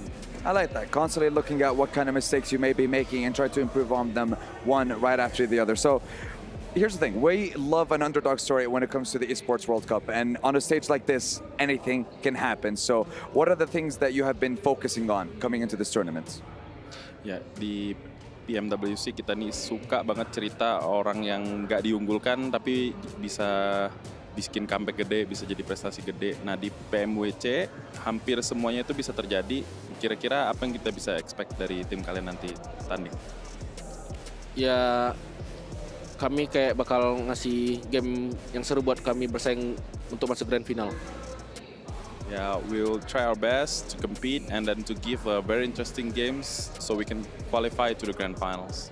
They have been so far. They're on the precipice of making it into the top 4 with still 2 matches remaining in today's games. And of course, we still have the 6 games tomorrow to find out who will be the 4 teams joining us in the main tournament. So I want to ask you, how has the experience been so far for you at the PMWC? Gimana pengalaman kamu di PMWC? Ya senang banget ya, kayak stage-nya bagus. Semuanya senang lah. Kayak bagus semua lah. We're just happy, the stage is nice, everything is nice. Yeah, we're just happy. I like that. You know, you're still enjoying the vibes, enjoying the atmosphere that we have here in the SEC arena. And personally, I'm looking forward to see how well these guys perform over the next 2 games and, of course, over the course of tomorrow as well. Achul, thank you very much for joining us for the interview. And now we're going to head on over back to the studio to see what happens in our last 2 games of the day on Miramar. Take it away, guys. Well, here we go then. Last 2 matchups of the day. Opportunities to get points starting to slip through the fingertips of the majority of our teams. One team standing above all others. IWNRX has been farming up those points, Blank. They have just been slaying the opposition during these matches, and it's been insane to watch so far. Even that last game felt like not a great one. Still 6 elims. Now, 6 elims is higher than whose points total? Team Spirits. Yes. This is depressing. It is a bit sad. It is a bit sad. So, you know what? If IWNRX can get the entirety of Team Spirit's points pool in 1 game, I'm certain of it that Team Spirit will be able to get at least maybe some points in this match here over on Miramar. Or they might just need the full mental reset, though. This is the problem with Survival Stage. You basically cannot have a single bad day. No. And this has been the worst day for Team Spirit. So at this point in time, unless they do something in this game, we're sort of counting them out. Already. It's crazy, isn't it? It feels that way. It really does, and it's a shame to see. You would have hoped there would have been a bit of a second wind, but like we said before, no one's going to give those opportunities to you. You've got to make them for yourself, and they just have not been able to. Yeah, it's worrying out there, but the point distribution already starting to swell towards the top end. Yeah. I don't know what they can do for themselves. I mean, it does drop down pretty heavily. I mean, you got 5th place with Tongjia Bao. They've got 28 points. Then we're dropping to just this 20-point glut between 7th and 10th place. You know, you're 21 points down to 20. Besiktas Black with 22 and 6th. So, you know, there's a lot that can change in that middle pack. But again, you're trying to jump up into that 4th place. But that can just be one insane game. Over in EMEA, Brute Force were able to pick themselves up a 30-point game over in that region in their Super League. And, you know, for them, that would shoot them up into 2nd place. One match. Easy peasy. But still, with a game like that, they would not be ahead of IWNRX. No, not at all. But if you want to try and compete on the same level as IWNRX, then one way you can help yourself is the GT20 Pro. Get yourself that bad boy, get out there, get practicing blank. Who knows? You could be on this stage one day. You could be playing with the best of us, honestly. At the World Cup, representing your region, the best way to start is to pick yourself up that GT20 Pro, because it's pro for playing with the professionals. It's pro for a reason. It's pro for a reason, guys. Brute Force on our screens, in towards El Pozzo, looting up nice and early. Circle heads east. Over towards Rook Esports and IWNRX, once again, strong position. Over towards El Azahar, quick switch back. And it will be Tongjia Bao losing a player. Okay, it looked like it was set up for an easy drive-by on that one. It should have been a freebie. Instead, it's a one-for-one trade on the schoolyard with the trading cards then. Either one of them going down to 3-man squads. Not the best. An ideal situation for either squads there. Bit of mutual destruction going on from both these teams, but does open some space up for a team like Team Spirit. They desperately need some space right now. Just to breathe, in fact. Yeah, it's getting claustrophobic with how these games have been. Inco, another team that we sort of expected a lot more from. They got fairly close to making it into the main tournament, but were pipped to the post right at the end. Here they are, 15th place, 8 points. Dear me. I mean, it's got to feel bad when you've got your basically brothers in arms with Team Liquid and Alpha 7 already in towards the main tournament. You want to join them. You want to join them. Do your region proud by getting as many of your teams in. But right now for Inco, it's not looking good. And they've had some good rotates, had some good moments. There was a few highlights back in the group stage, but honestly, that's such a distant memory for them now with how the survival stage is the only thing that's on the forefront of their minds, the most important piece. And they're similar to the Team Spirit, all the way down towards the bottom of the standings. Only a few points of difference that set those two squads aside. So if you want a recovery, it's going to happen soon. One quick peek at the map here. Let's do a stock check, shall we? Get in there. Let's get in there. La Bandita, very focal position towards the center of this one, so you got that big old crater to be worrying around about. And again, that does shift a lot of sight lines away from that east and west side, so you sort of do cut the map in half just a little bit. You got teams playing over towards the east in Impala and Porto Paraíso. They'll be taking their own fights compared to a lot of the teams pushing in from the western side. Moneymaker's got a hell of a rotate though. I hate this rotate personally. It's a tough one to make from La Cabrera down towards Hacienda del Patron.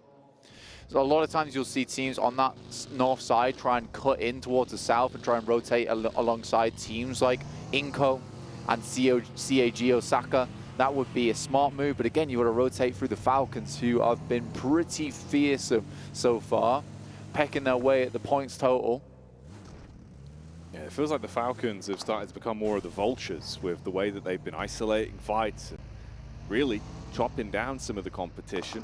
If it's maintainable, if it's sustainable, it'll be huge for the Twisted Minds. In the last matchup with just a duo, they were able to find opportunities to punish here and there. And it really is just a duo here And they're thrust into the early fight versus DRX. Good splash damage done on one of them that will soften them up. Paranoid about the peek from the back as well. They sniff out Mad Bulls, have overlook onto them, and try and dip into cover that provides for both. Not a bad spot for the Mad Bulls, honestly, down towards this south side. They've got a lot of oversight towards these teams on the north, but I think they're probably more worried about teams from behind them. Looking at Panda as well as Bro Team. On that south side, they need to hold out. The Mad Bulls got awfully close, but in that last game of the group stage, they just did not give it any welly, Jackie. And that was the problem. Like, they had nothing to lose in that moment and just did not go for broke. Instead are now broke over towards the survival stage, desperately clinging on. That's going to feel rough to play from.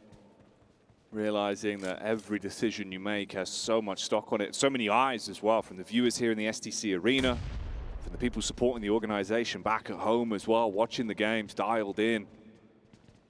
They need to have that upwards draft. Now, this is Twisted Minds that were dropped on by DRX quite some time ago. Since that point, they were able to spread themselves out further with more range to work with. Ooh, Ratto Boy in the back line. That's actually Pandem that spot the opportunity to put some bullets into his back. It is a tough fight now because you're going to expose on the outside and you've got to worry about which angles you're taking, whether it be profitable for you versus DRX, or will they be bad where Pandem can see through. So decisions that are made now for Twisted Minds, a little bit difficult.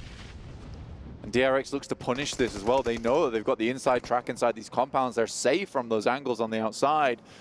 It's sort of just pepper away at Twisted Minds, make them uncomfortable. And it looks like they're going to make a smart choice here and try and push away to more favorable footing, realizing this compound is likely not going to be picked up by them anytime soon. So DRX will pick up Longhouse. So concessions made there, got to cut their losses with what's felt very awkward for them over the past couple minutes. Jump in, luckily, the vehicle they had to their disposal and reposition themselves in a better spot. It's also because CAG Osaka were moving in towards the hillside. They didn't reveal themselves, haven't put any presence out, but do have a bit of an assess on the situation. Zone ushering itself further down as well. Everyone's starting to get a bit of a hustle and bustle on. The pep in their step now. And they'll have to step things up just a little bit to head further over towards our north side. Now as a high, you know, there's a lot of high ground around this area you can play off the back of, but sometimes it's not always wise to hit up that high ground over towards that northeast side. Luckily, this doesn't encompass that nasty valley that sits between Al-Azhar on that northern edge. We do have a lot of ridge sides to play around with, a lot of cover that can be had, you know, even up just towards that northwest. There's stages to that area of the map. Oh, obscure.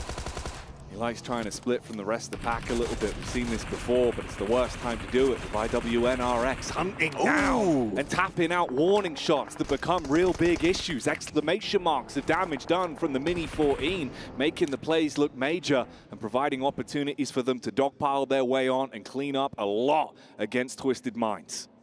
Yeah, IWNRX, some great shots there, and Twisted Minds just left with Ratto Boy, literally ratting it out over towards this side of the map. The rest of his team ducked cover and left. Couldn't afford to head towards this position and compromise themselves. Bit of a sacrifice play there, but in the end, it's actually just Ratto Boy who lives this one out. Mad Bulls, good molly. Basically cover the entire floor in fire. We're playing a game of the floor is lava for IWNRX, and they will lose Swain off the back of that. Now Mad Bulls might want to capitalize on this one. It's an ever so central position as well, Jackie, so I think that if there's any time to take a compound, it is now while teams are still crunching in and you have a little bit of more space to play.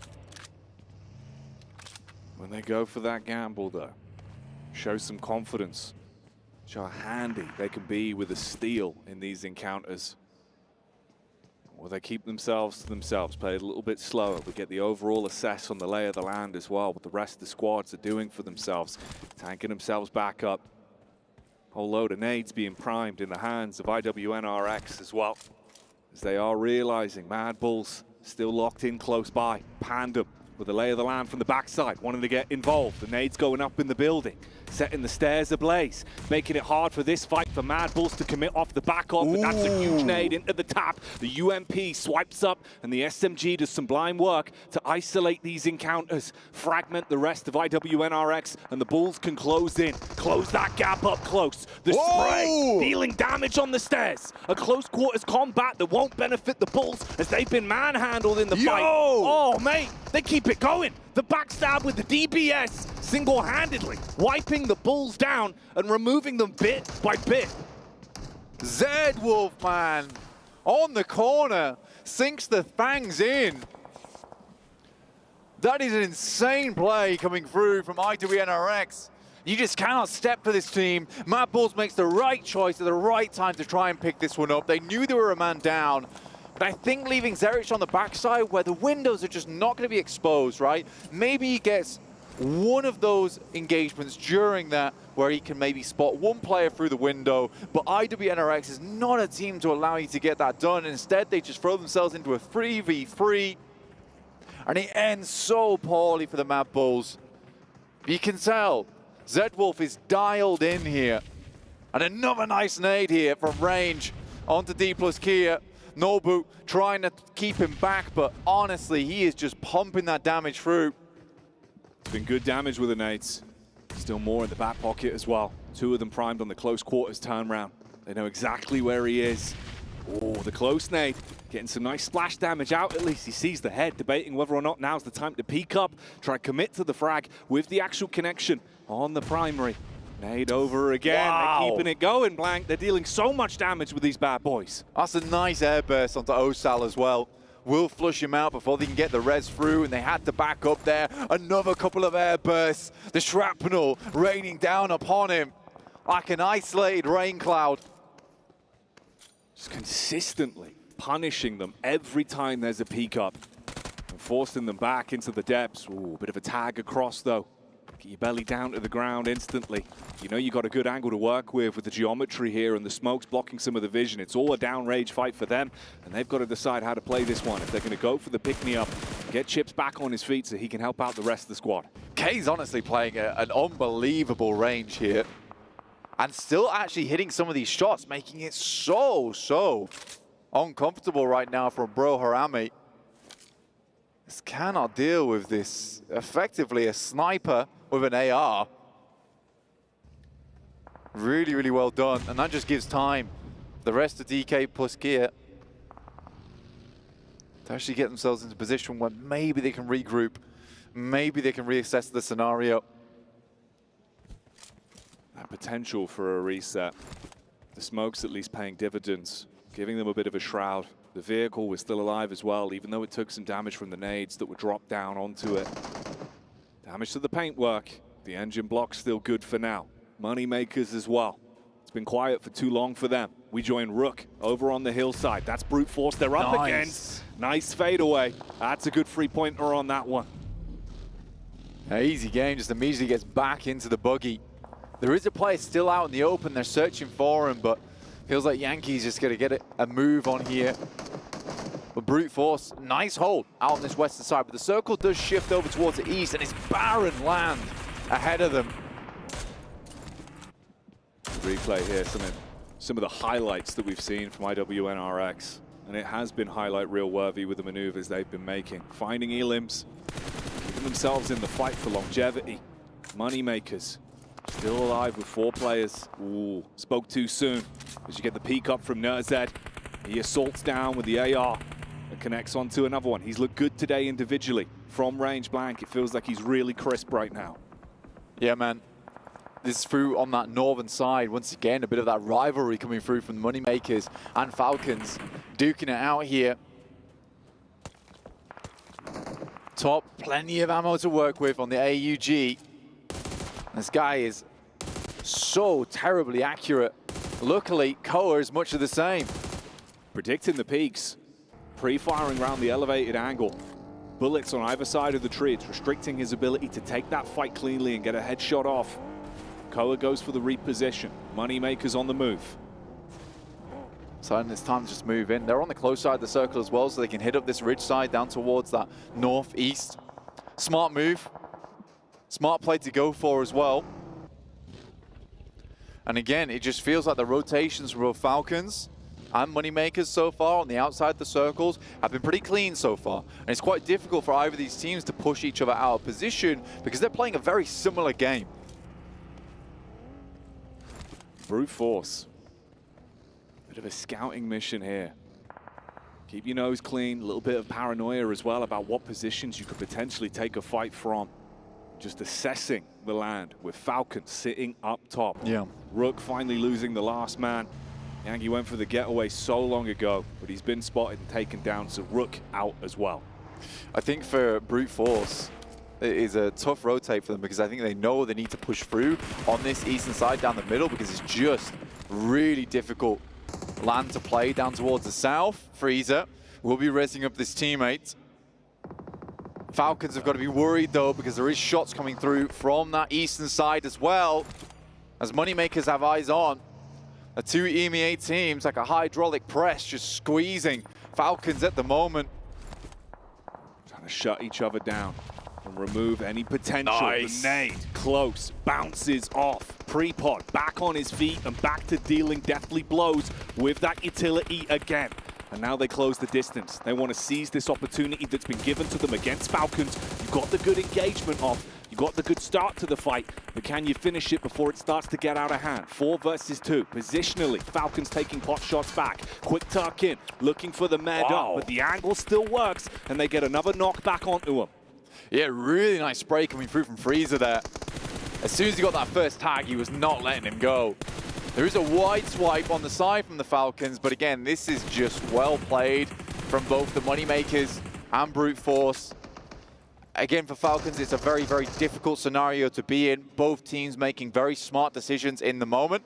But it is Inko. It's come from behind. A quick nade gets sent through, but will not deter Inko for now, as the Lion prowls up into position. Brute Force with one hand holding them back, but quite low on the back lines there is Prepod, but they should get the full reset.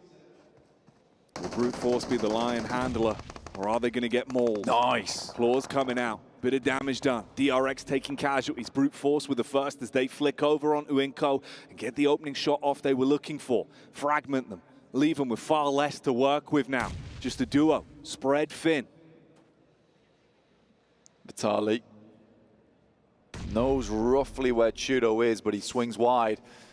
It's Kate finding a shot over towards Team Spirit, who are on the very, very far in the circle down towards the south side, but it's Nerzed, the final player left alive for Falcons, and he will not be able to step up to the task here, but will lay Prepod extremely low, and you knew that shot was going to come through at some point, but it's the Moneymakers on high. A long-range shot will take down one of them, and he gets flushed too, so Brute Force down to 3 players here, but it's 6 eliminations. It's not a bad game so far.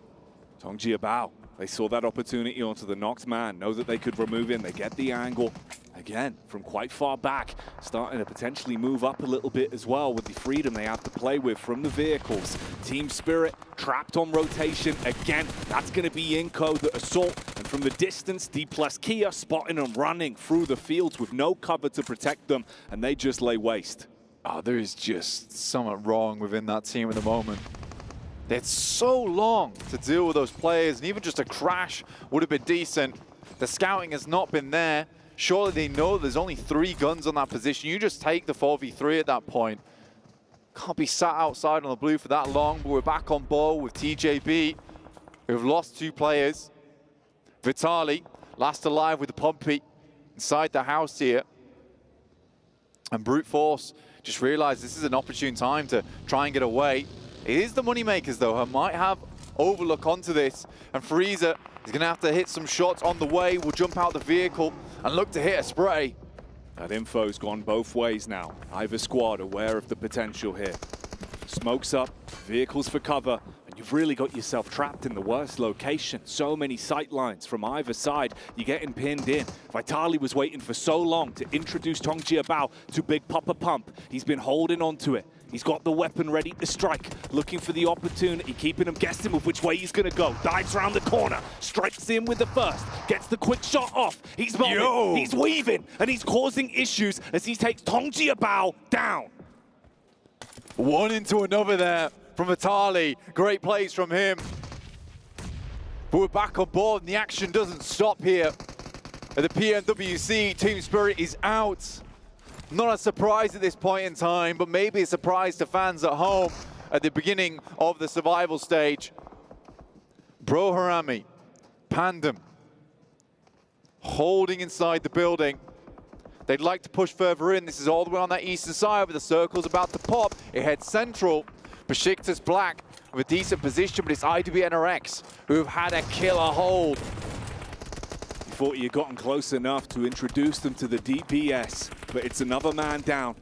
And further, the issues arise. 14 Pandem hitting that fever pitch, that pandemonium, the chaos that's being brought to them by Harami Bro as they start to assault back, looking to see if they can potentially finish them off here. That zone's going to start moving in as well. Pandem with a pre-fire around the doorway, expecting them to come running on in. They've still got nades to work with. In the meantime, Moneymakers try to get up close and personal, but brute force, they sent them back over towards the east. Drop some death crates whilst we're at it. Pandem with the pump again in hand. Single shell after single shell seems to do the trick here. He's got it loaded with slugs right now as he's left them pushing up daisies. You've got yourself trapped. Top floor control, sure. But can you still clean up from this? Just down to 2 players on either side. You've been able to at least win out on the opening engagements, but as this one goes on longer, will the nades make the difference? Ooh. They make the quick move, dive out through the window. Can't connect on the drop though. Back into a 1v1, and barely. Bro, keep it going. Lovely coordination though from the top side, both jumping out the window at the same time as those nades go through. Almost had it. In the meantime, brute force has been killing it over towards this north side. From what was a very difficult position versus the Moneymakers, they're able to take them down. And again, this is a really strong spot. Start working your way in. This little bit of high ground, this lip to play around with, has so much oversight onto the rest of the map. Inco. It's been awkward for them in a lot of the fights they've had to scrap their way through. Vitali had his highlight with the shotgun, but it might be low lights from this point as they're low down to the ground. The high ground has been in favor. Brute force from this position. Wide nade chucked across as well. 2 teams they're worried about, just trying to make sure that they backhand them with the nades and keep the distance. The big thing for brute force is they know they have to leave at some point. So they're making the most out of this position whilst they still can. Here's the highlight you were talking about earlier. Through the smoke as well. Just swinging from either side. One nade should hit. None of them go through. DRX holds on by a thread. And brute force finds Vitali. This is what they needed to do. They needed to clear out these players as quick as possible. And what a push out from Judo that is. He'll do it himself.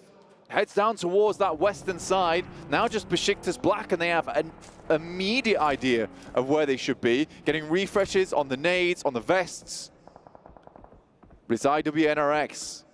Flying like a sleeping beast on that eastern side. How do you shut down that sleeping giant? Now it's roaring to life. 6 eliminations. Brute force currently topping the charts with 11 to themselves. And they're going to want more from this. The squad's finding themselves a small lull in the battle for a few seconds. Opportunities to top yourself back up, have an ammo count, and see where you go from here. But IWNRX, with the remainder of Harami Bro, off of their awkward engagement, they could be in real rough territory here. You've got the clean line of sight, predicts the jump into the vehicle as well. And that one's going to hit home hard. Mate, Zedwolf's on another planet right now. The thoughts ahead there as well. Knowing that he's going to try and move the vehicle, switches from the tire to the back seat. You love to see it. Frozen still putting punishment out. Again, another similar scenario to brute force. IWNRX have had an insane hold on that eastern side, but now they need to create some opening for themselves. Doing good on the defense, but it's got to get a bit more tenacious. Play with that offense. Wide nade in as well. Chips laid down. Takes a heavy hit from that one. IWNRX again, taking these opportunities to get stuck in with the range advantage they found themselves with. You got the quick getaway maneuver for Lewis as well. Reposition and try and get into a better angle, have some semblance of cover. Your brute force here. 11 elims. Looking on track for another big game. It's the Brute Force special. Hit the massive elimination count on a Miramar, and they're starting to get bold with it. Moving further up, a nade's immediately thrown. Clearing space. CAG Osaka. Just moving around the side, using these vehicles to bait out the grenades. I like what I'm seeing.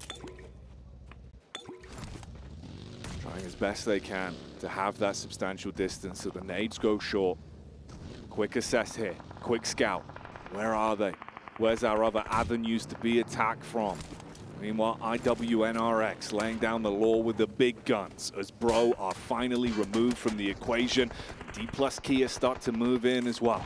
Limited space to work with. Lewis has been trapped in position for quite some time, but he sees the peak on the back. CAG Osaka taking fights now as they're looking for the peak over, and he might want to go for this one. He's revving himself up, scoped in, looking for the fight. IWNRX look over towards D plus Kia. You're kind up front with the nades, looking to push in. Besiktas Black been in the Gladiators ring this entire time. There's been audience members, but now they're forced into the ring with them. Can they hit them with the gladiatorial combat? And get the thumbs down or the thumbs up for the chicken dinner at the end of this one. It's been tough to hold on, but now they have a playing chance. Nice airburst, but not quite enough. There's one coming through now from Zed Wolf as he steps out of the way of this one. Looks pretty on target. Freezer just on the other side. Inflicting chip damage. The shrapnel starting to connect. Meanwhile, Brute Force priming nades once again as well. They're throwing them back. Molotov casting it more awkward for them, but it's a nice nade that buys time. That one's going to be huge to actually play medic, get his teammate back up, but everyone else is sniffing the blood that's in the water, and they start to dive their way in. IWNRX, they go full aggro, dial up the temple, and they go going in. Look at the amount of damage you're starting to find off the back of this now, and causing so many issues with the fragmented Brute Force that you can pump bullets into them. Freeze is in a desperate position. Good molly actually sent into the ditch there, but he's got so much to deal with as CAG Osaka have had eyes on towards them for so long. D plus Kia go down. That's from Lewis on Besiktas, has been hiding out in the trees. Out comes Freezer though, the one-man wonder, the rookie. He's making plays, making money in these situations. IWNRX trying to stand strong, trying to see if they can fight back, but in the constant clash that goes on, we see them go down. More squads being ripped to pieces, and right now you look at the head count. 3 players alive for CAG Osaka. They take a heavy hit onto one of them, but you've got the manpower advantage. If they can play this one out, they could get themselves a huge chicken dinner. Brute Force, goodness me, Freezer puts them on ice in that situation. IWNRX getting a little bit too hot for their boots. Lewis with the big gun. Looking to take down CAG Osaka, get a bit too close. Now, things maybe open up to Freezer, but he's going down. Unfortunate there. Now just between Lewis and Osaka. Nice Molotov, might be the end of him. He's set in flames, and it will be Osaka to take that one. They've had a fantastic day today so far, but that does open the floodgates for some other teams here. Besiktas Black jumps up a lot. Brute Force jumps up a ton with their 14 elim count in a 3rd place. Massive moves. Again on that one. Playing the angles, smart in the engagements they took. And when the carnage came, they were ready for it and thrived in the chaos. Lewis, try as he might to have a heroic play towards the end. It's denied. The MG9 could have been absolutely insane there. But to be fair to you, look, what I will say is that the boys on Besiktas Black were playing a really long game there because they had one of the strongest positions if the circle kept closing like that. And they bided their time. Honestly, I think they played it out quite well. It was just unfortunate that 2 players up front get rolled over, mowed down by the guys on IWNRX. It was an incredible push. Again, for IWNRX, they are playing so different to how we saw them in the group stage because it felt like that they were scared, that they were nervous in that one. Here, they're just realizing, look, we just need to play as if we own the lobby. And that's what they've been doing. They really have just been taking these fights again and again. On this one, you know, you saw that opportunity, that switch in their mind when they could see there's low HP on a few players. They just went for the swoop in, unload a barrage of bullets, and caused so many problems, mate. It looked terrifying. It did, yeah. I will say one thing, though, for sure, is that Freezer has been one of the most incredible new talent pickups this year for Brute Force. What a player that guy is. Just continually putting up numbers, pumping out those points for Brute Force. And I think that game does put them into the top 4 now as well. So this gives them a chance. It gives them an opening, and it's typical Brute Force fashion. It really is. We'll see if they can keep it going or how things are going to shape up at the end of the day. We'll see you after the break.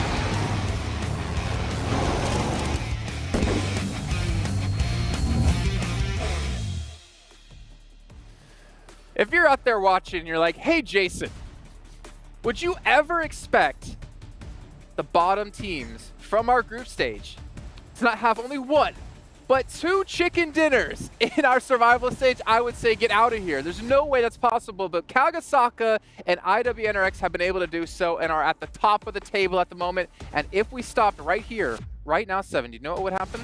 Yes. They would qualify. They would qualify into the main event. And this has honestly been a stellar performance here out of these 2 teams. Obviously, Kagasaka taking this final win here. But gentlemen, walk me through this last game. Like this, if you're this team, you're like, they can taste it. They can almost grab it. It's like holding up anything, you know, over shoulder height for me for 7 to grab. It's just right out of his reach, but it's there. It's almost there. Brute Force, though, being able to get more of the points there, 19 points. But with Kagasaka, I mean, this is just such a completely different team. I feel like this is also a better version of what we were talking about earlier with DRX, right? For Kagasaka, a couple times during group stages, we saw them not willing to engage. We saw them not willing to fight. Here, they were able to stay on the outside of the circle and take those fights. Yeah, it's a good game to see kind of some variation come out from the teams, right? If you're thinking about Kagasaka, what did they do for victory here in this game? They had a decent compound in the south, as well as taking the extreme high ground of EMEA in order to be able to get good information about what's going on north of them, good scouting motives, and then from there be able to make the moves in an informed way. And actually, I mean, this is a stark contrast to what we saw from them in that group stage, where they weren't really doing much, but now they're able to put some proper marks on the ground. It's not even close to the same team. Yeah, well, that's what I want to ask you guys. Like, I mean, I'll go to Kalaris because he's the one I know who will be brutally honest. The smarter one, yeah. More better looking, bigger biceps. Yeah, bigger biceps for sure. You know, hasn't been nominated for an esports award though. Right. So, look at those shoulders. Jeez. But I want to ask you though, is this like IWNRX and Kagasaka playing that much better than they previously were? Or are other teams just not performing up to scratch that we'd expect out of them? I'd say from what I've seen so far, they are performing better, for sure, no doubt. Like, looking at them being able to take from that Erangel win, especially, and kind of move into this one in a bit of a stronger way. The Erangel win kind of came to them a little bit. It could have gone right with losing 2 in the compound, but now I'm seeing a bit more of a strong formation out of them. Yeah, with the performance IWNRX is doing, though, I think it's safe to say now that congratulations, unless you're gonna be going to the main stage, because we're gonna have what now 7 games left, and with how some of the other teams are playing, I don't see them being caught up, especially with the way IWNRX is currently playing. I mean, we saw Seawolf just getting absolute bangers of shots with that Mini 14. Well, this is the cool thing, right, about the variation that we've seen and the fact that we're seeing Seawolf now with 1,400 damage. Oh, there's your noise. That's insane. But again, it comes off the back of a Mini 14. Variation in playstyle. They knew they had a great compound. They can make use of a DMR where, honestly, we're not in the DMR meta right now, unfortunately. It does kind of happen every so often on Miramar because it's a great map for it. We saw Z-Wolf as well as Kane on the team making excellent use there. Well, especially for Z-Wolf for me, because as we looked at PMSL EMEA, he was hands down the MVP. Oh, yeah. Look back to our group stage here at PMWC, and I couldn't even tell if he was playing or not. Like, this has been such a drastic change that they desperately needed out of him in particular to really step up. And it's been great to see because we know how good he can be as an individual player. Finally being able to see it is like a sigh of relief for them. Do you think for some of these teams, right, that didn't perform that well in group stage, that now are performing well, like IWNRX, like DRX, Kagasaka, right? Yeah, DRX as well. Do you think it has to do with how well the teams that have already qualified to the main stage were doing? They were kind of making them scared to engage? Because these teams, you mentioned it too, it's a complete different contrast from what we saw during group stages, and I feel like it has to be because of that. It has to be because they're not really having to worry about the performances that Alliance was being able to put up there. I think there was some fear from some of the teams in group stage because people were making moves too late, desperate in movements, and then you crash into 3 teams, and then it's not exactly the best spot to be in. Again, as you're saying, some of the teams that didn't perform, I'm going to do it again. South Korea wasn't having the easiest of times. Yeah. Now I'm seeing a bit more improvement from them, from not only DRX, but also D+, who was in Partona, miles away from this circle, and then 7 eliminations early in this game, and continuing to take those fights all the way from the south. So going from fight to fight to fight, and actually having some success. So it's getting better. See, I don't know if I want to agree with the first part you're talking about. Which one? I don't saying like, oh, are they just not as afraid because the 12 of the best teams have already qualified. I don't want to believe in that, but not necessarily saying it's not impossible to be true. But if you want to be a champion, you can't really be afraid of teams. You can't be like, okay, well, 12 of the better teams, they've qualified already. Now we can start to play more aggressive. You have to be confident in your own ability, and yeah, you do have to have a certain amount of respect for some of these best teams in the world, but you can't let that, I would say, necessarily define the way you're playing if you want to be a world champion. But I kind of feel like Team Falcons showcased that in their earlier matches, especially during the first Erangel, where they were just fighting whoever wanted to come along. There is, I mean, 1 point that match. Also, technically speaking, with the amount of games we've played so far, it's still technically a small sample size. Yeah. And variance can happen in PUBG Mobile. I mean, you're seeing it here with 2 teams who were previously in the bottom 4, now are rocketing up the board, right? Like, so you've got these opportunities for these teams to say, okay, reset things. We know we're okay. We know we're good when it comes to international play. Let's try and just kind of wipe the slate clean. Well, we are seeing here our current overall rankings in IWNRX. Are we going to say it? Do you guys feel confident enough to say that, yeah, they're going to make it 100%? Yes. Yeah, they're going to make it 100%. Yes, they are. Yeah. Okay. So now we're going to have to be worrying about 3 spots, right? 2nd, 3rd, and 4th. That's going to be a big question mark. And I'm kind of glad you brought up in regards to like where has Team Falcons been, because we really haven't seen much of them besides those first 2 games. Yeah, we saw Understead being able to get some good eliminations here and there, being able to back up his team, but it's not to the stand that we expect, I feel like, to see out of Falcons with the current pool of teams that we have here. it just seems like they're resting back on just their elimination game, as I obviously pointed out before, and so did Max Ben. The one elimination, or one placement point to the 20 eliminations, we can see they have 7 places to the 29 elims. They're definitely pulling out that Aula IHC role, but you can see DRX, they're in close pursuit. Besiktas, which, if we talk about teams not playing aggressive, this is definitely one of those teams that's going to rise out there, a standout from the rest in terms of that play. They're still holding on in 6th place. TJB, honestly, I was expecting more out of TJB. I know we did talk about where they started to struggle when they didn't have zone or they didn't have compounds, but for a team of the caliber of this who plays in PEL, one of the strongest regions in the world, which you could technically argue against nowadays, I guess, I expected them to be a lot higher, a lot better results. And it didn't really help, right, in this game. Losing, I think, GK first extremely early to DRX. They kind of go blow for blow, the teams, and then back off from one another. But even both teams losing just one early is going to stunt the growth of them throughout that game, especially when you're in an open area like this and all the teams are already situated, ready to go and punishing you as soon as you're coming into this open area. Well, you guys at home who are watching, make sure you guys open up the game, head into the esports client, and check out PMWC and subscribe to that to be notified whether PMWC goes live, because you do not want to miss a single match. And a single match is all we have left here today in our first day of the survival stage. So let's head back to our commentators of Jackie and Blank to take it away. That looked awesome. A single match is all it takes, Jason, at the end of the day. And we got teams towards the bottom who are desperate for those points. Brute Force just picked themselves up a juicy game for themselves, send themselves into a very nice, secure position at the top. IWB NRX, on the other hand, is taking the survival stage by storm.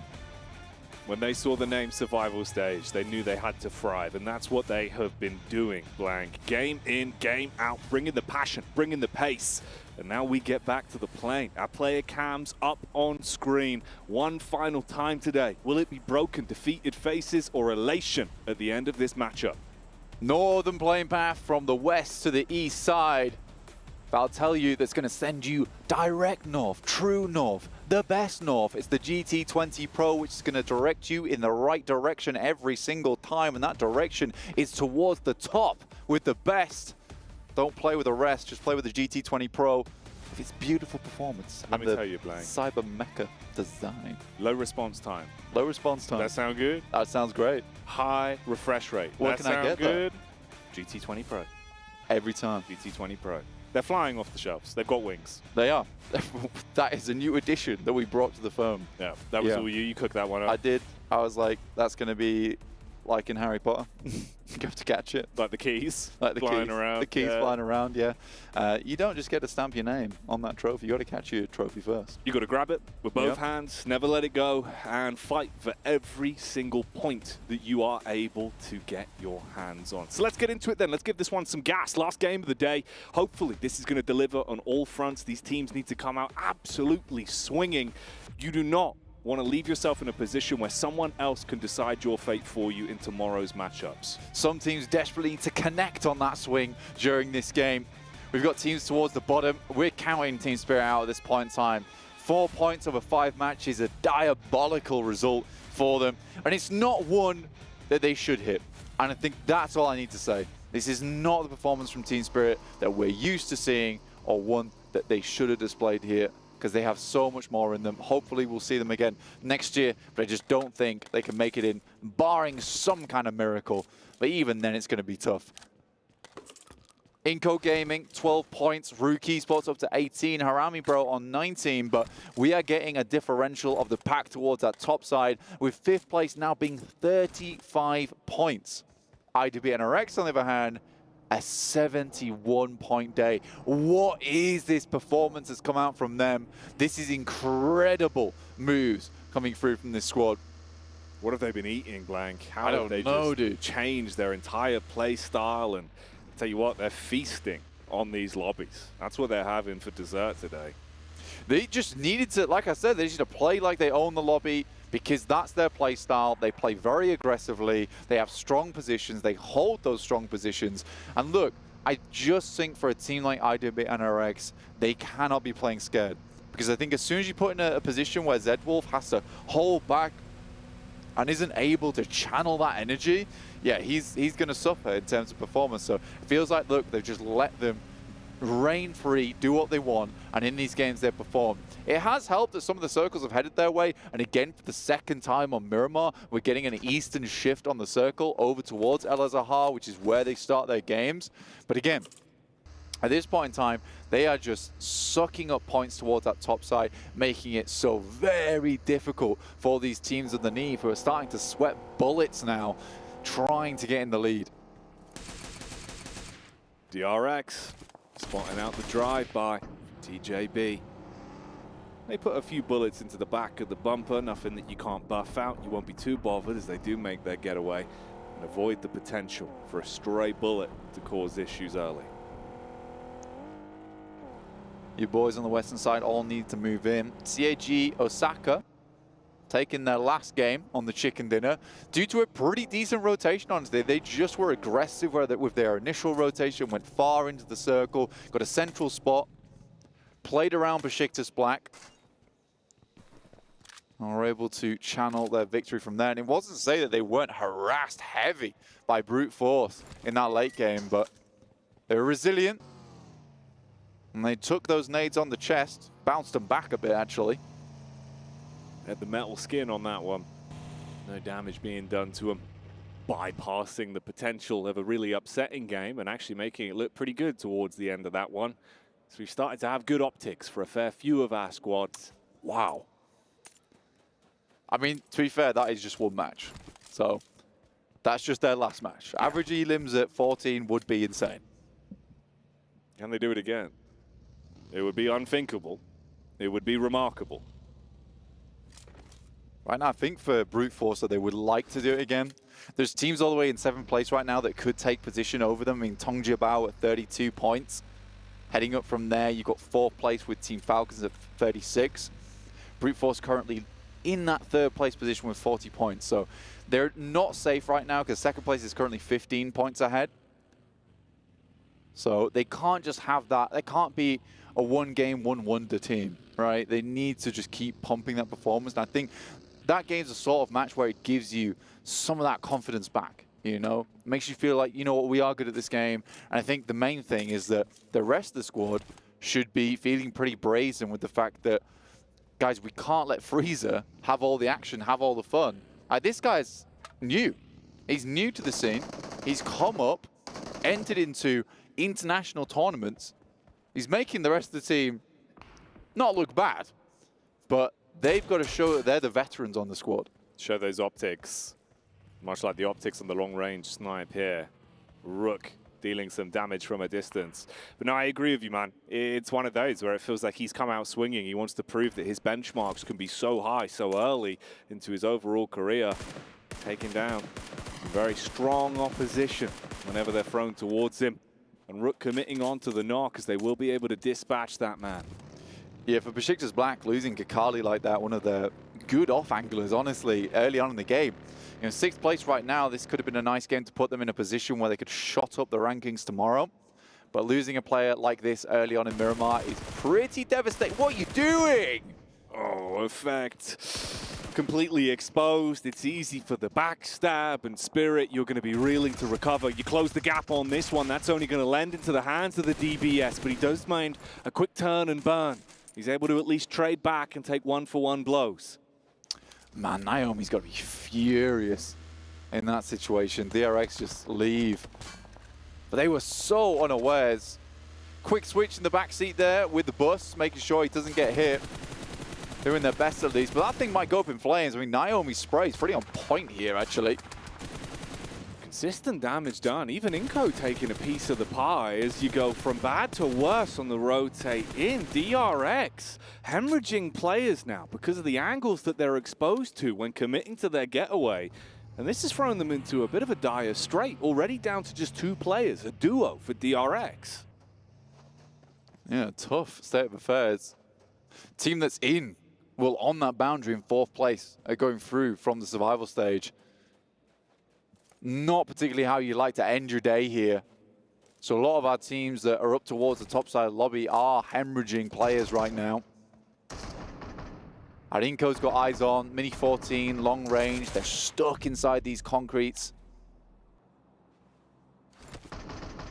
And the blue's going to push them out as well. So I'm pretty sure right now DRX is done.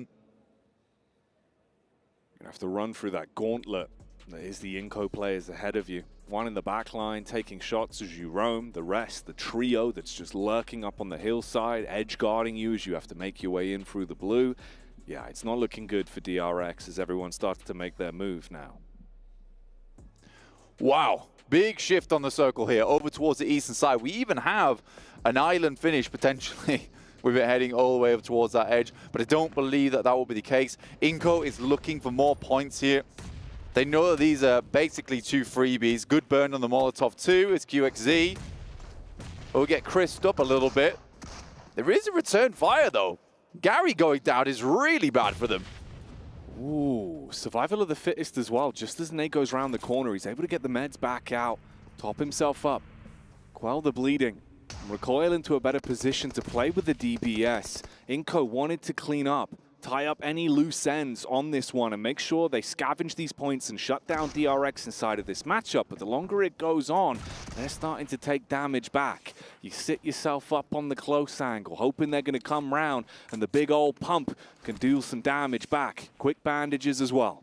Circle's closing now. Both these teams getting very, very far away from the zone. It's a zone you typically want to be in early. Honestly, Jackie, not a whole lot of room in this one. This went from Inco, potentially thinking they get some freebies. It's becoming a lot harder. QXZ on a dirty angle with the DBS. Oh, it's all about the timing. That's the bait shot. Fires out the first warning. Goes upstairs to link up with his duo, tries to turn around the corner, get the information from the third person. There's the clap back. Inco finally come in and are able to stop that one getting out of hand. It looked risky and it burnt a whole load of time for their rotate though. Yeah, clean fight there from Inco though at the end. Did, like you say, look pretty risky at the start, but they clean it from both sides. And will force DRX out of position. Shudo gets himself an airdrop. This is Brute Force who are entering the circle on that northern edge. Moneymaker's not far behind, but Besiktas split up between them with Poser heading south past Pandem. And Besiktas toss pick over towards that north side. So a bit of a difficult round here for Besiktas. Brute Force taking damage. Panda being able to hit the shots on that. So Freezer's gone. You've got Mad Bulls as well. Locked into combat with their horns, hitting against E+ Kia. As the shots are being rattled back towards them, they dive in the vehicle as well, looking to close the gap, knowing they were trying to go for the res. It's a close nade, hoping that they'll get into that one and deal some damage with it. Ingish taking a lot of damage in the back as well. He's got to bail out now, tuck in behind the vehicle. High ground for Mad Bulls to work with, paranoia setting in. English gets a little bit too close to the lightning, in my opinion. Will get struck back. D+ Kid doing a good job to keep them at bay, but Tulika comes on in to isolate the open angle. Fleeka's out of the vehicle, but will get shut down straight away by Chip. Potentially he's able to keep him up. I don't think so, though. Oh, he tried as hard as he could there. Smooth moves on the engagement.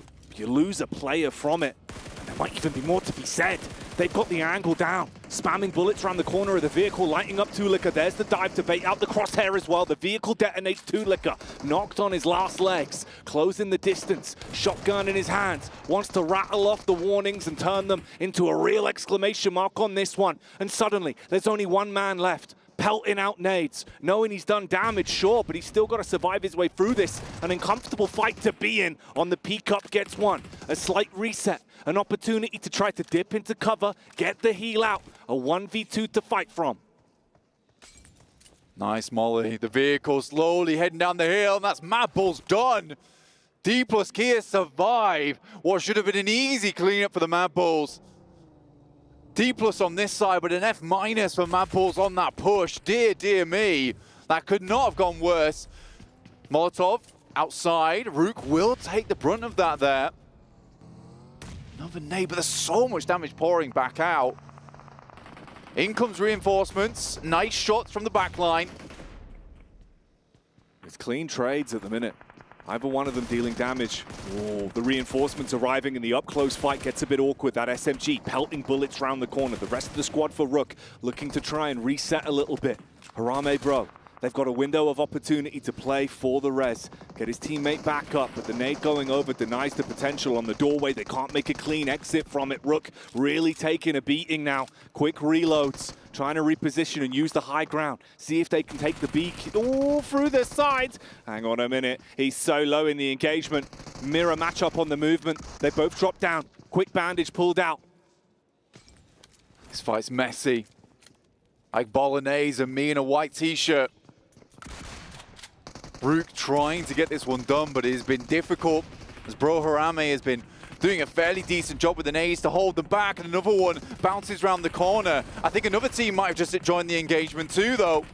Look like TJB, Tong Jiabao, finding opportunities to strike from the sideline. Now they're going close. They know the players are weak and they want to clean up on those lower targets. And TJB, they make the first move and it pays off. The timing on the fight was clean for them. The final man just trying to bail out and get away. So low on health, he knows he's got to run. Federales gets himself into a slightly better spot. Really nice third party there from Tong Jiabao. I mean, the fight was taking so long, you would be remiss to think that no one would have joined in on that one. For Tong Jiabao, that's just a case of free placement. IWNRX tries to save the points. Swain's in the water. But their points are very much above ground right now, so I think they can afford to have one bad game, I would say. Everybody gets one with how their day's gone. They won't be too defeated or upset off the back of this one. Swain more like Swan as he's sitting in the deep blue, waiting for his opportunity to make the move, trying to keep his head down. Top's got such a freebie on this, though. Yeah, he cannot get away from this one. Inco, D plus Kia after their pretty awesome hold versus Mad Bulls, who kind of just sent themselves flying down the cliff face and into the chasm below. IWNRX will be finished off there. That's their final game of the day. Still able to put 2 eliminations up on the game anyway, so ending this first day with 73 points. They're going to have a real bad day tomorrow if anyone wants to knock them out the top 4. Highly doubtful, though. This circle very much controlled by Twisted Minds in a nice compound towards the center here, but a high ground to play around with. Twisted Minds, though, just don't strike me as a team that's going to be able to defend this. Time will tell, though. They've had good splits. They've had good third parties. When it comes to them being the focal point, can they withstand everything that's thrown at them from the other squads? Pandem, 24 points currently, 3 elim points racked up inside of this one. Bit of an off angle, peeking over the top. Looking to assess the move in from Moneymakers. Talking of moving, Falcons, they've been clocked by Moneymakers. They know where they are now. Yeah, Moneymakers on the back line here. It's not a bad spot, to be honest with you. They're getting pushed in by the circle, Jackie. It's tough. It's a tough scenario for them. And there's so many sidelines towards their position as well. You can see if they can potentially maneuver along the beach here, scatter some sand in their wake, but again, they'll be waking up a lot of teams around them when they make that move. The Inco crash, it's been something we've seen a few times today. Close angle, 7, looking to make the move in, shotgun in his hands. All right, D plus Kia, can you withstand? So far, so good, as they're able to isolate both of these engagements, rattle their way through the Inco players, inch by inch. They clean up on that one. A dive from Inco that results in their demise. D plus Kia must be incredibly confused right now, I would say. It feels like 2 teams have just sent themselves to their doorsteps to just be given points away to them. This was a nice crash from the Moneymakers. Falcons were on a wide split on this coastal edge. Moneymakers isolates one of them. I believe they should get all players back up again. So now typically this is now a 4v3 on this eastern side. So that's a nice play there from Moneymakers.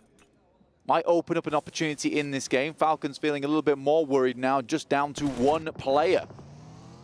All on Icy off the back of the shot that landed right between the eyes for Top and took his top clean off. Icy with the nades going in, almost directly on target. You get that Icy versus Icy fight, but which one? There's the colder blood in their veins to keep the composure in the head-to-head. With a backstab round the corner for Moneymakers as well, it should just be a formality to finish this one off without Falcons doing too much damage back.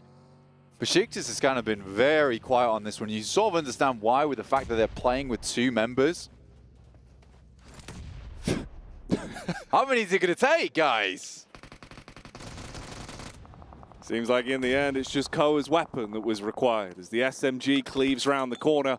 And that's what finishes off the Falcons then, taking them down. Moves over the Molotov there. Seems like Icy's feet are dead cold as they put out the fires underneath him. D plus gear down towards their south side.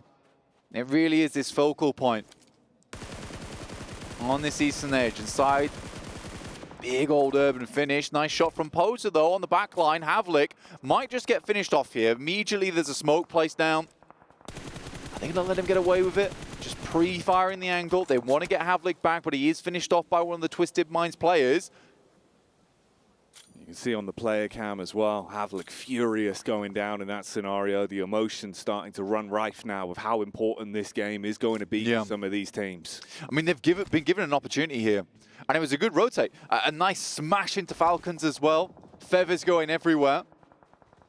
And that could have been the moment, but they are taking many casualties. Down to just 2 players now. Frustrating match for the Moneymakers. This could have been a big one for them.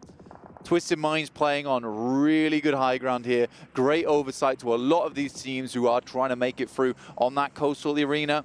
So I like that from them. They're not just focusing towards that urban area of the map. They're also focusing towards these teams that could backstab them later on. So good plays. With Obscure playing up towards that northern side, he has eyes on towards those teams on the west. So yeah, nice little game here for the guys over on Twisted Minds. Team Spirit, probably the furthest we've seen them into any match so far. Yeah, they've kept themselves alive in this one. But as we've seen over the course of the day, it seems like the second they're on our screens, the opportunity for them to start to dissipate is right round the corner. This time, no Nomi does get the nade off into the TJB compound. Blows one man down. You got the backup from the side as well. Nades in the back pocket, using those smokes for the defense. What remains of brute force is also lurking just on the outskirts of all of this commotion that's going down. And CAG Osaka are moving in, closing that distance, and seize the opportunity that's been presented from the engagement from Team Spirit to get a couple more points from this one. D plus Kia also get the knock back onto Old Boy. Cleaning up the final members here of Moneymakers. Just one left in Icy. D plus Gear has had a hell of a game here. And it just feels like everything's fallen into the right places at the right time and the puzzle sort of completed itself for D plus Gear on this match.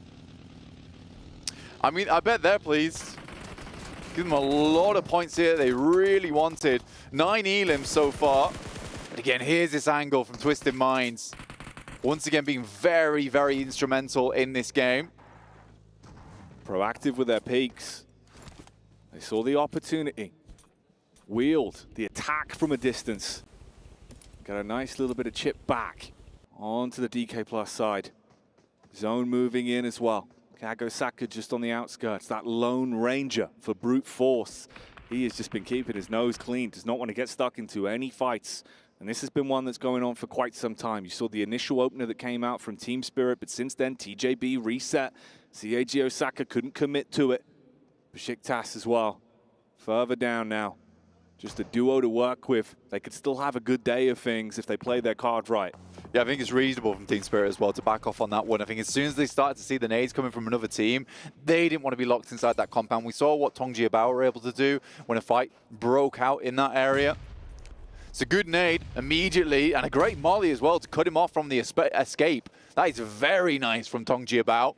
It's a massive follow-up. Great use of the utility, and the comms are clearly on point for them, even trying to split their minds between 2 of the fights that could potentially come from either angle, focusing heavily onto the CAG Osaka side with the constant barrage of utility that's going over, forcing them back. Nomi still just lurking on the sides. I mean, they could push up, could Team Spirit, actually, whilst Tongji Abao has focused so much of their attention over towards this western edge. There's still an angle from behind here in Apollo. And just trying to spot out some players that overstep maybe the boundaries. Funnily enough, not able to clean out that player just yet, and there's potential now for maybe a res, but the TJB util does not run out. They're putting an X on their backs. So much commotion, so much noise in this one area. D plus Kia seeing another opportunity to start to make their way in. That would be the backstab onto Team Spirit as well. And the high ground of Twisted Minds could still find some more lucrative success throughout the flow of this one. You talk about high ground though. D plus Kia putting themselves into a pretty good position. You've got a bit of a block from the backhand side. Up close and personal though. TJB, again, it's the nades that open up the engagement versus CAG Osaka. They don't want this team getting anywhere near another second chicken dinner today. Garnet trapped in a net between the guys from Tongji About. Got him dead to right. Team Spirit so quiet though in the meantime. Lovely smoke wall set up here. Chudo even pops up. Will take down Garnet, potentially steals away the elimination, and that's one more in the back pocket for Brute Force. That's what he was waiting for so long. At no point did he reveal himself. At no point did he pop up. A little hello, just to say goodbye to that one man in front of him. Now you're paranoid. You're at least suspicious about where his position could be. Besiktas still moving up as well, getting a bit closer in terms of the angles here, right in the face of Pandem. And they're going to be able to make quick work of that one, diving around the corner and denying any sort of shenanigans. You know, Pandem sort of in a situation where they look confused there. Besiktas Black come up very quickly from that location. And two-man team that's been playing on this edge for quite some time. D plus Kia vaulting their way into position, but again, these Twisted Minds position up on the high ground, super good. And they've extracted a lot of value out of this game just from that high ground spot in the first place. So very much liking this Twisted Minds position. You see a lot of teams would try and play on here and they do absolutely nothing. However, Twisted Minds have certainly secured this location with the circle heading further that way. It's feeling more and more like a Twisted Minds game. They're getting set up for it. It's just about the plays that need to be made. Don't overextend. Don't give away the benefit that you have from this high ground. So many teams aware of the potential now. And it's a hard rotate here. You can see on screen, trying to actually bypass them, using the smokes to make some kind of temporary cover to get yourself out. Problem for me is Team Spirit, man. We saw that last match where they were stuck in a location and the blue pushed them in and they had so much indecision on the squad. So much so to the point where they just didn't do anything and went down off the back of it. So for Team Spirit, there needs to be something here that urges them to move. And here it is. As they head further into the circle. D plus Kia's waiting for them though, but it's just one solo. One man, but he can still get a lot of damage done. Nades in the back pocket as well. CAG Osaka finally started to make their move, and from a distance, consistently, they're taking damage, and that's how they go down. The solo for Brute Force. He's been playing brutish in these encounters, stealing elims here and there wherever he's given an opportunity. TJB also feel the infliction from the Pandemonium squad. Try to move out, get further up, but nice shots from the solo here. Not many smokes after that entire smoke train that they set up just to try and deal with the guys on CAG Osaka. In come the rest now to shroud their player out in the open in front. But I think the damage has already been done. Long nades out the front, get the airburst on one of them. And now he's sent back. I think he has to play a little bit more passive now on Panda. But up to 5 eliminations, it's not a bad match. And Chudo still going, man. Still alive, still kicking. Oh, the top of the hill, proving again to be quite a powerful position for Twisted Minds. The nade dropping in. You get that first one off, but there's no clear line of sight, no reason for him to overcommit to the opening damage that he got there. They know how powerful it can be, just biding their time, waiting this one out somewhat. What? TJB with a turn back around as well. Uh-oh. That's tough. I think he just got rezzed, an immediate headshot as he popped back up into action. Twisted Minds finding shots over towards Besiktas. Question for me is just how much ammo remains. We saw that Hygor is out of nades now. Chudo living on a prayer right now, literally. In comes GK first to finish off this player. Could be a nasty nade that comes out the window. Tries to rebound it, fails. There's two more in the back pocket. Footsteps being heard. Ooh, looking for the turn around the corner, baiting out the initial shots, trying to make him waste the magazine. But he gets wasted. No more pandering to be had there as he's down at all eyes. Just on Chudo, trapped in. Brute Force, they've been somehow weaving their way through this. And they are lucky to have this man still alive. So low on health with the nades consistently battling down on him. I mean, a top 5, I don't know how he's surviving these nades, man. They are so close. His buggy is close to exploding as well. Has to drop out. Tries to get the shots back onto him. And Obscure's worried. Only has the micro Uzi and it's very little on ammo here. Can finally get a bit of a reset on this crate underneath as they come off the top side. Now Twisted Minds start to play on the low ground. TJB and Team Spirit now in a 3rd place position. This is huge for this team. But again, it feels too late, Jackie. It seems like that expiry has already come and gone. Is this the start of maybe a new day tomorrow for them? Or will it still just be a blip? TJB, can they do something with the duo? The only squad that's down to just 2 players at this point. They have been constantly thrown from pillar to post in the fights that have been breaking out here. Whereas Twisted Minds, they've been allowed to live their movie. Only take the opportunities they want to go for. Like you said, though, the one detriment has been the actual ammunition and utility they've had available to them. They had to share the scraps that were scavenged off of the boxes. Final zone now. This will close in until all teams are enveloped in the blue. There's a timer on this game now. For Team Spirit, they need the chicken dinner. They need the chicken dinner for a hope in hell that the sun does rise tomorrow for them.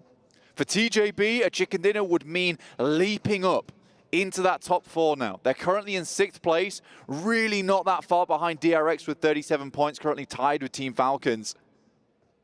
So a lot on the line for both these teams. For TJB, it would mean a top 4 finish at the end of day 1. For Team Spirit, on the other hand, it would mean a slim chance tomorrow. The potential, that's what they're playing for. A chance, an opportunity.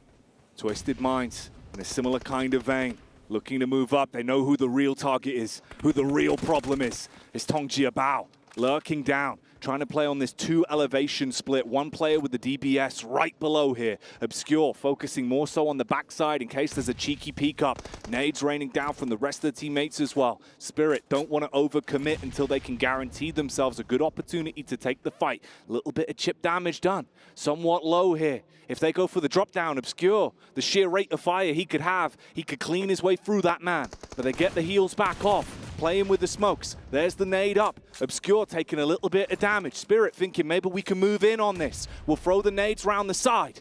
This is a good corral from Team Spirit. Might open things up. The drop down comes through. There's the DBS shot. Immediately though, what's this? One player from Team Spirit is down. Just 2 remain and Twisted Minds might have nailed this one. Looks like they're in good stead for it.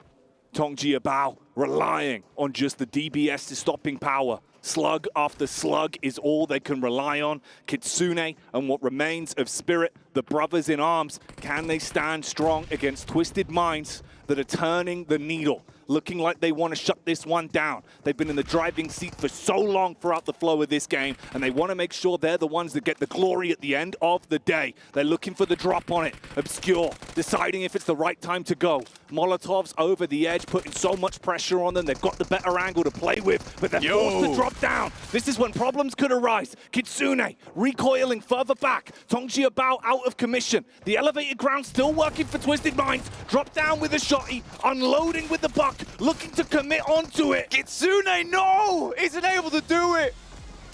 A perfect drop from Twisted Minds though, dude, onto the elevated ground. They had a plan. And this mine was not twisted. They had it straight towards the end game. They kept it consistent. They knew what they wanted to do. And their play style flowed through the entire duration of the game, finding elevation and movement that blessed them for a chicken dinner at the end of the day. Twisted Minds. So much opportunity for potentially the guys on Team Spirit to just have that one in the bag. They were in the center of the circle. It all came crumbling down as soon as they made that leap like Batman onto the catwalk. That was unbelievable. The amount of times that Twisted Minds might have gone down that match playing with little to nothing in terms of utility, in terms of ammo, yet they had such a massive impact on that game. That was very, very well played. They made concessions the whole way through, scavenged ammunition where possible, and made each and every piece of their utility count to close down the last game of the first day of survival stage. with a huge chicken dinner and potentially a pathway if they can maintain. Not only that, I think they might have just killed off Team Spirit with that game.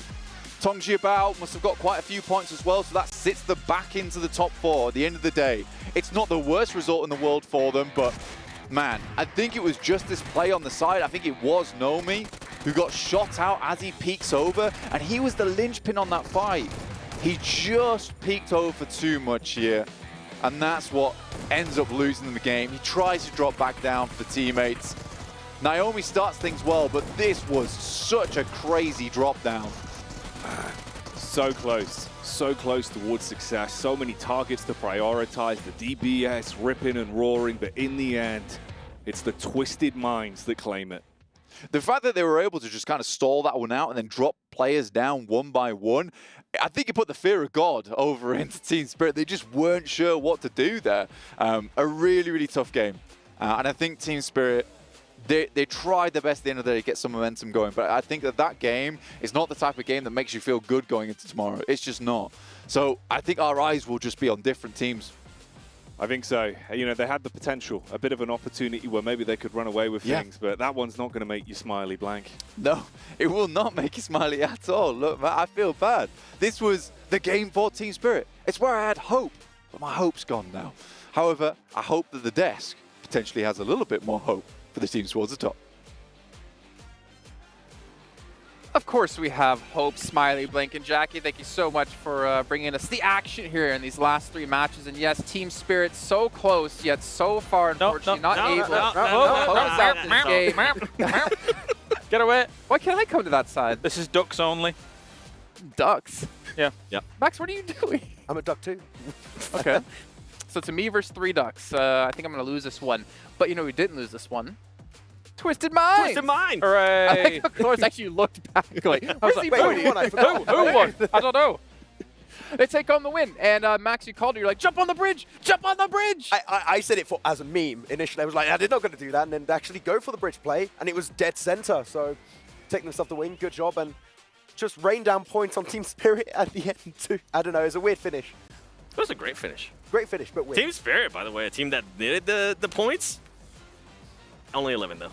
Well, more points than 5 for the previous game. That's so more than they had total so far. Yeah. 7 as well. Yeah. Good for them. D+ was sweeping the East, by the way. Like 9 eliminations, only 3 placement points. They were getting so many fights early on, so good on them. They've had 2 really good Miramars, to be perfectly Yeah. honest. And I mean, coming in from somewhere like Partona in the previous one, etc., and things like that, does take quite a while. But overall, I like the way Twisted Minds played this one. Constantly holding on to the high ground is very strong over this kind of factory area that they were able to hold on to. And they were able to make it work from there. You saw as they were able to get a few pickoffs here and there, just cleaning up teams as they were coming into the area. It's good to see TJB Esports also being able to get some eliminations. That was a big question mark for me for this team. We know they can definitely frag out, but it was a little bit offsetting during group stage. 5 out of their 12 matches, they ended up with 0 eliminations, so it's good to see TJB finally getting those elims. But Inco, man, it's not been their day. Attacked him. That was an assault. What was that? So now I know why he wanted to come on desk here for the last segment. You know what? I even pushed for him to be here. But what about Inco? Huh? What about Inco 7? I don't. Inco got 3 elims. What do you mean? Wow. Nah, but I mean, we kind of talked about it earlier too, right? Yeah. The way they have played throughout the whole day has just been so slow. They're not willing to adapt from those slow rotations. I got your back 7. What about Falcons? Falcons? Well, they're doing all right throughout the day, so, you know. Start of the day was good. End of day, Inco kind of day. End of day. Second half of the day, we didn't see Falcons at all. Yeah. Team Spirit, drop them again, please. Do it. Wait, whoa, They might. steady on. They might win.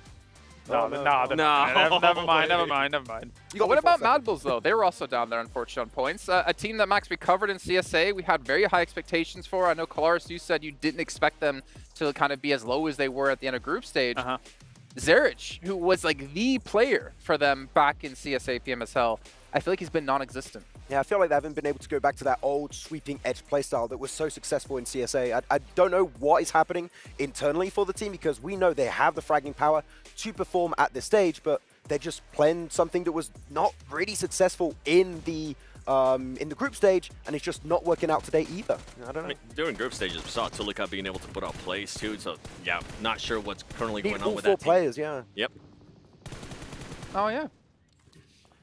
I was expecting you guys to keep going into this one, but you know, if you want to end up the conversation there, that's completely fine. But to be fair, Clarus, as we were looking at some of these final zones, you were saying it yourself, it's really hard to predict who's going to win this one. At one point you had TJB, but then TJB ended up losing 2 players, which obviously turns the potential for them to win pretty much completely down. Yeah, it's difficult. It's difficult at that point. As I say, difficult to predict in terms of where the circle's going to go, which buildings it's going to end up on, even if there's bridges involved, which, again, is a very rare thing to actually see in a game like this. But as you can see, control of the high ground, very important. There were moments where I thought Twisted Minds wasn't going to win this one out, as a few extra shots you see as the jump shot comes down here, focuses on the player that was actually downed, and obviously you need to be switching, but it's very difficult mid-air to do that. So I can understand a little bit of the craziness going on. Yeah, I feel like if the center of the circle moved away from the cliff, maybe by 10, 15 meters, maybe it doesn't go the way of Twisted Minds. But yeah, it was a really good position. You said it, the high ground was really strong, and they made full use of it while they still could play that position. Okay, well, let's actually take a look if you guys missed on any of the matches today. We've got you covered. We've got our little daily winners graphic to show you who won which matches. And again, to see 2 out of IWNRX and 2 out of Kagasaka was very surprising. Even DRX getting a win in there was very surprising. But for like 5 out of our 6 wins, obviously Twisted Minds coming into today. They didn't play in group stage. Never would have guessed that these would have been the victories. I'm with you. I mean, you kind of were talking about it earlier too, especially with DRX, with Kagosaga as well. Teams that weren't really willing to fight during the group stages, for them to actually take the initiative, start fighting as well. Now, for tomorrow, I mean, they're currently set themselves really, really good to possibly make it to main stage. I'm now starting to think about IWNRX. What's going to happen with that team if they see an option to maybe start hindering a little bit of the play from some of the other teams, right? You know it like that, Team Falcons, if Team Falcons is not within the top 4, and IWNRX is at a point where they're like, hey, we're already going to the main stage. You know what? Let's make matchmakers even more. Well, Clark, I think this kind of feeds perfectly into what we said day 1 of PMWC. It's unpredictable of what team is going to win this event, and we're seeing that happen just in day 1 of Survival Stage. Yeah, the quality across the board here is, I would say, relatively even in terms of who can come out and who can frag out. I think for teams like NRX, teams like Kagasaka, all they needed was one decent win on the board to really give them that morale boost to take on this lobby. And the rest of, well, I mean, a lot of these teams never really got that morale boost under their wings here. So it's going to be tough for the last day. You know, Twisted Minds, they got 23 points in that last match. You saw them there in 5th place. And I was saying before, like previously known as Death Wolves, seeing them at PMGO is very unexpected to see them perform as well as they actually did. We didn't really have a lot of like background information on the team or how well they play on an international level. Then you go into PMSL Americas, and obviously, yeah, there's NA teams that you can walk over, but to compete with the best that Brazil has to offer, to see them now in 5th place here in Survival Stage, I don't think even they would have expected at the start of the year to be playing like this and to be able to compete against some of the best teams in the world. Yeah, one of the most competitive sections of this tournament. Of course, the finals are going to be a lot more competitive, but only top 4 teams making it in is going to be a tough one. So, like, they definitely did do well. Like, of course, you're looking at your Team Liquid, you're looking at your Alpha 7 from that region, but there is new blood in that region right here this time around in Twisted Minds that is showing that, guess what? We can perform and do just as good as the top dogs of Brazil. There's still chances, though, for even teams all the way down to the bottom. Like, the fact that we've seen 2 70-point days from other teams, right? Like, if you think about to our group stage, we saw a 70-point day, NRX another 73-point day, which is insane. But that means that a lot of these other teams are capable of making this happen. So you could easily jump up tomorrow and try and strike out. It's just going to be hard now with that, what effectively will be a moving goalpost over at that 4th barrier. At what point do we actually start getting a little bit scared from Tier Falcons, right? We saw them perform really well at the beginning of the day, and after that just kind of dropped off. They only have 7 placement points, 30 eliminations, which is good. But one of the big question marks for that team was the eliminations from all the other team, right? We saw Nerced being able to put up good points today, but if tomorrow, if they're not going to be able to get the eliminations, it could get really scary for them. Where's top at, man? Yep. Yeah, I don't know. To be honest, with how they're playing, I don't expect to see them in top 4. And as much as I love the team, this is the worst they have looked in the past 3 years of their existence, right? You're right. Stalwart with Peak and Scry, with the new roster here with Nazed and Icy, they're just not looking the same as they used to. And really, with this kind of playstyle, it is not enough to perform on the PMWC stage. As another person that predicted Falcons, I kind of have to agree. It's a little bit of a shame considering the potential of that roster, then joining Falcons, one of the greatest teams. You know, it's organizations in the world. chance, the opportunity was just there for them, and it feels like right now it's being squandered a little bit. Well, we are seeing, though, it's not too big of a gap, though, right? You have 34 points, 31-28, as we just saw for Twisted Minds. One win for any of these teams, except maybe Spirit Inco, unless they have a good elimination game behind that, they easily can jump into, like, top 6. I still feel like they can definitely make the push. I think, what was it, top 4? The cutoff was right now at 41 points. If they have a good game, I mean, we just saw Twisted Minds being able to put up a good game. They might just put themselves into contention. But I feel like tomorrow, for those teams, it has to happen in the first 2 matches. If it doesn't happen in the first 2 matches, then they're pretty much going to be done for, which, at that point, they're going to start playing like they got nothing to lose, because they got nothing to lose, which is going to get a little bit worrying for the teams that are towards the top. Did I ever tell you about Team Spirit's Sandhawk record? No? Tell me about that. Yeah, yeah, very Please. interesting. Yeah. Do you think they'll hot drop tomorrow? No. I feel like they're going to do it. Like, you know Falcons go there. Like, I think they can do it again. Is it possible that your curse has spread to Kalaris because you both picked Falcons? Yes. We've been supporting them for like quite a while. Look at him say we. Yeah, okay, all right. Me in this. Well, let's move along here and take a look here at Arcadia plays of the day. I'm hoping to see Z-Wolf in there with the Mini 14 because he was blasting players, but honestly, there's quite a few. You just start off with Z-Wolf, not the one I was expecting, but still, he was just dominating today. Though, if I remember correctly, he wasn't the one doing the most damage on his team. It was actually Kane. Yeah, especially on this game, right? He had some amazing angles. You were talking about 7. It was just slow down all of TJB to make it into Second City. So, man, Kane, look at him. That was start sick. to finish. The mini that shot right there, with the mini, that was so impressive. I didn't even think he was going to be able to get that shot, and for him to get it goes to show the way they're currently performing today. Yeah, just as a small thing, I do like the adaptation of his kind of the amount of backpack usage he goes for with ammo when it comes to taking the Mini 14. If you're using a Mini 14, especially on Miramar, you're going to be getting knocks and eventually eliminations from a distance, therefore you're not going to be able to loot the body. So you have to keep a lot of ammo if you're just going to be shooting at everything. Yeah, just play center, get a ton of ammo, and just keep spraying this entire match. Correct. Pop off, yeah. Pop off. We ain't the Power Rangers here, 7. Dun, dun, dun, dun, dun, dun. No, that's the Ginyu Force. Oh, wait. That's the Pink Ranger. We're all rubbish. Oh, what are we doing? Okay. Green Ranger. All right, let's move ahead to our predictions. For who the MVP of the day is going to be. Now, Max, this is your first time here on the show. What? Why are you looking like that? I mean, it wasn't Seawolf? No, that was the King of Plays of the day. Oh. All right, I picked Z-Wolf. I was going to go between like Kane and Z-Wolf. Okay, you know what? You pick me. Pick me. I'll go Kane. Okay. No, he's wrong. It's No, pick me. Pick me. Seawolf. Z-Wolf? Z-Wolf. Just to make it different, Kane. Okay, there you go. Okay, let's see. Who is our Sony MVP of the day? Yay! Max is rubbish. King of the bins. King of the bins. Oh, that's me. You're back. I'm back. So I'm Max Man, King of the Bins. I kind of have to take credit for that because I feel like I kind of baited him into the Kane pick. No, but like they were gonna pick. I was gonna pick Z-Wolf, but Nah. Oh, You want something you want it to be different. different. Like that. If He I loves win, Kane. I can trash on them real bad. That's you know? true. That's true. Huh. You're playing the odds there. Yeah. If you lose, it's like, yeah, we expected it. But if you win, you get to rub it in their face. Just called him King of the bins. We won. Anyway. That's a compliment. I'll take it. You know? All right. Well, it is time, one more time today, to head back to the stage for the final time today because you know what? We're out of games. We have nowhere else to go. Let's head on the stage, though, for an interview to see how the day's wrapped up for a couple of teams.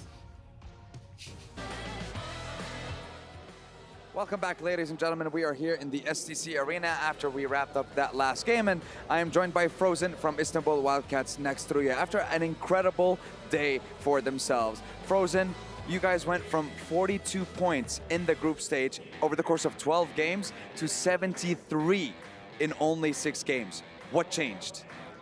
Frozen grup oyunlarında 42 puandan bu yani bir gün içinde kısa bir sürede 72 puan çıktınız. Ne değişti?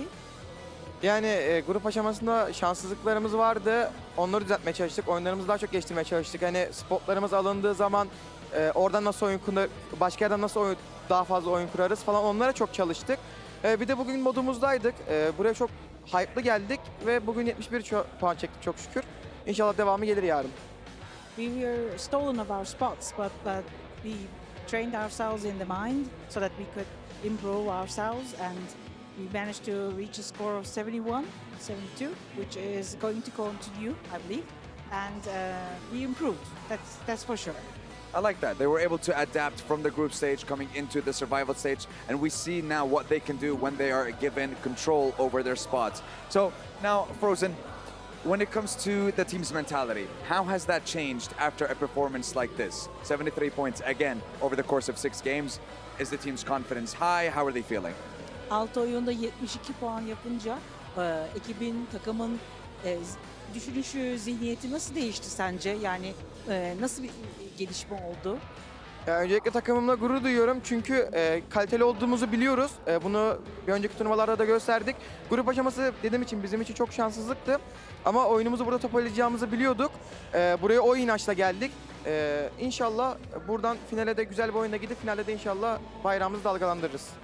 So we were subject to some failures because of some unlucky moments, but we know that we are of quality material, that's for sure.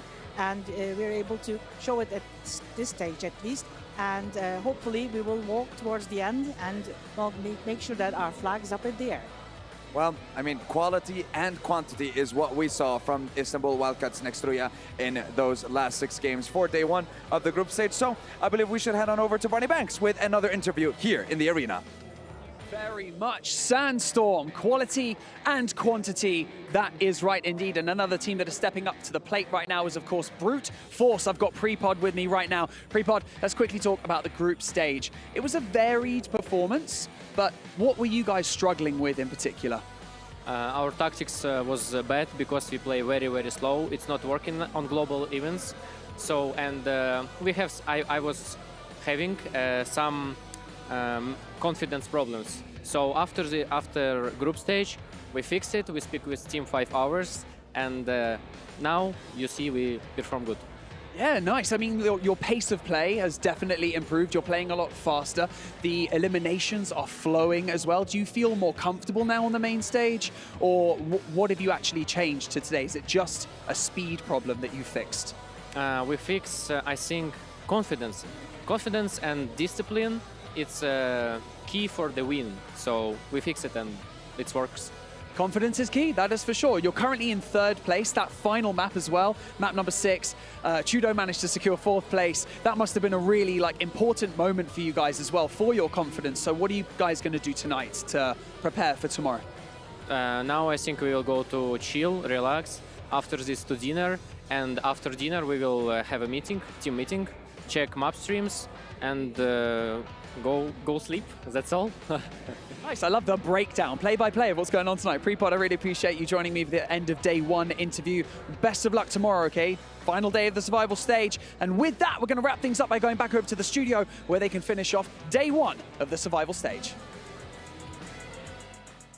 Well, I think what Prepod forgot in there was he's going to go to dinner. We're going to come bug the hell out of them at dinner and eat with them and be like, hey, what's going on? Why are you guys playing so much better? Yeah.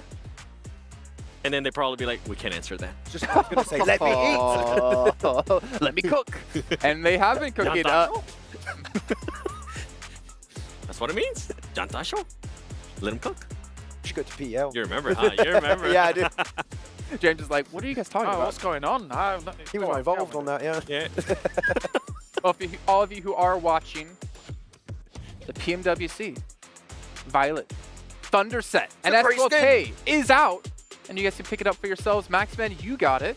It incorporates aspects of the PMWC trophy, and it celebrates PMWC 2024 and commemorates the players all around the world participating in this historic esport event. Make sure you guys pick it up. Aim high and shine bright. And Maxman, I hope to see you carry me with it one day. I will. You want to play tonight? It could happen, as long as Neptura's not there. And hopefully we get 7, because he's got some sick DMR shots. He's going to carry us, though. We can't play with 7. You're not wrong. Outshines me. My sniper shots are nice. And then we get Claris using gyro, just whee. I do gyro on a chair. Whee. It did happen, and it was ridiculous, that spray. Oh, is that car? What can I say? Also, we have a survey going on at home that you guys can fill out. You can see down below on the screen. You can let us know your thoughts about the show. Maybe you want to see Maxman get sick again, come off the show. Oh. Maybe you want to see 7 get a little bit taller, or maybe you want to see Kalaris get a little bit more buff. We can make all that happen. Fill out the survey. We love to hear your guesses. He's got the boom. You didn't see it. No, they didn't want to go. Dude, I told you he would be flexing Every today. day, every He day. said, no, today Why do I'm you not want me going to to do flex this so much? automatically. Ugh. Oh, man, it's so bad when I do it. Don't worry, you got another picture to Photoshop your face on 7 so you can actually have some muscles for once. But thank you guys again for tuning in. It's been a joy, a pleasure having you guys watching. Max, it's been a joy to have you back as well. Hopefully your health continues to improve so we can have you every day for the rest of PMWC, with tomorrow kicking off for the final day of Survival Stage to find out which 16 teams will be playing for that $1.5 million. We'll see you then. Yeah. I can cross to yellow now. Yes, you can. But my car is dead.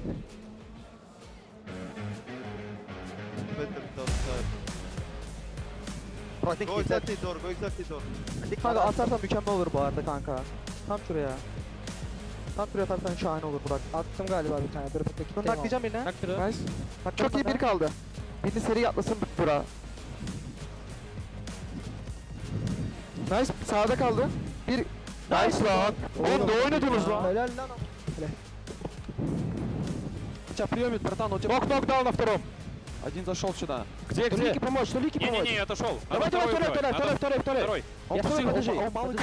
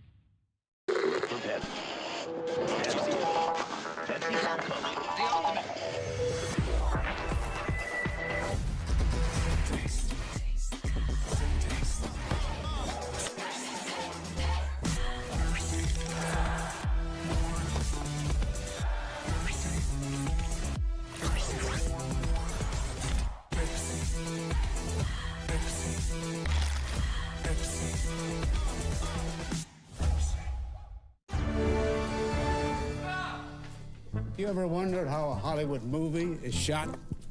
On a Sony. You review it on a Sony. And how do you make that sound epic? You record it on a Sony. Lunch break on a Sony. So why wouldn't you watch it on a Bravia?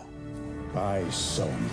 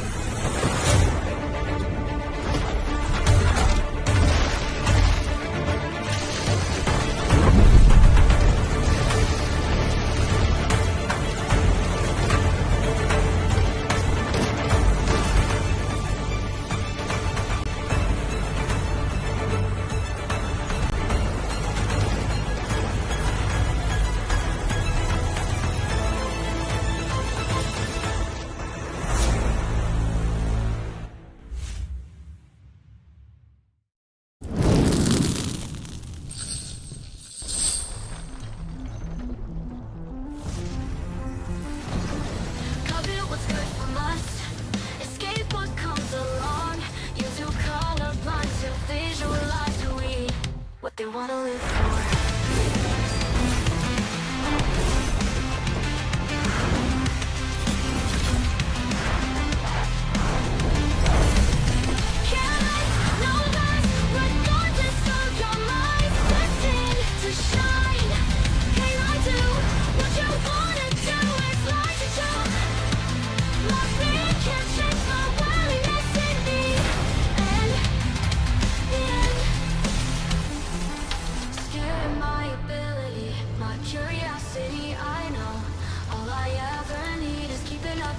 Why'd you prison me instead? Cut it, what's good from us? Escape what comes along. You're too colorblind to visualize who we are. Light, careless, no less. Regardless of your mind, destined to shine. Can I do what you wanna do? It's like a joke. My fear can't change my willingness in me.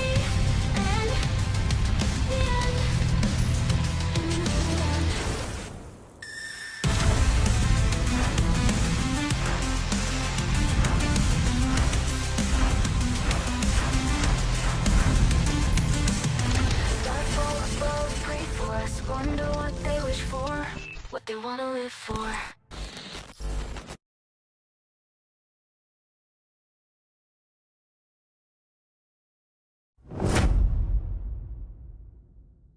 For thousands of years, boy,